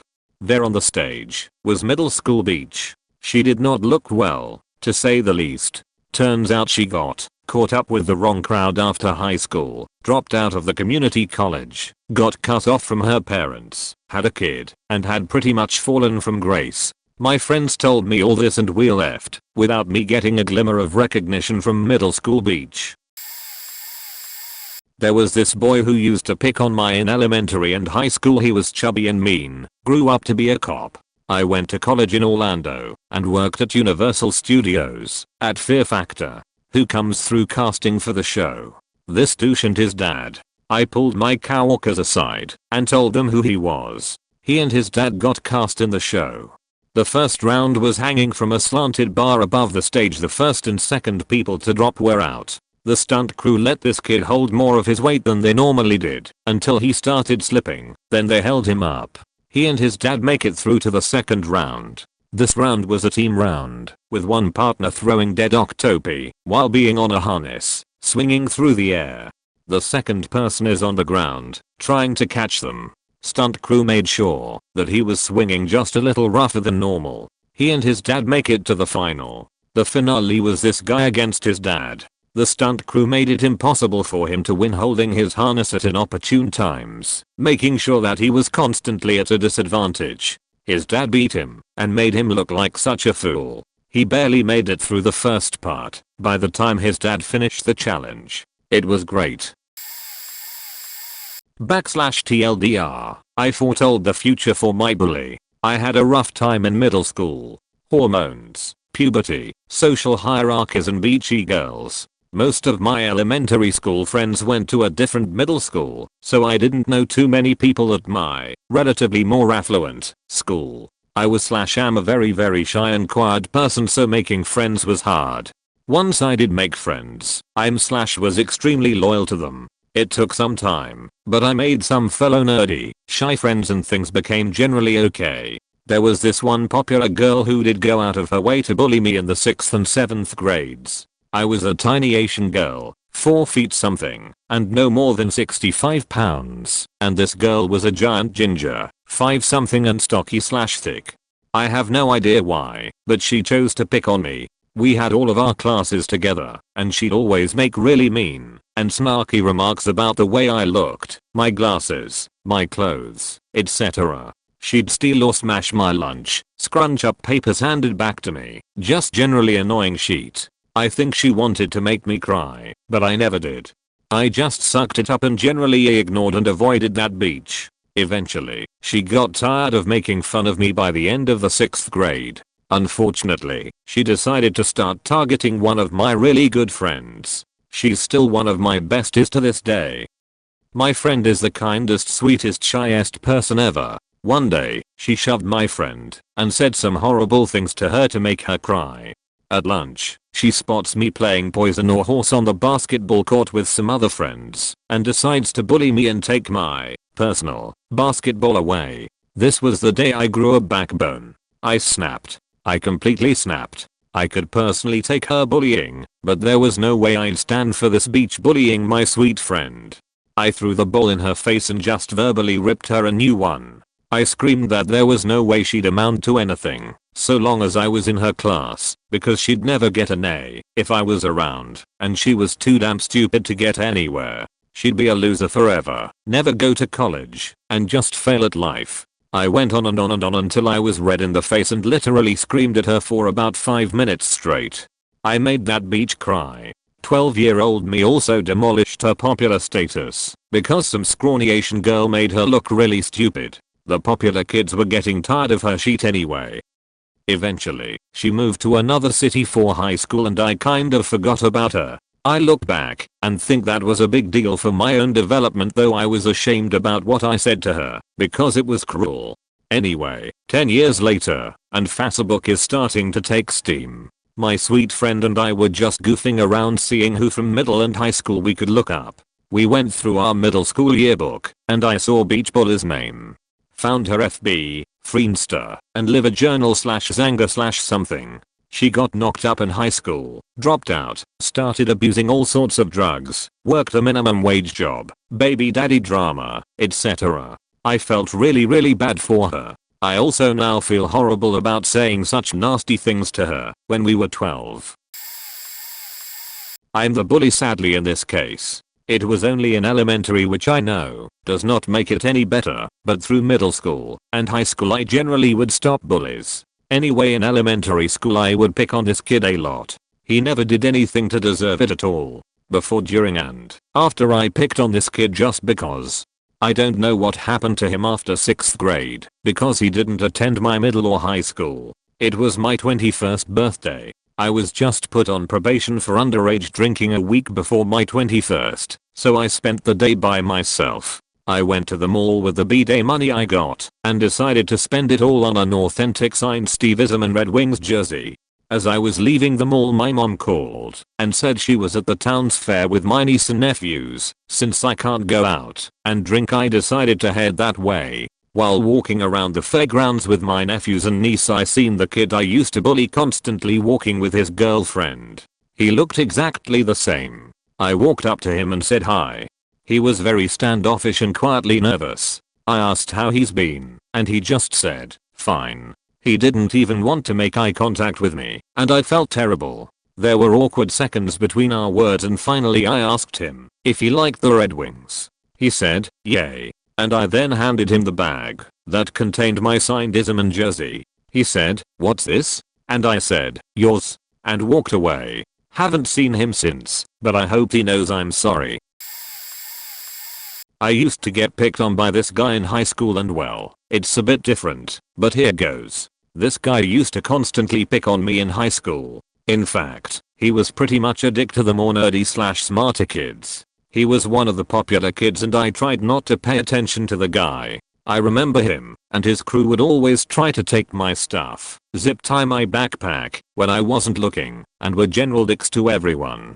I knew one day he'd be in jail, working at 7-Eleven, or working at McDonald's to make ends meet. I'm in college now studying business administration and he's dead. / he was driving drunk, crashed, and killed someone in another car. Can't say I really miss the guy. Don't mean to be heartless, but yeah, although I do feel bad for the person who he killed's family. What kind of irks me is that now he's remembered as a saint, and it's like our entire graduating class completely forgot was kind of person he was. Dude was a complete shat. Administration knew it, killed a person while drunk driving underaged, and is now a hero somehow. TLDR bully became a hero after he killed someone and himself as well. Thanks Obama. Edit, spelling and grammar. Second year middle school. Got tormented for over a year by some douchey white kid, his giddo friend, and some bogan looking fella over my skin color. They couldn't tell if I was Asian or Latino. Welcome to having Eurasian/Spanish heritage and living in London for several years. Does great to the skin tone. I was teased, called names, dropped to the floor when eating lunch, got my school bag kicked, got me kicked, pretty much taunted me like an abused dog being poked with a stick by the village boys. My mom forced me to huddle under my older brother's protection during lunch times. Shit got so horrible that we once tried filing to sue the school after doing jack shit when I got kicked so hard in the kidneys, I peed blood. Hell, we had the evidence, we had the files, we had witnesses, but we didn't somehow. It was decided that I just moved to the private school somewhere halfway to the city. The other students didn't like me anyway, well, except for one of them, who I still keep tabs on. She began reconsidering to move to the school I went to, but was already signed in with a school further away. She moved houses 2 weeks later. Anyway, zoom into second year high school. Here I'm at the mall, eating a Big Mac, when suddenly, a good few old classmates show up. They all felt sorry that they didn't do shit, yada yada yada. Jaff, let's get down to business, for I have food to eat. I became a cynical old shit after middle school. And I hear all these crazy things happening to that guy after I left. He gets totaled by some senior kids. He takes up drinking now. His family can't support him. He's adopted. He gets expelled for telling the principal to go fuck herself. So, that guy gets kicked out for you not taking slight verbal abuse, instead of when he and a few buddies sent a full 3:1 smackdown on my ass where I end up bleeding internally, while getting shouted obscenities at. What the fuck beach? Now I feel like suing even harder. The other two didn't get it any easier, though. The kiddo got picked on by my older brother and his friends for trying to hide behind his brother, who's practically non-existent and doesn't even help him. He's just someone he looks up to, and the Boggan's dad was thoroughly abusive after. Back then, was a mild guy. It turns out to be true when I saw him a few weeks later, outside the mall. Me, in my prim and proper private school uniform, and I'd find him in rags, greasy hair, smelled like he hasn't bathed in a week. He tried to ask me for change. He knew who I was, I know who he was, and I declined hard. I said this. Point to his attire with a pencil, is what we call in the real world, retribution. You'll learn, little dog. It's not my fault for being the monster I'm now. It's the man who torments first, who finds that he had completed Dr. Frankenstein's monster. During my freshman year of high school I was constantly bullied and picked on for being small. I was a late bloomer and literally thrown in trash can for that entire year. One guy in particular was the ringleader of my torment. We'll call him Bill, fake name. He took my money, knocked my books down every chance he got. On my birthday he and 8 other guys jumped me in the locker room before pep. It got so bad I moved to a different city. Time goes on, I grew up physically and mentally. After high school I moved back to the city, where I was bullied, because I got a great job opportunity, awesome pay, couldn't say no. I met up with one of my only friends back then, and that's where I seen Bill at the mall. He worked at McDonald's in the food court, and he was on lunch break. I was assuming this because he had the McDonald's shirt on. Sitting there alone, so skinny that he looked like an African that one would sponsor. Turns out that he couldn't keep a job for more than a month because he has a drug addiction. I didn't say anything to him. I just passed by and that was that. Weeks later I seen him again at a friend's party and we talked for about 7 minutes until he tried to force me to give him my hard-earned money. When I refused he swung at me. Side note, after I moved my sophomore year I took Muay Thai classes for 3 years and was an average but still very skilled fighter. It led to me breaking his arm while I had him in an armbar. He pressed charges for assault but I got off on self-defense. I haven't seen him since. There was a boy that bullied me from kindergarten until freshman year. I'll never forget the first day of sophomore English when he rolled into class in a wheelchair. He developed a brain tumor and was wheelchair bound. To be completely honest with you, I feel he deserved it. Let me clarify, he made my life, my parents' life, and several of my close friends' lives hell. One of my friends tried committing suicide because the bullying was so severe. My mom approached the bully in 5th grade at an award ceremony and asked him to stop bullying me. Mind you, this was in front of several other parents. A few days later, a police officer knocked on our door and said that the bully's mother claimed that my mother grabbed him and threatened him. He told his mother that my mom did that to him. This turned into a legal battle. He once held me down on the bus so his little brother, several years younger, could beat me up, and then it was spread around school that I got beat up by someone much younger than me. I was really good friends with his cousin and we would hang out a lot. Occasionally, the bully would get dropped off when we were hanging out, and I remember never being so scared. I would always call my parents to pick me up. Needless to say, I still think he deserves what happened to him. I lucked out with my elementary school tormentor. We'll call him Mark. It was my sophomore year of college, and I was working the door at one of our fraternity parties. Everyone had to sign in due to some campus regulation or some other horse shit like that. But what it did is allowed us monitor who we let in. Thus, we were able to keep the ratio of girls to guys in our favor. In a ho, I see Mark approaching the house with a group of people. He's got some beer in his hand and was wearing a Deuce Knuzzles uniform. For that matter, all of his friends looked like dickbags. You ever have one of those moments where the universe just seems to time things just right? Well, they get to the table, and one of the guys starts to sign in. It was at this point that I calmly stood up, pointed at Mark and said, paraphrasing because it was a long time ago, and I was a bit buzzed, none of y'all are getting in. That guy was Dick in elementary school, and he is not coming into my house. Folks, Mark did not like being called out in front of his friends and all the other people milling around outside. His face got red, and he bowed up and moved towards me. It was at this point that Big James came around the corner of the house. Our national bylaws required us to hire an off-duty cop or a security guard for all of our formal parties. Big James was a big ex-Marine, now cop. He's just as chill as can be, but he is intimidating as fuck. When Mark saw Big James come around the corner, he tucked his wiener between his legs and left. His friends just followed behind, while the rest of the people outside just chuckled and laughed.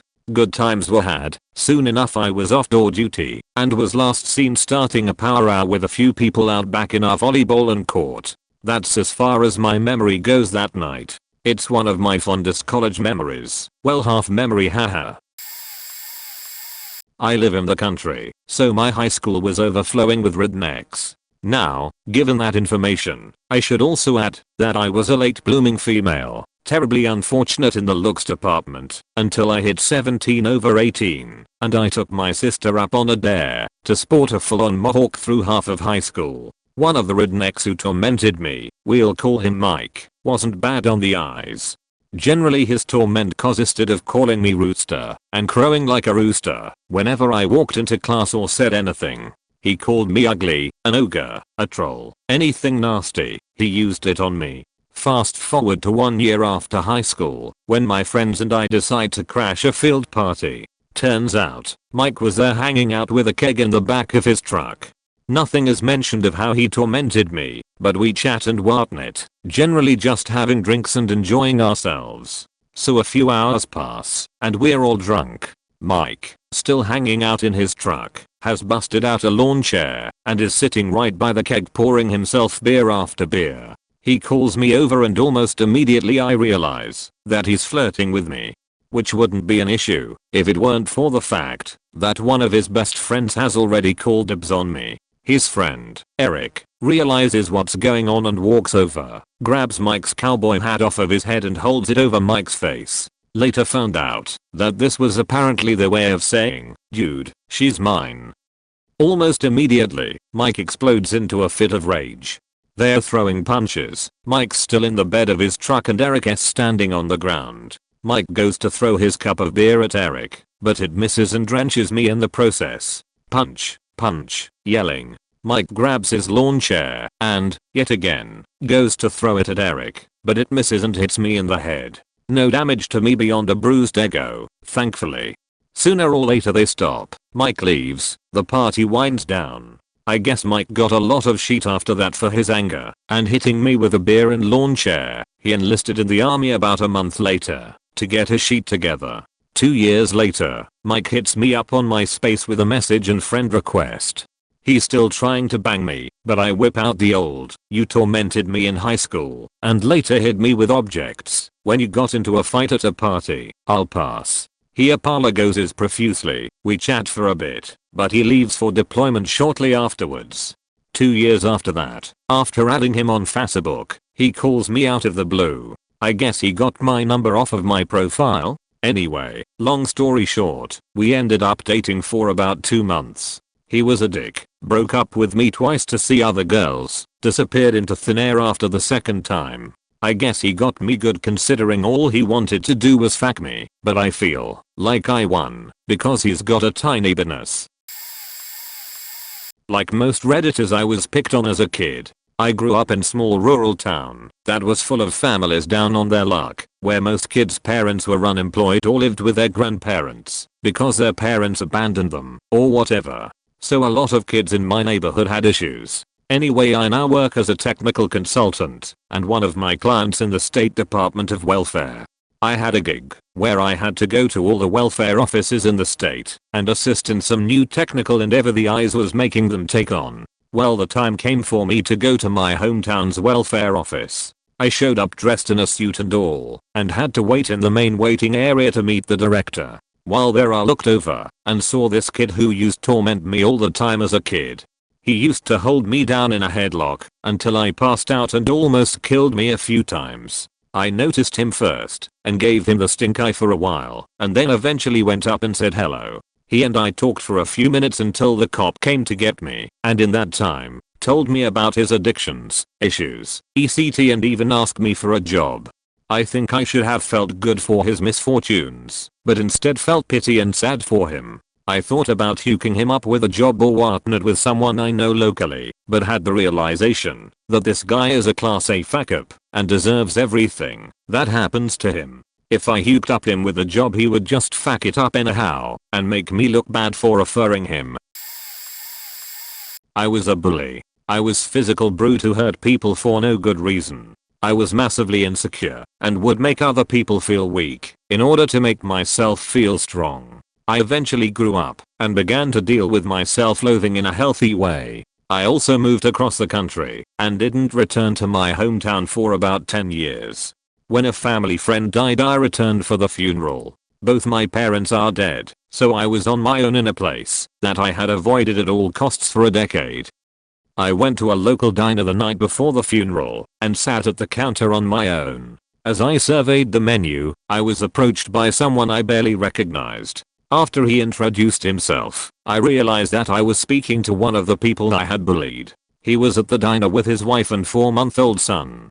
I must have turned bright red. I felt so guilty about how I treated him and was sure that he was going to confront me about my actions. I was already readying my apology when he invited me over to eat with his family. He said that no one should eat alone at a restaurant. We had a good evening and he and his gorgeous wife brought me up to speed on all that had changed in the 10 years I had been away.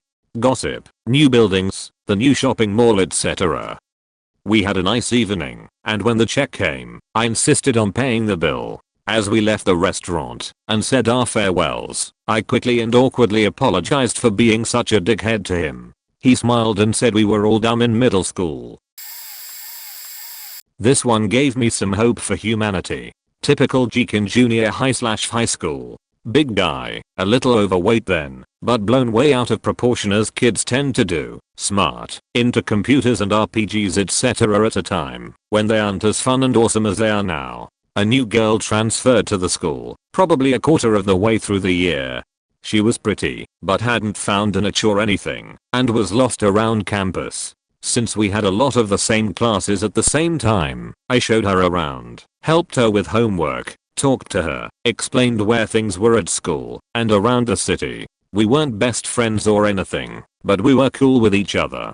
However, as anyone that has been through HS knows, that never seems to last. She got in with the popular kids, that whole pretty thing, and us low tier geeks were spite fodder for that type. Complete 180 in attitude towards me. While I found it a bit upsetting, life goes on. Just one more person that has an issue, because they don't understand, or because someone's different.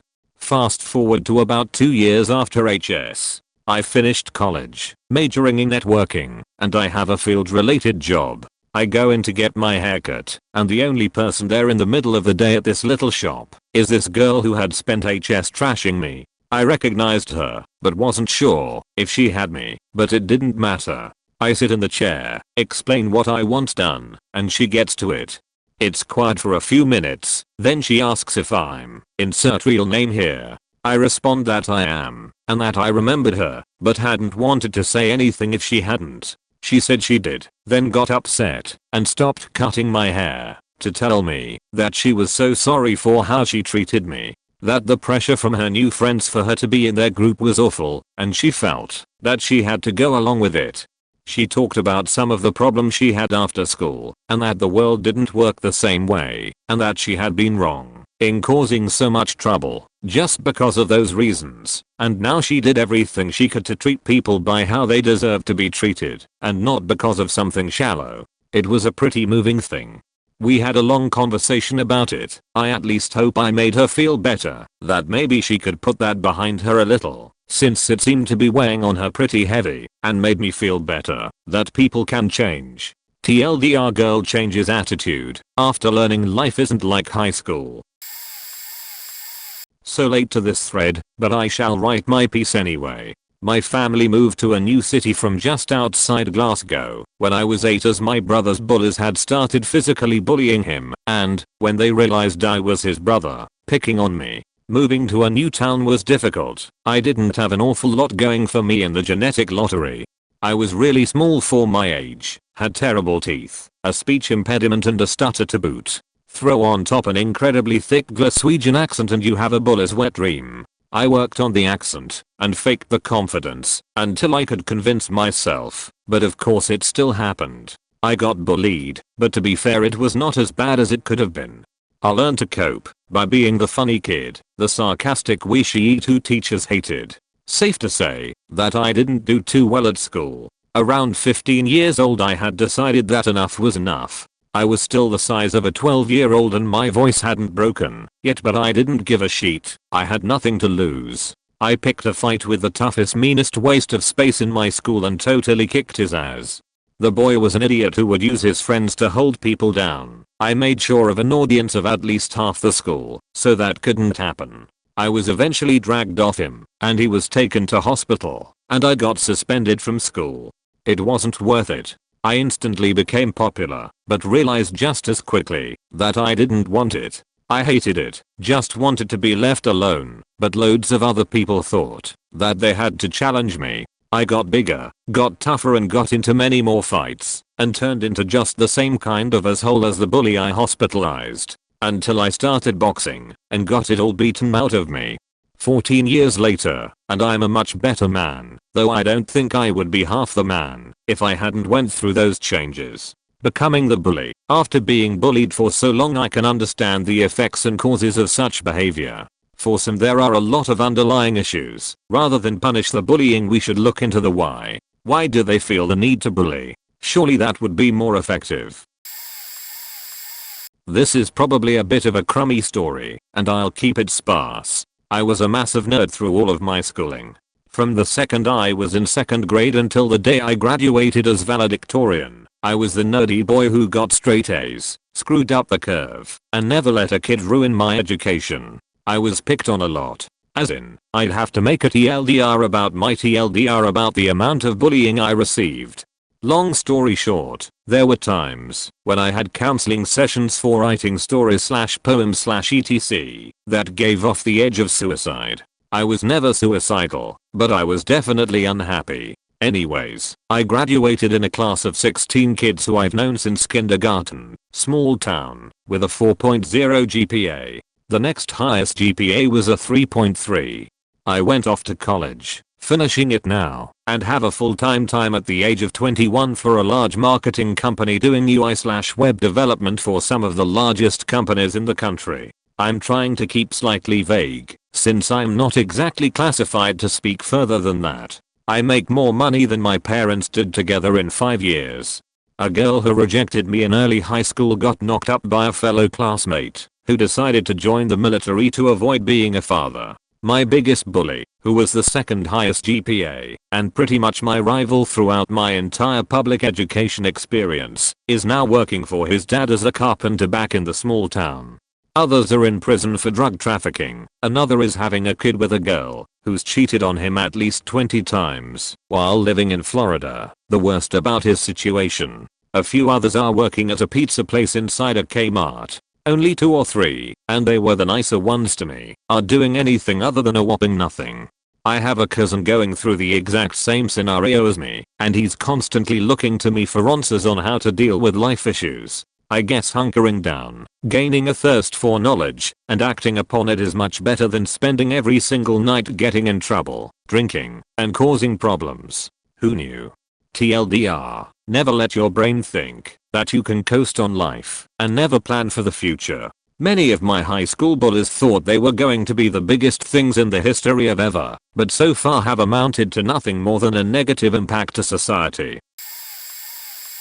I was in Scouts about 7 or 8 years back when this happened, and there was this one kid, I'll call him James, with about 2 years and 50 pounds on me, who consistently treated me badly. I don't know if he was doing it to get a reaction, but literally he would go out of his way to mock me and make me feel horrible about myself.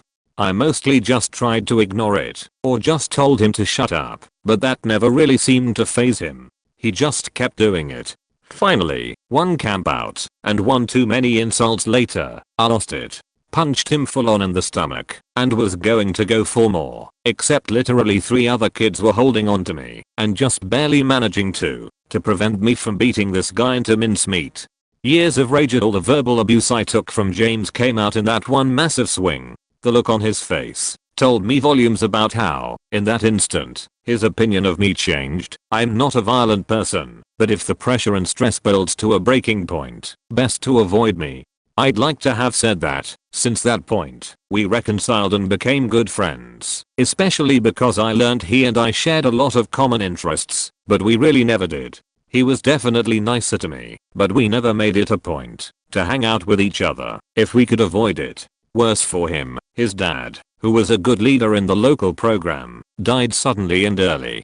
And that sent him to a dark place for a few years. He eventually did make Eagle and dedicated his mentor pin to the memory of his father. Last I heard, he moved away for college and is doing better than he was. I really hope his life is okay now, because he definitely deserves to have a better future than the past he was dealt. There was a guy I went to high school with who was a massive asshole. He never picked on me personally, but would constantly pick on one of my friends who was dating a girl he had a thing for. My buddy was pretty small and wouldn't defend himself from this guy. I saw him one day smashing a cupcake, one of those Hostess ones with the white swirl on top, into his face with one hand and holding him down on the ground with the other. He was doing it in the hallway and everyone that saw it was laughing at my buddy. I faking snapped and ripped him off my buddy and kicked the shit out of him. We got hauled off to the vice principal/disciplinarian, and after I explained the situation and he confirmed it with some witnesses, he let me off with a few detentions. The bully ended up getting suspended. After he was back in school a few days/week later, he tried jumping me with his friends. Because he was an asshole bully, his friends were cowards, and as soon as they saw I wasn't going down easily they took off, and I kicked his ass again. He skulked away, and I told him I would fuck him up every time I saw him picking on my friend or anyone else. He was still a bully afterwards, but much less severe, and he completely stopped picking on my friend. Well, fast forward about 9 years, and I pull into a gas station with a nice new car that I literally just bought that day. I walked into the gas station store and came out to see two guys admiring my car and talking about how nice it was. Their backs were towards me, and one guy turned around and told me how much he liked my car. The other guy started saying the same thing as he was turning around and then stopped mid-sentence. He was the same piece of shit bully from high school. He had aged poorly, gained a bunch of weight, and lost a bunch of teeth. It was also pretty evident that he was a gas pumper at the gas station. I had a huge smile on my face as I told him to fill it up with premium and to not fuck it up. He looked super pissed and looked miserable. He filled it up without saying a word. He finished up, and I crumpled a dollar bill and threw it on the ground. All I said was, "Looks like you've done great things with your life, bro. Glad to see assholes get what they deserve." He definitely looked like he was about to cry as I drove away. Might not be as great as the others, but it left me feeling good.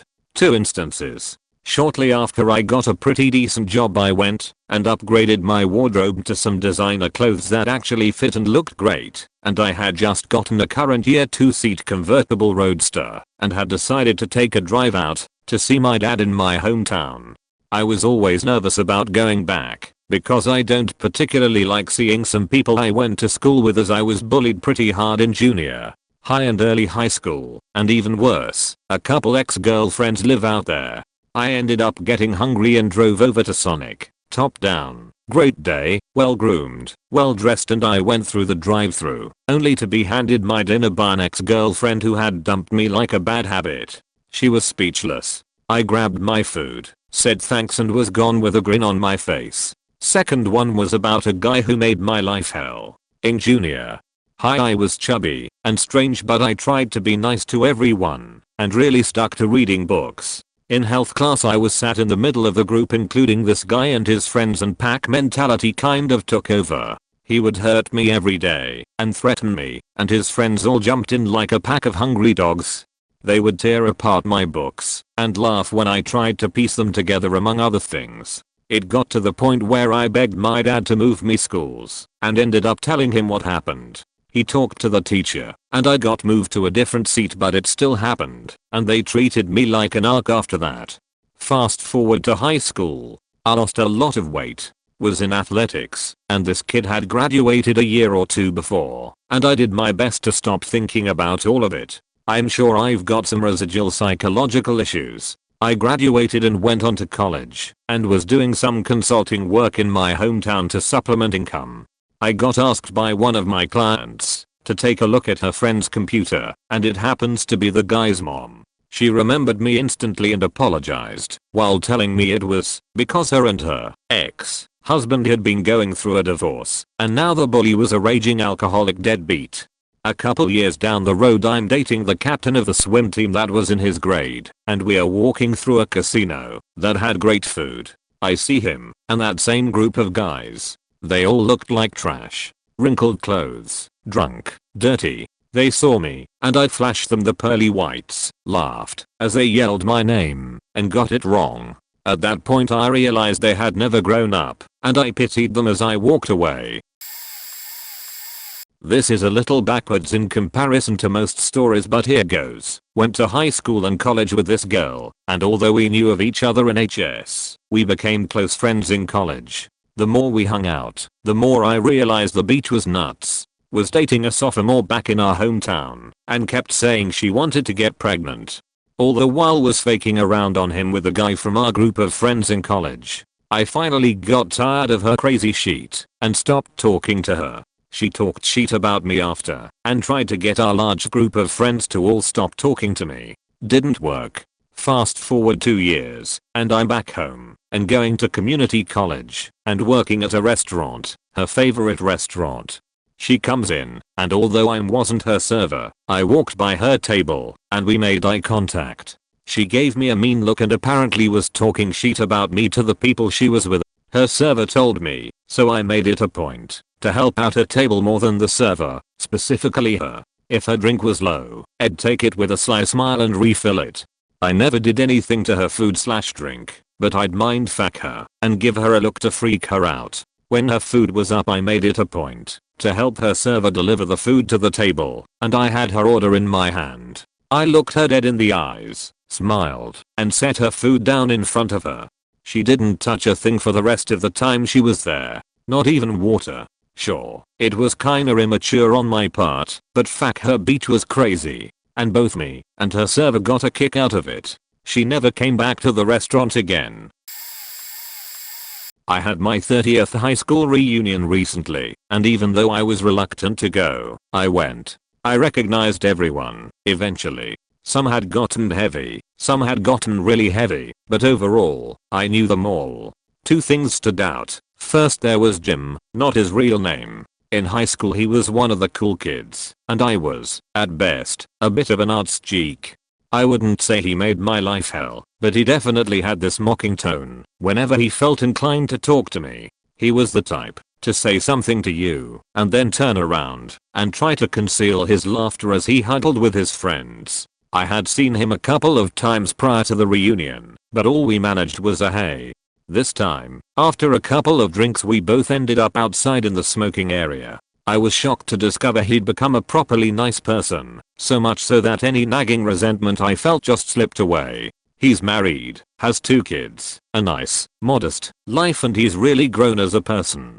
The second was a little different. There was a guy I hung out with in high school whom I considered my best friend. We were both kind of outcasts. He was smaller, very quiet, but funny, and we had a good friendship.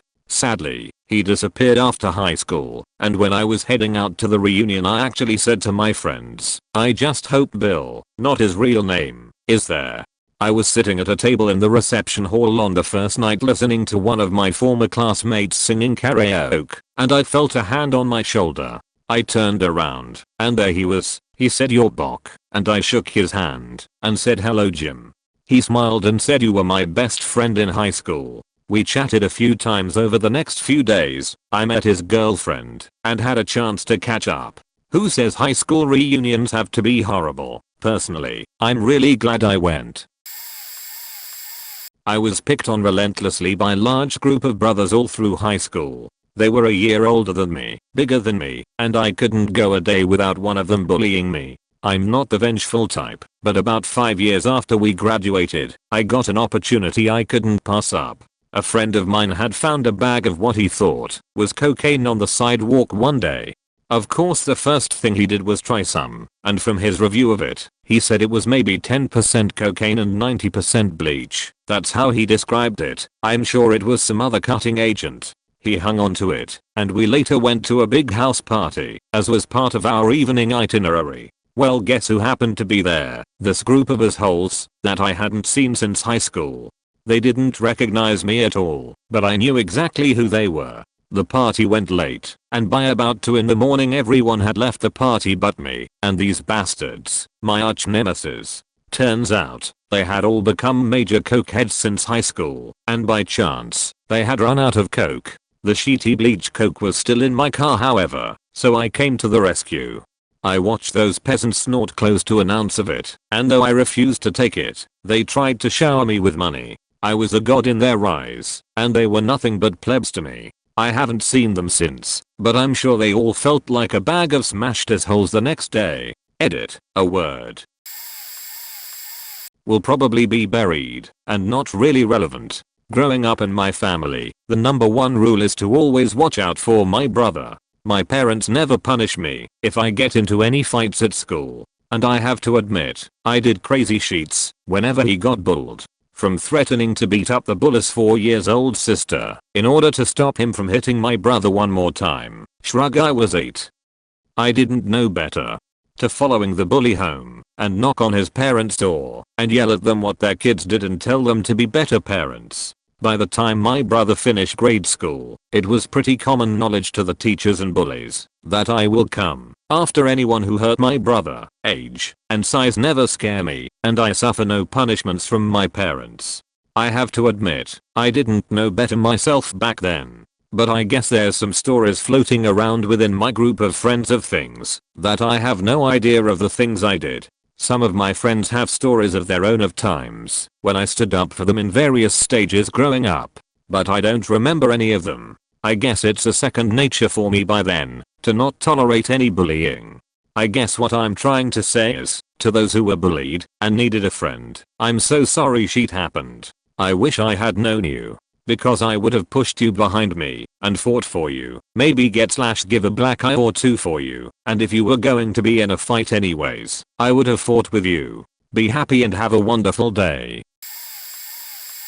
Went to new school age 14. I was very small for my age, pale, pasty and sorta pudding shaped. On my first day, I run into this massive chap who starts kicking my rucksack as we leave class. I turn around to give him a piece of my mind and literally get punched across a table. I was punched in the head. I fell backwards onto a table and slide off it onto the other side.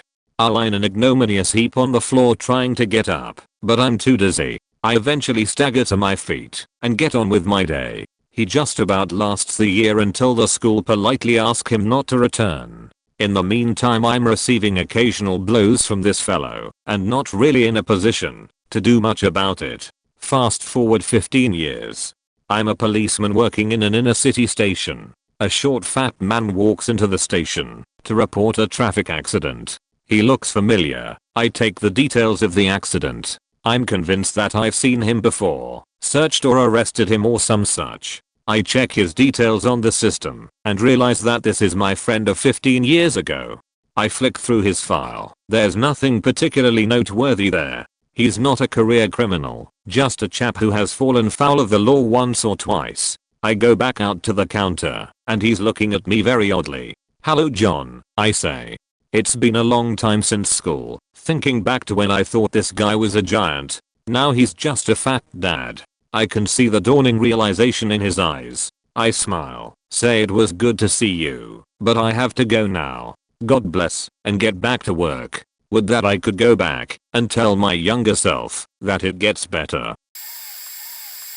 Mine's not really as cool and satisfying as some of these seem to be. Little bit of a background, so it makes sense. I was born with a genetic condition called congenital myopathy, which basically meant I was physically able to do most activities, but not to the fullest extent of someone my age, and also meant that my muscles were going to keep degenerating over time. Okay. When I was in the 2nd or 3rd grade, I used to hang out with a guy that was unanimously despised by everybody in his grade. Forgot to mention, 2 years older than me in my brother's grade. He was constantly bullied and treated like crap. I was nice to him because I've always felt that shouldn't treat anybody like crap because you're not really superior to them. One day out of the blue, just when recess is about to end, the guy throws me to the ground and tells me that he will not help me up until I drank my entire bottle of water. I couldn't get up by myself because of my condition, and he knew that I wasn't going to finish that whole bottle of water. Don't ask me why, but I've never been a huge water drinker. To this day I only drink about 2 cups a day. I felt pretty goddamn betrayed by this guy whom I thought to be my friend. After about 5 minutes of me sitting there on the ground waiting for this bastard to help me up, one guy that saw the whole thing confronted him and helped me to my feet. I'm a pretty introverted guy, and not to ring my own bells, but I've always been really charismatic and nice to people. Suffice it to say, when people from my grade and my brother's grade found out, they unanimously wanted to beat the crap out of him. Of course, they always wanted to, but now their passions were inflamed. A couple of weeks later, my brother tells me about a plan to catch him just when he was leaving school and shooting.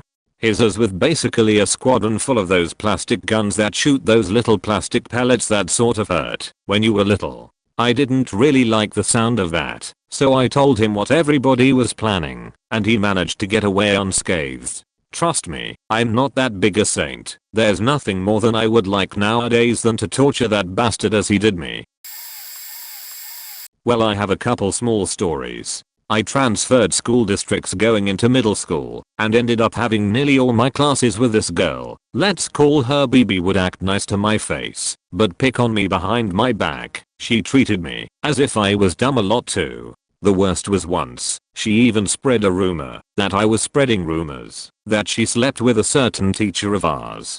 I was 11 and still somewhat sheltered at the time and barely understood what it meant, but I nearly had a panic attack when I was called to the principal's office to explain it to them while she sat there pretending to cry. Once when my mum was picking me up, she pulled that act and told my mother I was a bad kid. That's when the school had to separate my classes from hers.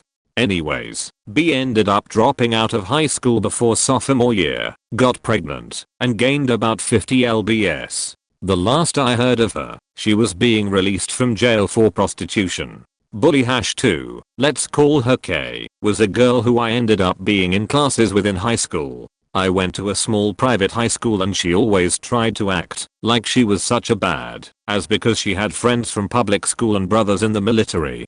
She liked to think that she could boss people around and make others respect her regardless of whether she chose to respect them back. She was 6 feet and 300 pounds and used her size as an advantage to scare people. She would hang out with my group of friends all the time and treat me so rudely, and unlike everyone who was scared of her, I grew really sick of it. At lunch one day was insulting me for having been a competitive figure skater and missing school a lot because of it, and calling it stupid. I remember just ripping her a new one in front of everyone in the cafeteria, which looked like the equivalent to a mouse yelling at an elephant, since I'm about 5 feet 2 and 125 pounds. She then turned all of my friends against me, and she talked me on Facebook. The school ended up finding about her doing that, and had to take action, which she blamed me for. I made better friends toward the end of my senior year, while she continued to be malicious toward me, attempted to run over my then boyfriend, also threw away a note I left on my favorite teacher's desk before we graduated. After I graduated, I felt liberated to know I'd never have to deal with her shit ever again. Half a year later, I got a message from her via a mutual friend. She was just talking to me saying that she was dead to talk to the person she hated the most in high school. I said to her, that's sad that you haven't forgotten about that. I've moved on, and I suggest you do the same, or it's really going to hurt you in life. I've never heard from her since. She ended up getting kicked out of the military and now weighs over 400 pounds. This is getting buried. I don't care. I went to a private school that was pre-K through 12, and in 3rd grade a new kid came. We'll call him Bobby. Well, 3rd grade was when social cliques seemed to form, and this douche-cano instantly took a disliking to me, and in the process, managed to turn all of my former friends against me. As luck would have it, this is the group that ended up being cool. High drama in the 3rd grade, right? From this point on, old Bobby goes about bringing me down every day in only the ways that spoiled rich private school kids can. It sucked. Not physical for the most part, but just those self-confidence deflating personal jabs, all the way through 8th grade. Cut to entering 9th grade and I convinced my parents I need to be more worldly and go to public school. I was super pumped to leave behind my old self and start anew in an environment where nobody knew me and I could mold myself into whatever I wanted to be. Problem: fucking Bobby came to the same public HS. We had a very good sports reputation there, though, so it makes sense that we would both leave the smaller private school for the advantages provided there in our respective sports.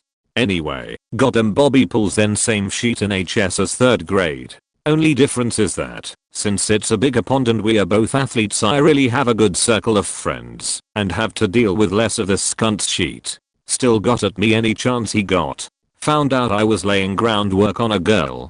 Came in and beat me at it. I won a big race. He threw 3 touchdowns. I make a comment in class. He has some snide shit to say.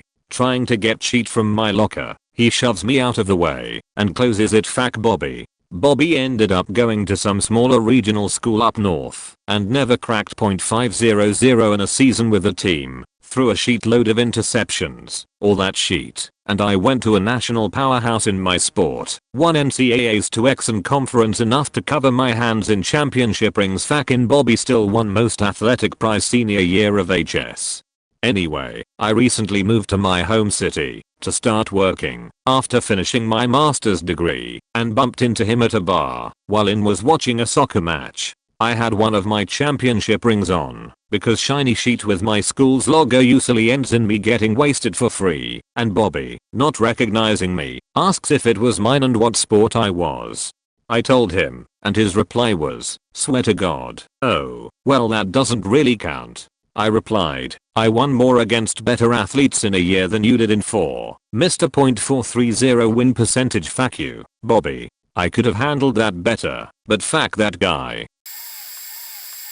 This isn't exactly meeting them, but it's still funny. Let's start things off with a little background. I'm gay and I came out in my sophomore year. I really only told my friends, but these things get out. There was this guy that picked on me relentlessly in the halls, I assume since I was out and proud. Now to jump to the recent events. Being a guy and all, I one day decided to have a little fap time, so I get myself set up at my computer looking for some hot sexy men to watch. I happen upon a site with some previews of different studios and decided look around a little. Now while I'm going through some of them, I spot one guy who looks familiar. Being that I want to find the best for the task at hand, I disregard it and move on. A month or so pass by and I'm at a party for a friend of mine who I went high school with. We chat and think back about all the dicks in school. I mean, come on, all we do is talk trash about people in school after we graduate, and we come upon this guy that picked on me. My friend tells me that this guy's most recent job just happens to be as a gay porn star. So now I go check it out, and sure enough he seems to really love his job, if you know what I mean. Not really me meeting him, but it makes me giggle on the inside. Although in a side note I feel a little bad that, if he plays for the same team, Aka not just doing it for money, he had to hide it in school. TLDR, bully picks on me in school, almost fapped to him taking in the rear.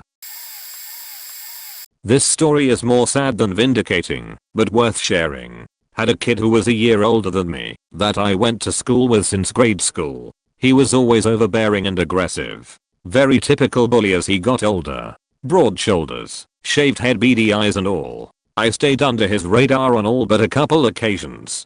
He was actually the only person I ever felt tried to intimidate me, and even then it wasn't ever too severe. A push here, a stare down there, etc. Others weren't so lucky. Saw him beat the shit out of at least 2 people on school grounds, and get into dozens of other confrontations. Fast forward a decade or so, and I see him on the news.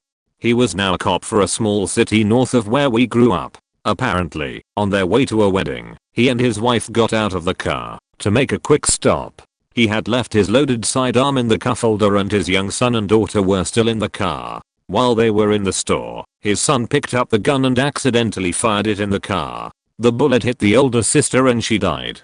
This is definitely overkill as far as any revenge fantasy would go, and I haven't taken any joy out of it. It just happens to be a horrible story that involved the only bully I had to deal with. Also serves as a reminder to handle your weapons in a responsible fashion. He ended up being convicted of manslaughter. I don't believe he received any amount of sentence beyond time served though.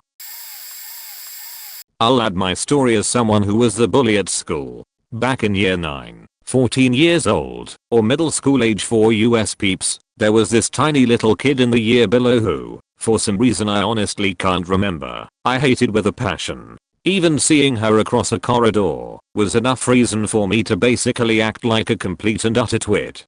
I called her names, pulled her hair, ripped her bag from her, and emptied it across the floor, kicked and tripped her up, and was generally evil to her. Skip forward to my second year of university, and I was arrested for disorderly intoxication after a house party gone wrong, which saw me getting into a fight. Because I'd damaged my knee, I needed to be taken to the hospital for both a check and also treatment.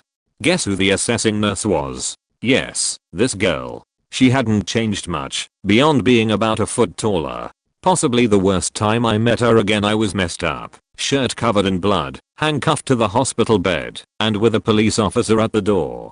The good thing is that we did manage to have something of a proper adult conversation and she seemed to feel that I'd grown up from the person she knew and was now a far nicer, kinder person as well as being more mature. Plus strangely we found that there were certain things we had in common.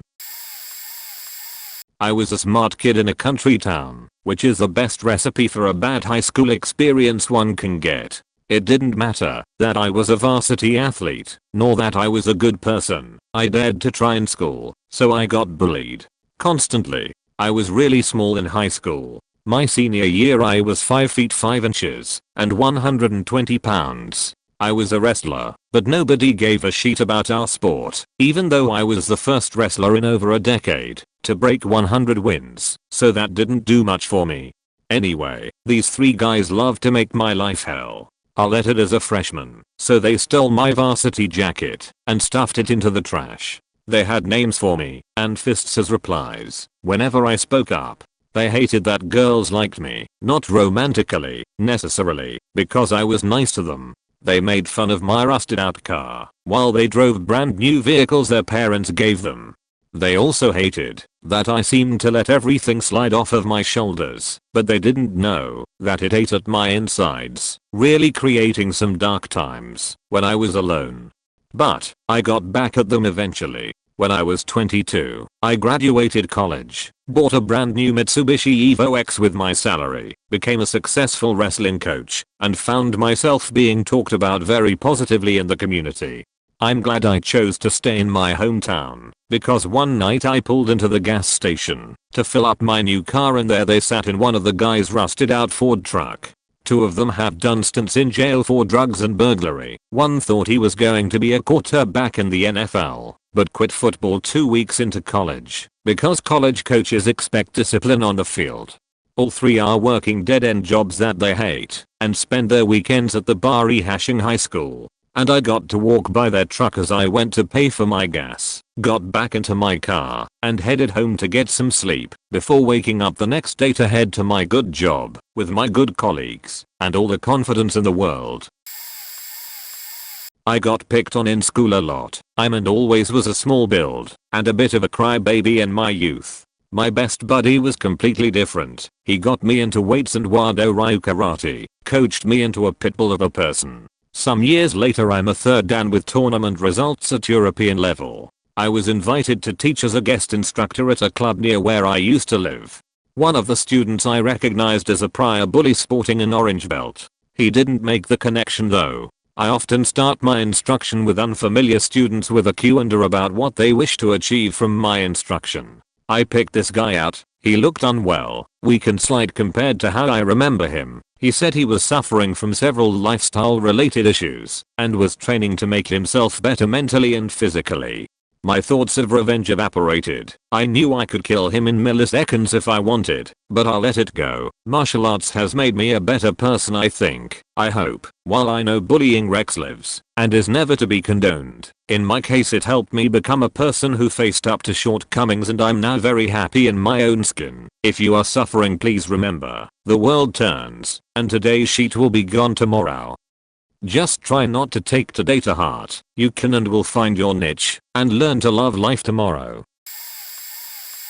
All throughout high school I was a big girl. Family ate poorly and I have very low self-esteem.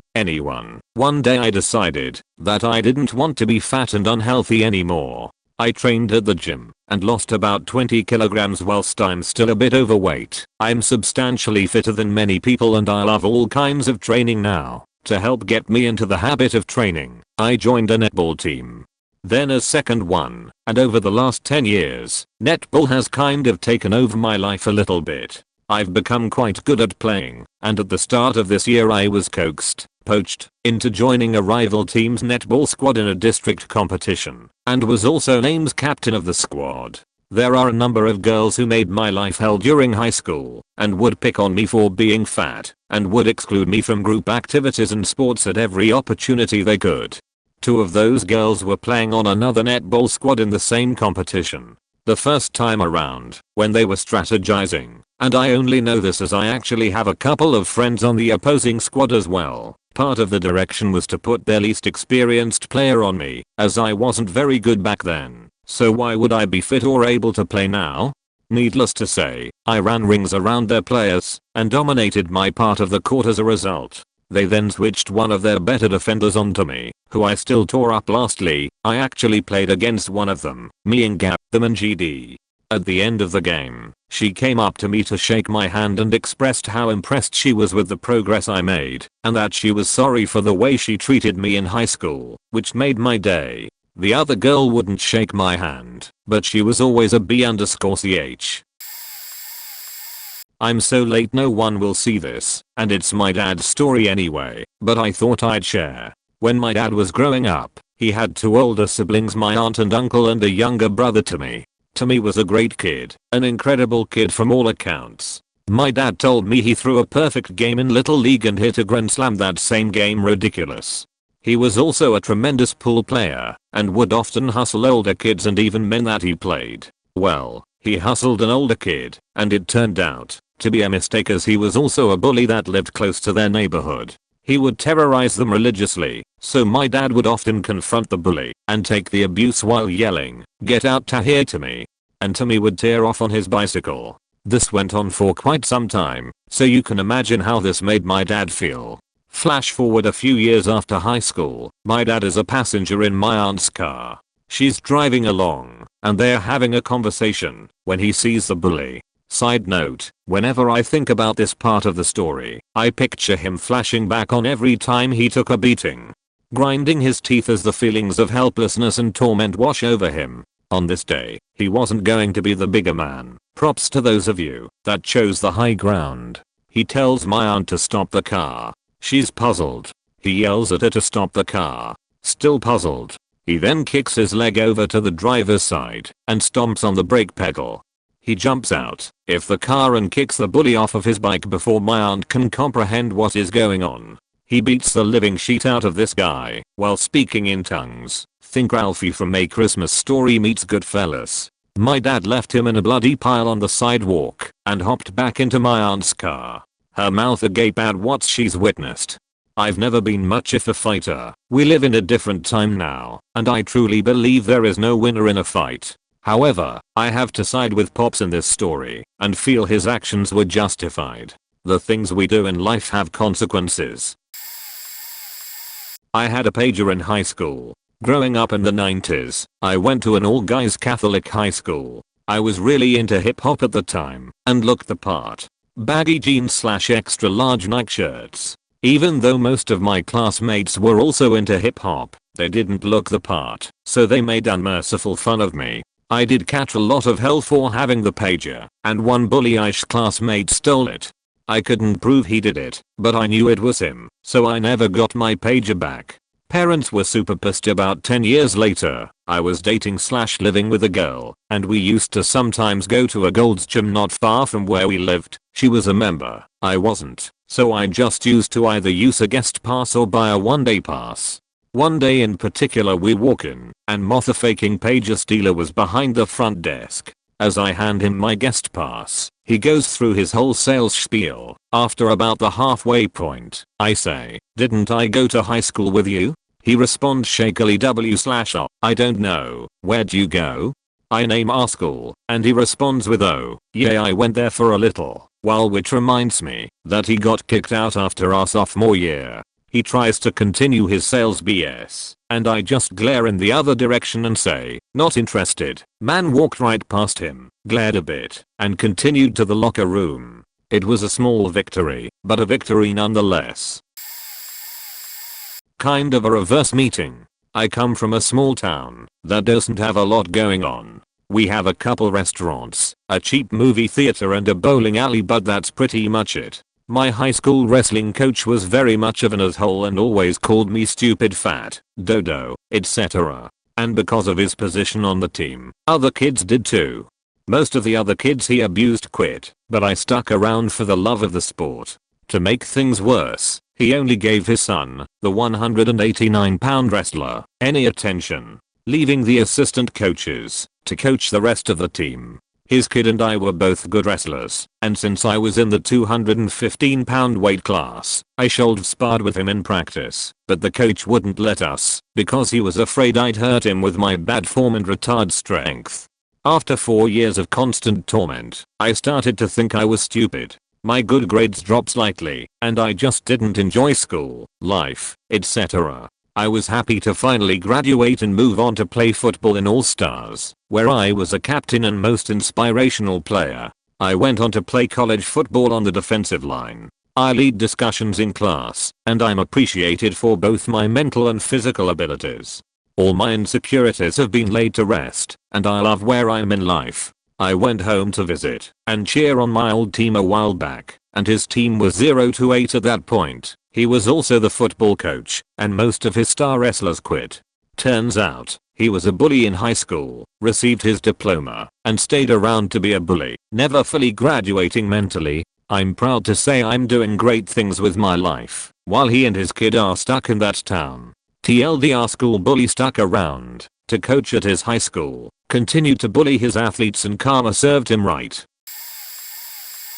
I was a quiet kid, preferred to read during recess, rather than go outside and be made fun of because my accent. I'm Australian. My brother had it worse though. He was 2 years older, and the kids were bigger and stronger in his class, and they targeted him something fierce. Anyway, one day my hat teacher forced me to go outside and play with the other kids. I wasn't on the field for 30 seconds before getting kicked in the back, tripped, punched, and choked in a headlock. My brother saw it happen, and he tried to help, but 2 kids his age grabbed him and wrapped him up, breaking his faking arm in the process. I still have nightmares 20+ years later hearing the scream coming from him laying on the ground, and I was helpless and unable to protect him. I saw the miserable asshole who injured my brother last summer. He's balding, fat, sloppy, and working at an auto parts store. It took every ounce of my strength and resolve to not blindside him with a flying dragon kick to the head. I even had my Glock in an open carry holster, and the thought went through my head of pressing the muzzle against his eye and make him beg for his life. Make him feel the kind of terror and stomach-wrenching fear that I carried when attending school. In the end, I just dumped the few items I had in my hands on the floor and walked out. Let him pick up the crap I left behind. I'm probably late to this, but I'll post anyways. I'm on my phone, so I apologize for spelling and possible bad grammar. Well, I had 2 bullies in middle school. I was a very tall and skinny guy, 6 feet 4 inches, 160 pounds. Also, extremely nerdy dude with only a few friends, one of which was a hot girl that didn't give 2 sheets about my socially awkwardness and said she loved me. Also, all the other girls hated, which added to my drama. Anyways, both kids were in the 6-foot range like me but were bulky. One was fat, the other was muscles. The first one, I'll call him Bullier, was fat, heavy into drugs, and I assumed dealt drugs as well. That's why he was popular-ish. He would regularly make verbal comments about how gay I was, I'm not, and how one day he's going to beat my ass. A good bit of drama was stirred up one day that I was talking shit about him. I defiantly was not. I was too scared to even talk shit behind his back. He actually approached me and asked me if I was talking shit or not. I of course told him I would never act like a bussy and talk behind anyone's back. He agreed that talking behind his back is what beaches would do, and if he found out I was doing it, I would be dead and no one would trace it back to him. Nothing ever came of this other than in verbal abuse. Well, the semester ended, and we all went on Christmas break. Second semester started, and I was called into the front office, asked if I wanted to go to the next grade up early due to my straight A's and my age. I was a year older than most for my grade. Well, of course I accepted, and went to the next grade up. Well, now I had a new bully, Bully B. He sat behind me in 2 of my 4 daily classes, and was in one of the remaining classes. At first he was cool with me, because I would give him my homework before classes, so he could copy, and during tests he developed a way to cheat without getting caught, which was me giving him the answers. Well, I soon found out he did almost zero work, and it pissed me off. He was making high grades. So I started writing down intentionally wrong answers, and right before turning in my work I would correct them. Well, apparently around this same time he was pulled aside by the teacher because he had the exact same answers as I did, so he decided to intentionally get a few answers wrong to try to prove he wasn't cheating. So he was now taking a few to prove he wasn't cheating, and he was losing more because I was feeding him bad information. Our teacher would sit on HW and tests for weeks. So when she would hand it back out he realized he was now failing, and I was still getting A's. He quickly caught on that I was feeding him misinformation, and then took to daily hazing. from holding sharp pencils in my back while in class to making death threats to me and my family if I told anyone. I know I went into a deep depression and my grades dropped dramatically. I began smoking and stealing alcohol from my parents. One day while I was sitting in my chair in the one class I didn't have with him, he and a few of his friends walked in. No teacher. The other guys held me down while he shoved his fingers in his ears and shoved his fingers up my nose. I apparently screamed. Teacher walked in, kicked them out, and asked me if I was okay. I said no. She asked if this is a regular thing, and I told her it was. I asked her not to do anything except talk to the other teachers and had me moved away from him in my classes I share with him. Well, they did even better then, that they rearranged my classes, so I didn't share any of them with him. I don't know if he ever caught on to why I was moved out of classes with him. To clarify, I had the same classes just at different times of the day. Well, I went on to HS and more or less forgot about them both. Well, one day I'm talking to a kid I knew back in middle school, and he randomly brings up Bully B. Apparently over summer break after middle school he decided he was going to rob some old lady and steal a car. Well, as he was fleeing from the police he ran a red light or couldn't stop fast enough and went under a semi-truck trailer and it decapitated him.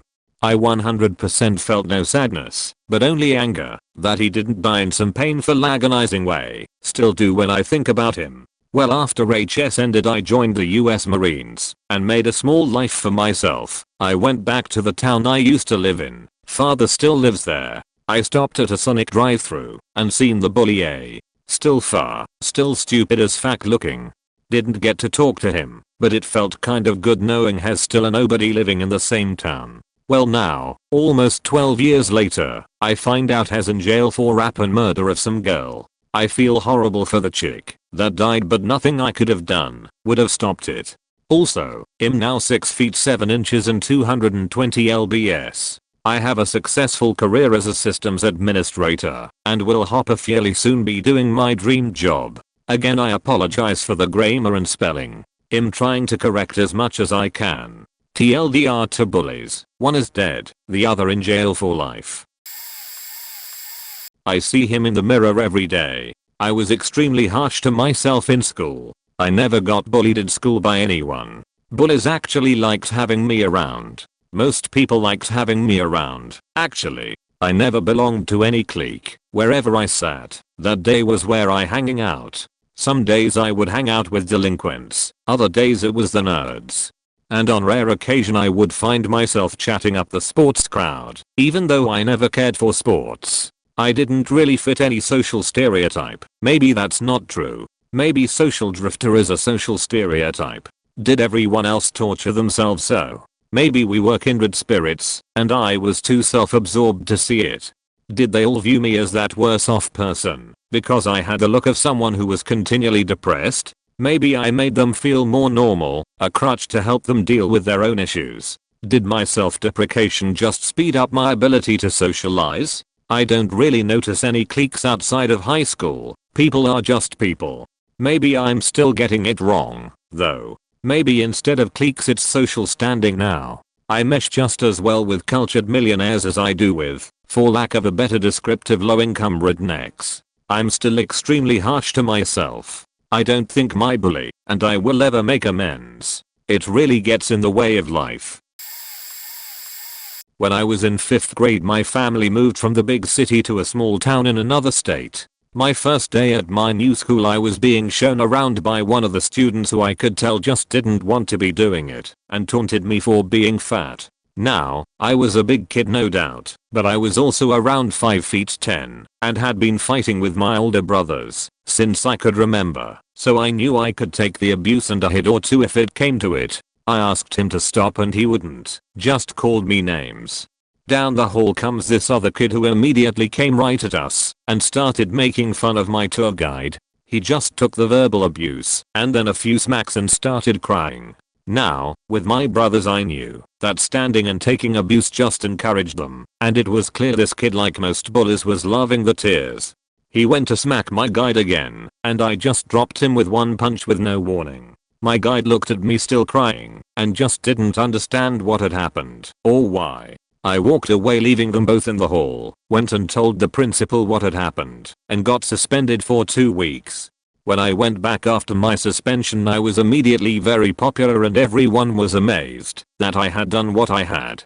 Turns out the kid I hit was the school bully and most people were afraid him. He wasn't very effective as a bully after that I suppose, and eventually moved away. Q to university, and who was in my first class sitting a few rows away in lecture, but the old school bully. I moved a bit closer to him, and eventually caught his eye and he came over to me after the lecture ended. We talked for a bit, and he came around to thanking me for stopping him that day. He said he was just a very angry kid, didn't really give a reason, but he seemed sincere. We hung out a few times, ended up rooming together sophomore year on, and became really good friends. 2 years ago I was the best man in his wedding, and last June he was the best man in mine. Sometimes, I think we just need to shine a mirror on people's behavior, and it can be enough to plant the seeds of change. Sometimes a moderate amount of violence can work wonders. TLDR, new school, got teased on day 1, stopped my bully's bully by hitting him. 15 years later bully's bully is my best friend and I'm still glad I hit him. Also, typed bully so many times it looks weird. Bully. See. A woman moved from Belgium to America to teach French to elementary kids. When I was a kid, I wasn't a mean-spirited kid, but I was active and talkative and very hyper. I also wasn't the nicest all the time. I think lots of kids can be this way. Anyway, I remember making this lady cry when I was in 5th grade. She was complaining about us not learning or something, and calling me out on some behavior, talking too much or something like that. I think I said something along the lines of, well, if you were a better teacher and had anything interesting or worth learning to teach, maybe we'd pay attention. I thought it was quite buzzing and super witty etc. Well, she just looked at me for a long time and then left the classroom. She didn't teach for another week or so. Turns out she left the classroom crying, and another teacher talked to her about it. She was shaken up to the point that she wanted to quit etc. My mother worked for the school board and the other teacher eventually told her about it. I had to write a long apology letter and go talk to her and apologize with my mom and dad in tow. This was 17 years ago. Apparently she married one of my cousin's good friends. My cousin is 15 years older than me. I was home on leave from the military and went over to my cousin's house for a New Year's party. I saw this lady there and it all came rushing back. I felt terrible and I was hammered, so it was a bad combination. She recognized me and came to talk to me and was still the nicest lady ever with a slightly less prominent accent. I think I started getting a little teary-eyed because I started apologizing profusely to her about making such shitty statements to her. I don't think I'd ever really thought about how terrible the things I said must have made her feel. She said it was no big deal, I was a kid. But I remember, she must have already been struggling with self-worth or her calling as a teacher back then. Why else would something a 9-year-old told you make you leave the classroom crying and take off work for a week? TLDR, I made a teacher cry in 5th grade. Met her 17 years later at a New Year's party and pretty much broke down trying to apologize for the shitty and grateful things I said as a kid. I had a tormentor of mine who caused me endless grief in school from the 4th grade through high school. He was the leader of the cool dudes, and I was always the kid from the wrong side of the tracks. He was the nephew of the local car dealer. It was a pretty small town, and he never let us forget it. I joined the army after high school and didn't return to that town until my 15th high school reunion. Things had changed a bit. I had just returned from Desert Shield, the first Gulf War, and I was a helicopter pilot in the 101st Airborne Division. One of the distinctions of the 101st, they are authorized to wear jump boots with the Class A dress uniform. So I went to the reunion in my dress finest, pilot's wings, and war medals prominently displayed. Wow, you would not believe the reception I got. War veteran, army officer, pilot. It was nice to be welcomed as a returning soldier. 3 months after the war ended, the best was saved for last. I meet up with my former adversary, learn he is now the town drunk, and he is so envious of me. He drunkenly blabbers of how he had tried to enlist and was turned down, even in the National Guard, and how much he respected me for what I had done. He even gave me a very touching salute. I was finally past the wrong side of the track stigma, and I even felt some pity for him in his own personal hell. I went back for my 35th reunion recently, and he wasn't there. I did learn that he'd joined AA and was sober for 2 years, but couldn't bear the thought of coming to the reunion. Open bar. So it appeared the even my nemesis was finally getting his life together too. I got my revenge in junior high school against a bully, and as it would have it, heard stories about the bully later in life. I was being bullied by a specific burner. This is in the late 80s, early 90s. Long hair, metal shirts, ripped jeans. Let's call him TB for tall burner. He would always talk shit and I wouldn't fight, as I did not want to miss any soccer or wrestling matches. I was small, maybe 5 feet 0, 110 lbs. He wasn't huge, just a few inches taller. His little buddy, let's call him Megabyte for midget burner, was the one talking shit. I mean, this kid was 4 feet 8, 80 pounds soaking wet. Imagine the little sidekick bully from A Christmas Story, almost a clone with long hair and black metal shirt. Well, Megabyte was the main aggressor. I finally said I would fight outside of school. Later that day, there is a knock on my door. It's a gang of 5 burners, TB, and Megabyte included, on BMX bikes actually knocked on my door and told my dad they wanted to kick my ass. My dad asked if I wanted to fight TB. My dad actually stayed outside to make sure it was a fair fight. Moved to the front yard. I took the kid down with a double leg takedown. I punched him 5 or 6 times. I really faked up the right side of his face. I think he only got 1 punch in. Never bothered by them again. Edit. I forgot the funniest part. When they stopped at my house, my little brother was jumping around like Scrappy-Doo, screaming, "Let me at him, let me at him." 10 years later I heard he got into drugs, heroin, and tried to commit suicide. Spent time in jail for assault and robbery. He is actually a deadbeat dad to a girl I knew in grade school. TLDR beat the shit out of bully in junior high. Later in life, he is jail with drug issues and hopefully getting us wrapped by 300-pound guy named Tiny. So my bully story is not a fun one. I honestly wished it had a happy ending, but it doesn't. So in 5th and 6th grade, this one kid tormented me to the brink of suicide. Then he randomly moved after stealing one of my favorite bracelets. I was pissed, held a lot of resentment, and even sent him some messages because he made most of the school hate me.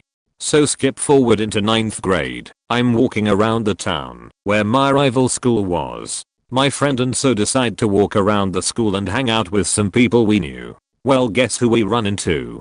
That piece of shit who made my life hell. Well, I could lie and say he changed, or I could tell the truth and say he changed. He did change in some ways, like he was even meaner, he was full of himself, and he got bigger. He was still an immature shit though, which wasn't too surprising. So he looks at me and laughs. He called me fat and started pushing me around, laughing about how he's in football and I'm in marching band. He cracks his knuckles and says, "I bet I could take you down. 1 hit. I'll let you throw the first punch though." I just kind of laughed and said no. Then he got mad, called me some names, and threw a punch. Here's where the story gets good. So after he threw that punch, a wave of adrenaline and years of hate pushed me to grab his fist. His eyes opened really wide, and he tried to pull back, but I was too strong for him. I punched him in the face, which knocked him out, and I just walked away. That was the last I heard of him. Either he grew up, or he's scared of me now. Either way, I was the bigger man, and I didn't just kick his ass right when I saw him. He, on the other hand, didn't grow up mentally at all. Change of pace here. I didn't have a bully in high school. All my tormentors were in middle school, and I managed to avoid 4 more years of this when my family moved, sending me to a different high school. The person I'm referring to in this one was actually my best and closest friend in high school. We had the best times together, but after I moved away for 4 years and came back, he changed a lot. Long story short, he became the judgmental douche that everyone else thought he was when we were friends. Only now he had turned it on me. When I first moved back, I lived with my dad and my car was on the fritz, so I would take 2 hours worth of public transit, bus, to train, to light rail, to come down and see my friends, and this asshole Could never make time for me, always in pursuit of a bussy that wanted nothing to do with him. It was pathetic and it hurt that he chose that. We finally came to stop being friends 7 years ago as he was being all high and mighty about me smoking pot now, even though he drinks every day, and I told him to fuck off. Fast forward to now, I have a decent job that pays well, and have been living on my own for the past 6 years. This cocksucker is an assistant manager at Target. I was shopping with my girlfriend when he came out of nowhere and starts talking, trying to puff up about how he's still in college and bragging about his 06 GTO, but he still lives with his parents LMAO. After he was done talking, he asked me about me. I said I was fine, and we went and purchased our things and left. I think that he's now 29, still living with his parents, working at Target, and his crowning achievement is a car. That was enough for me. His delusional success is all the satisfaction I needed.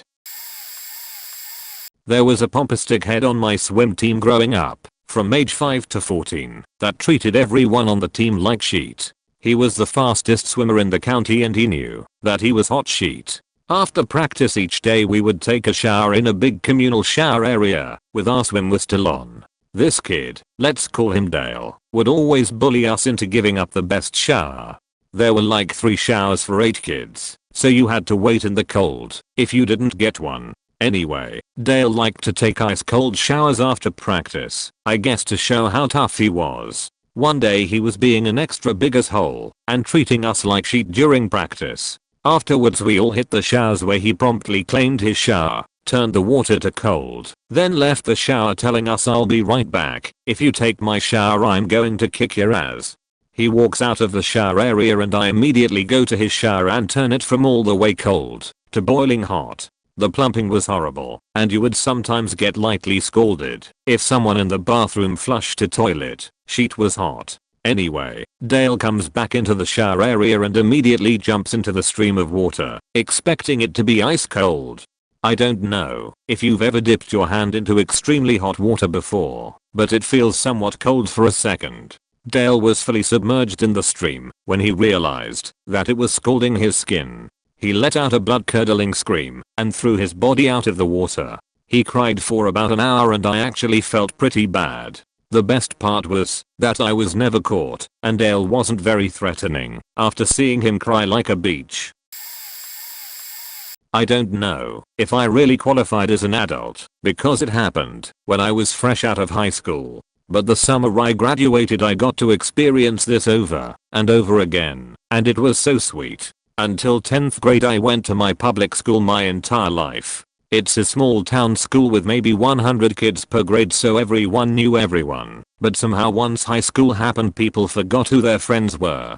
My freshman year my closest friends abandoned me. I was going through a rough time, friend's death, diagnosed with depression, just all around miserable, and my friends decided to just make fun of me because it was easy and it made them cool. I have never felt as isolated I did freshman year. Luckily I transferred to the private school my dad taught at, and I had an amazing time there.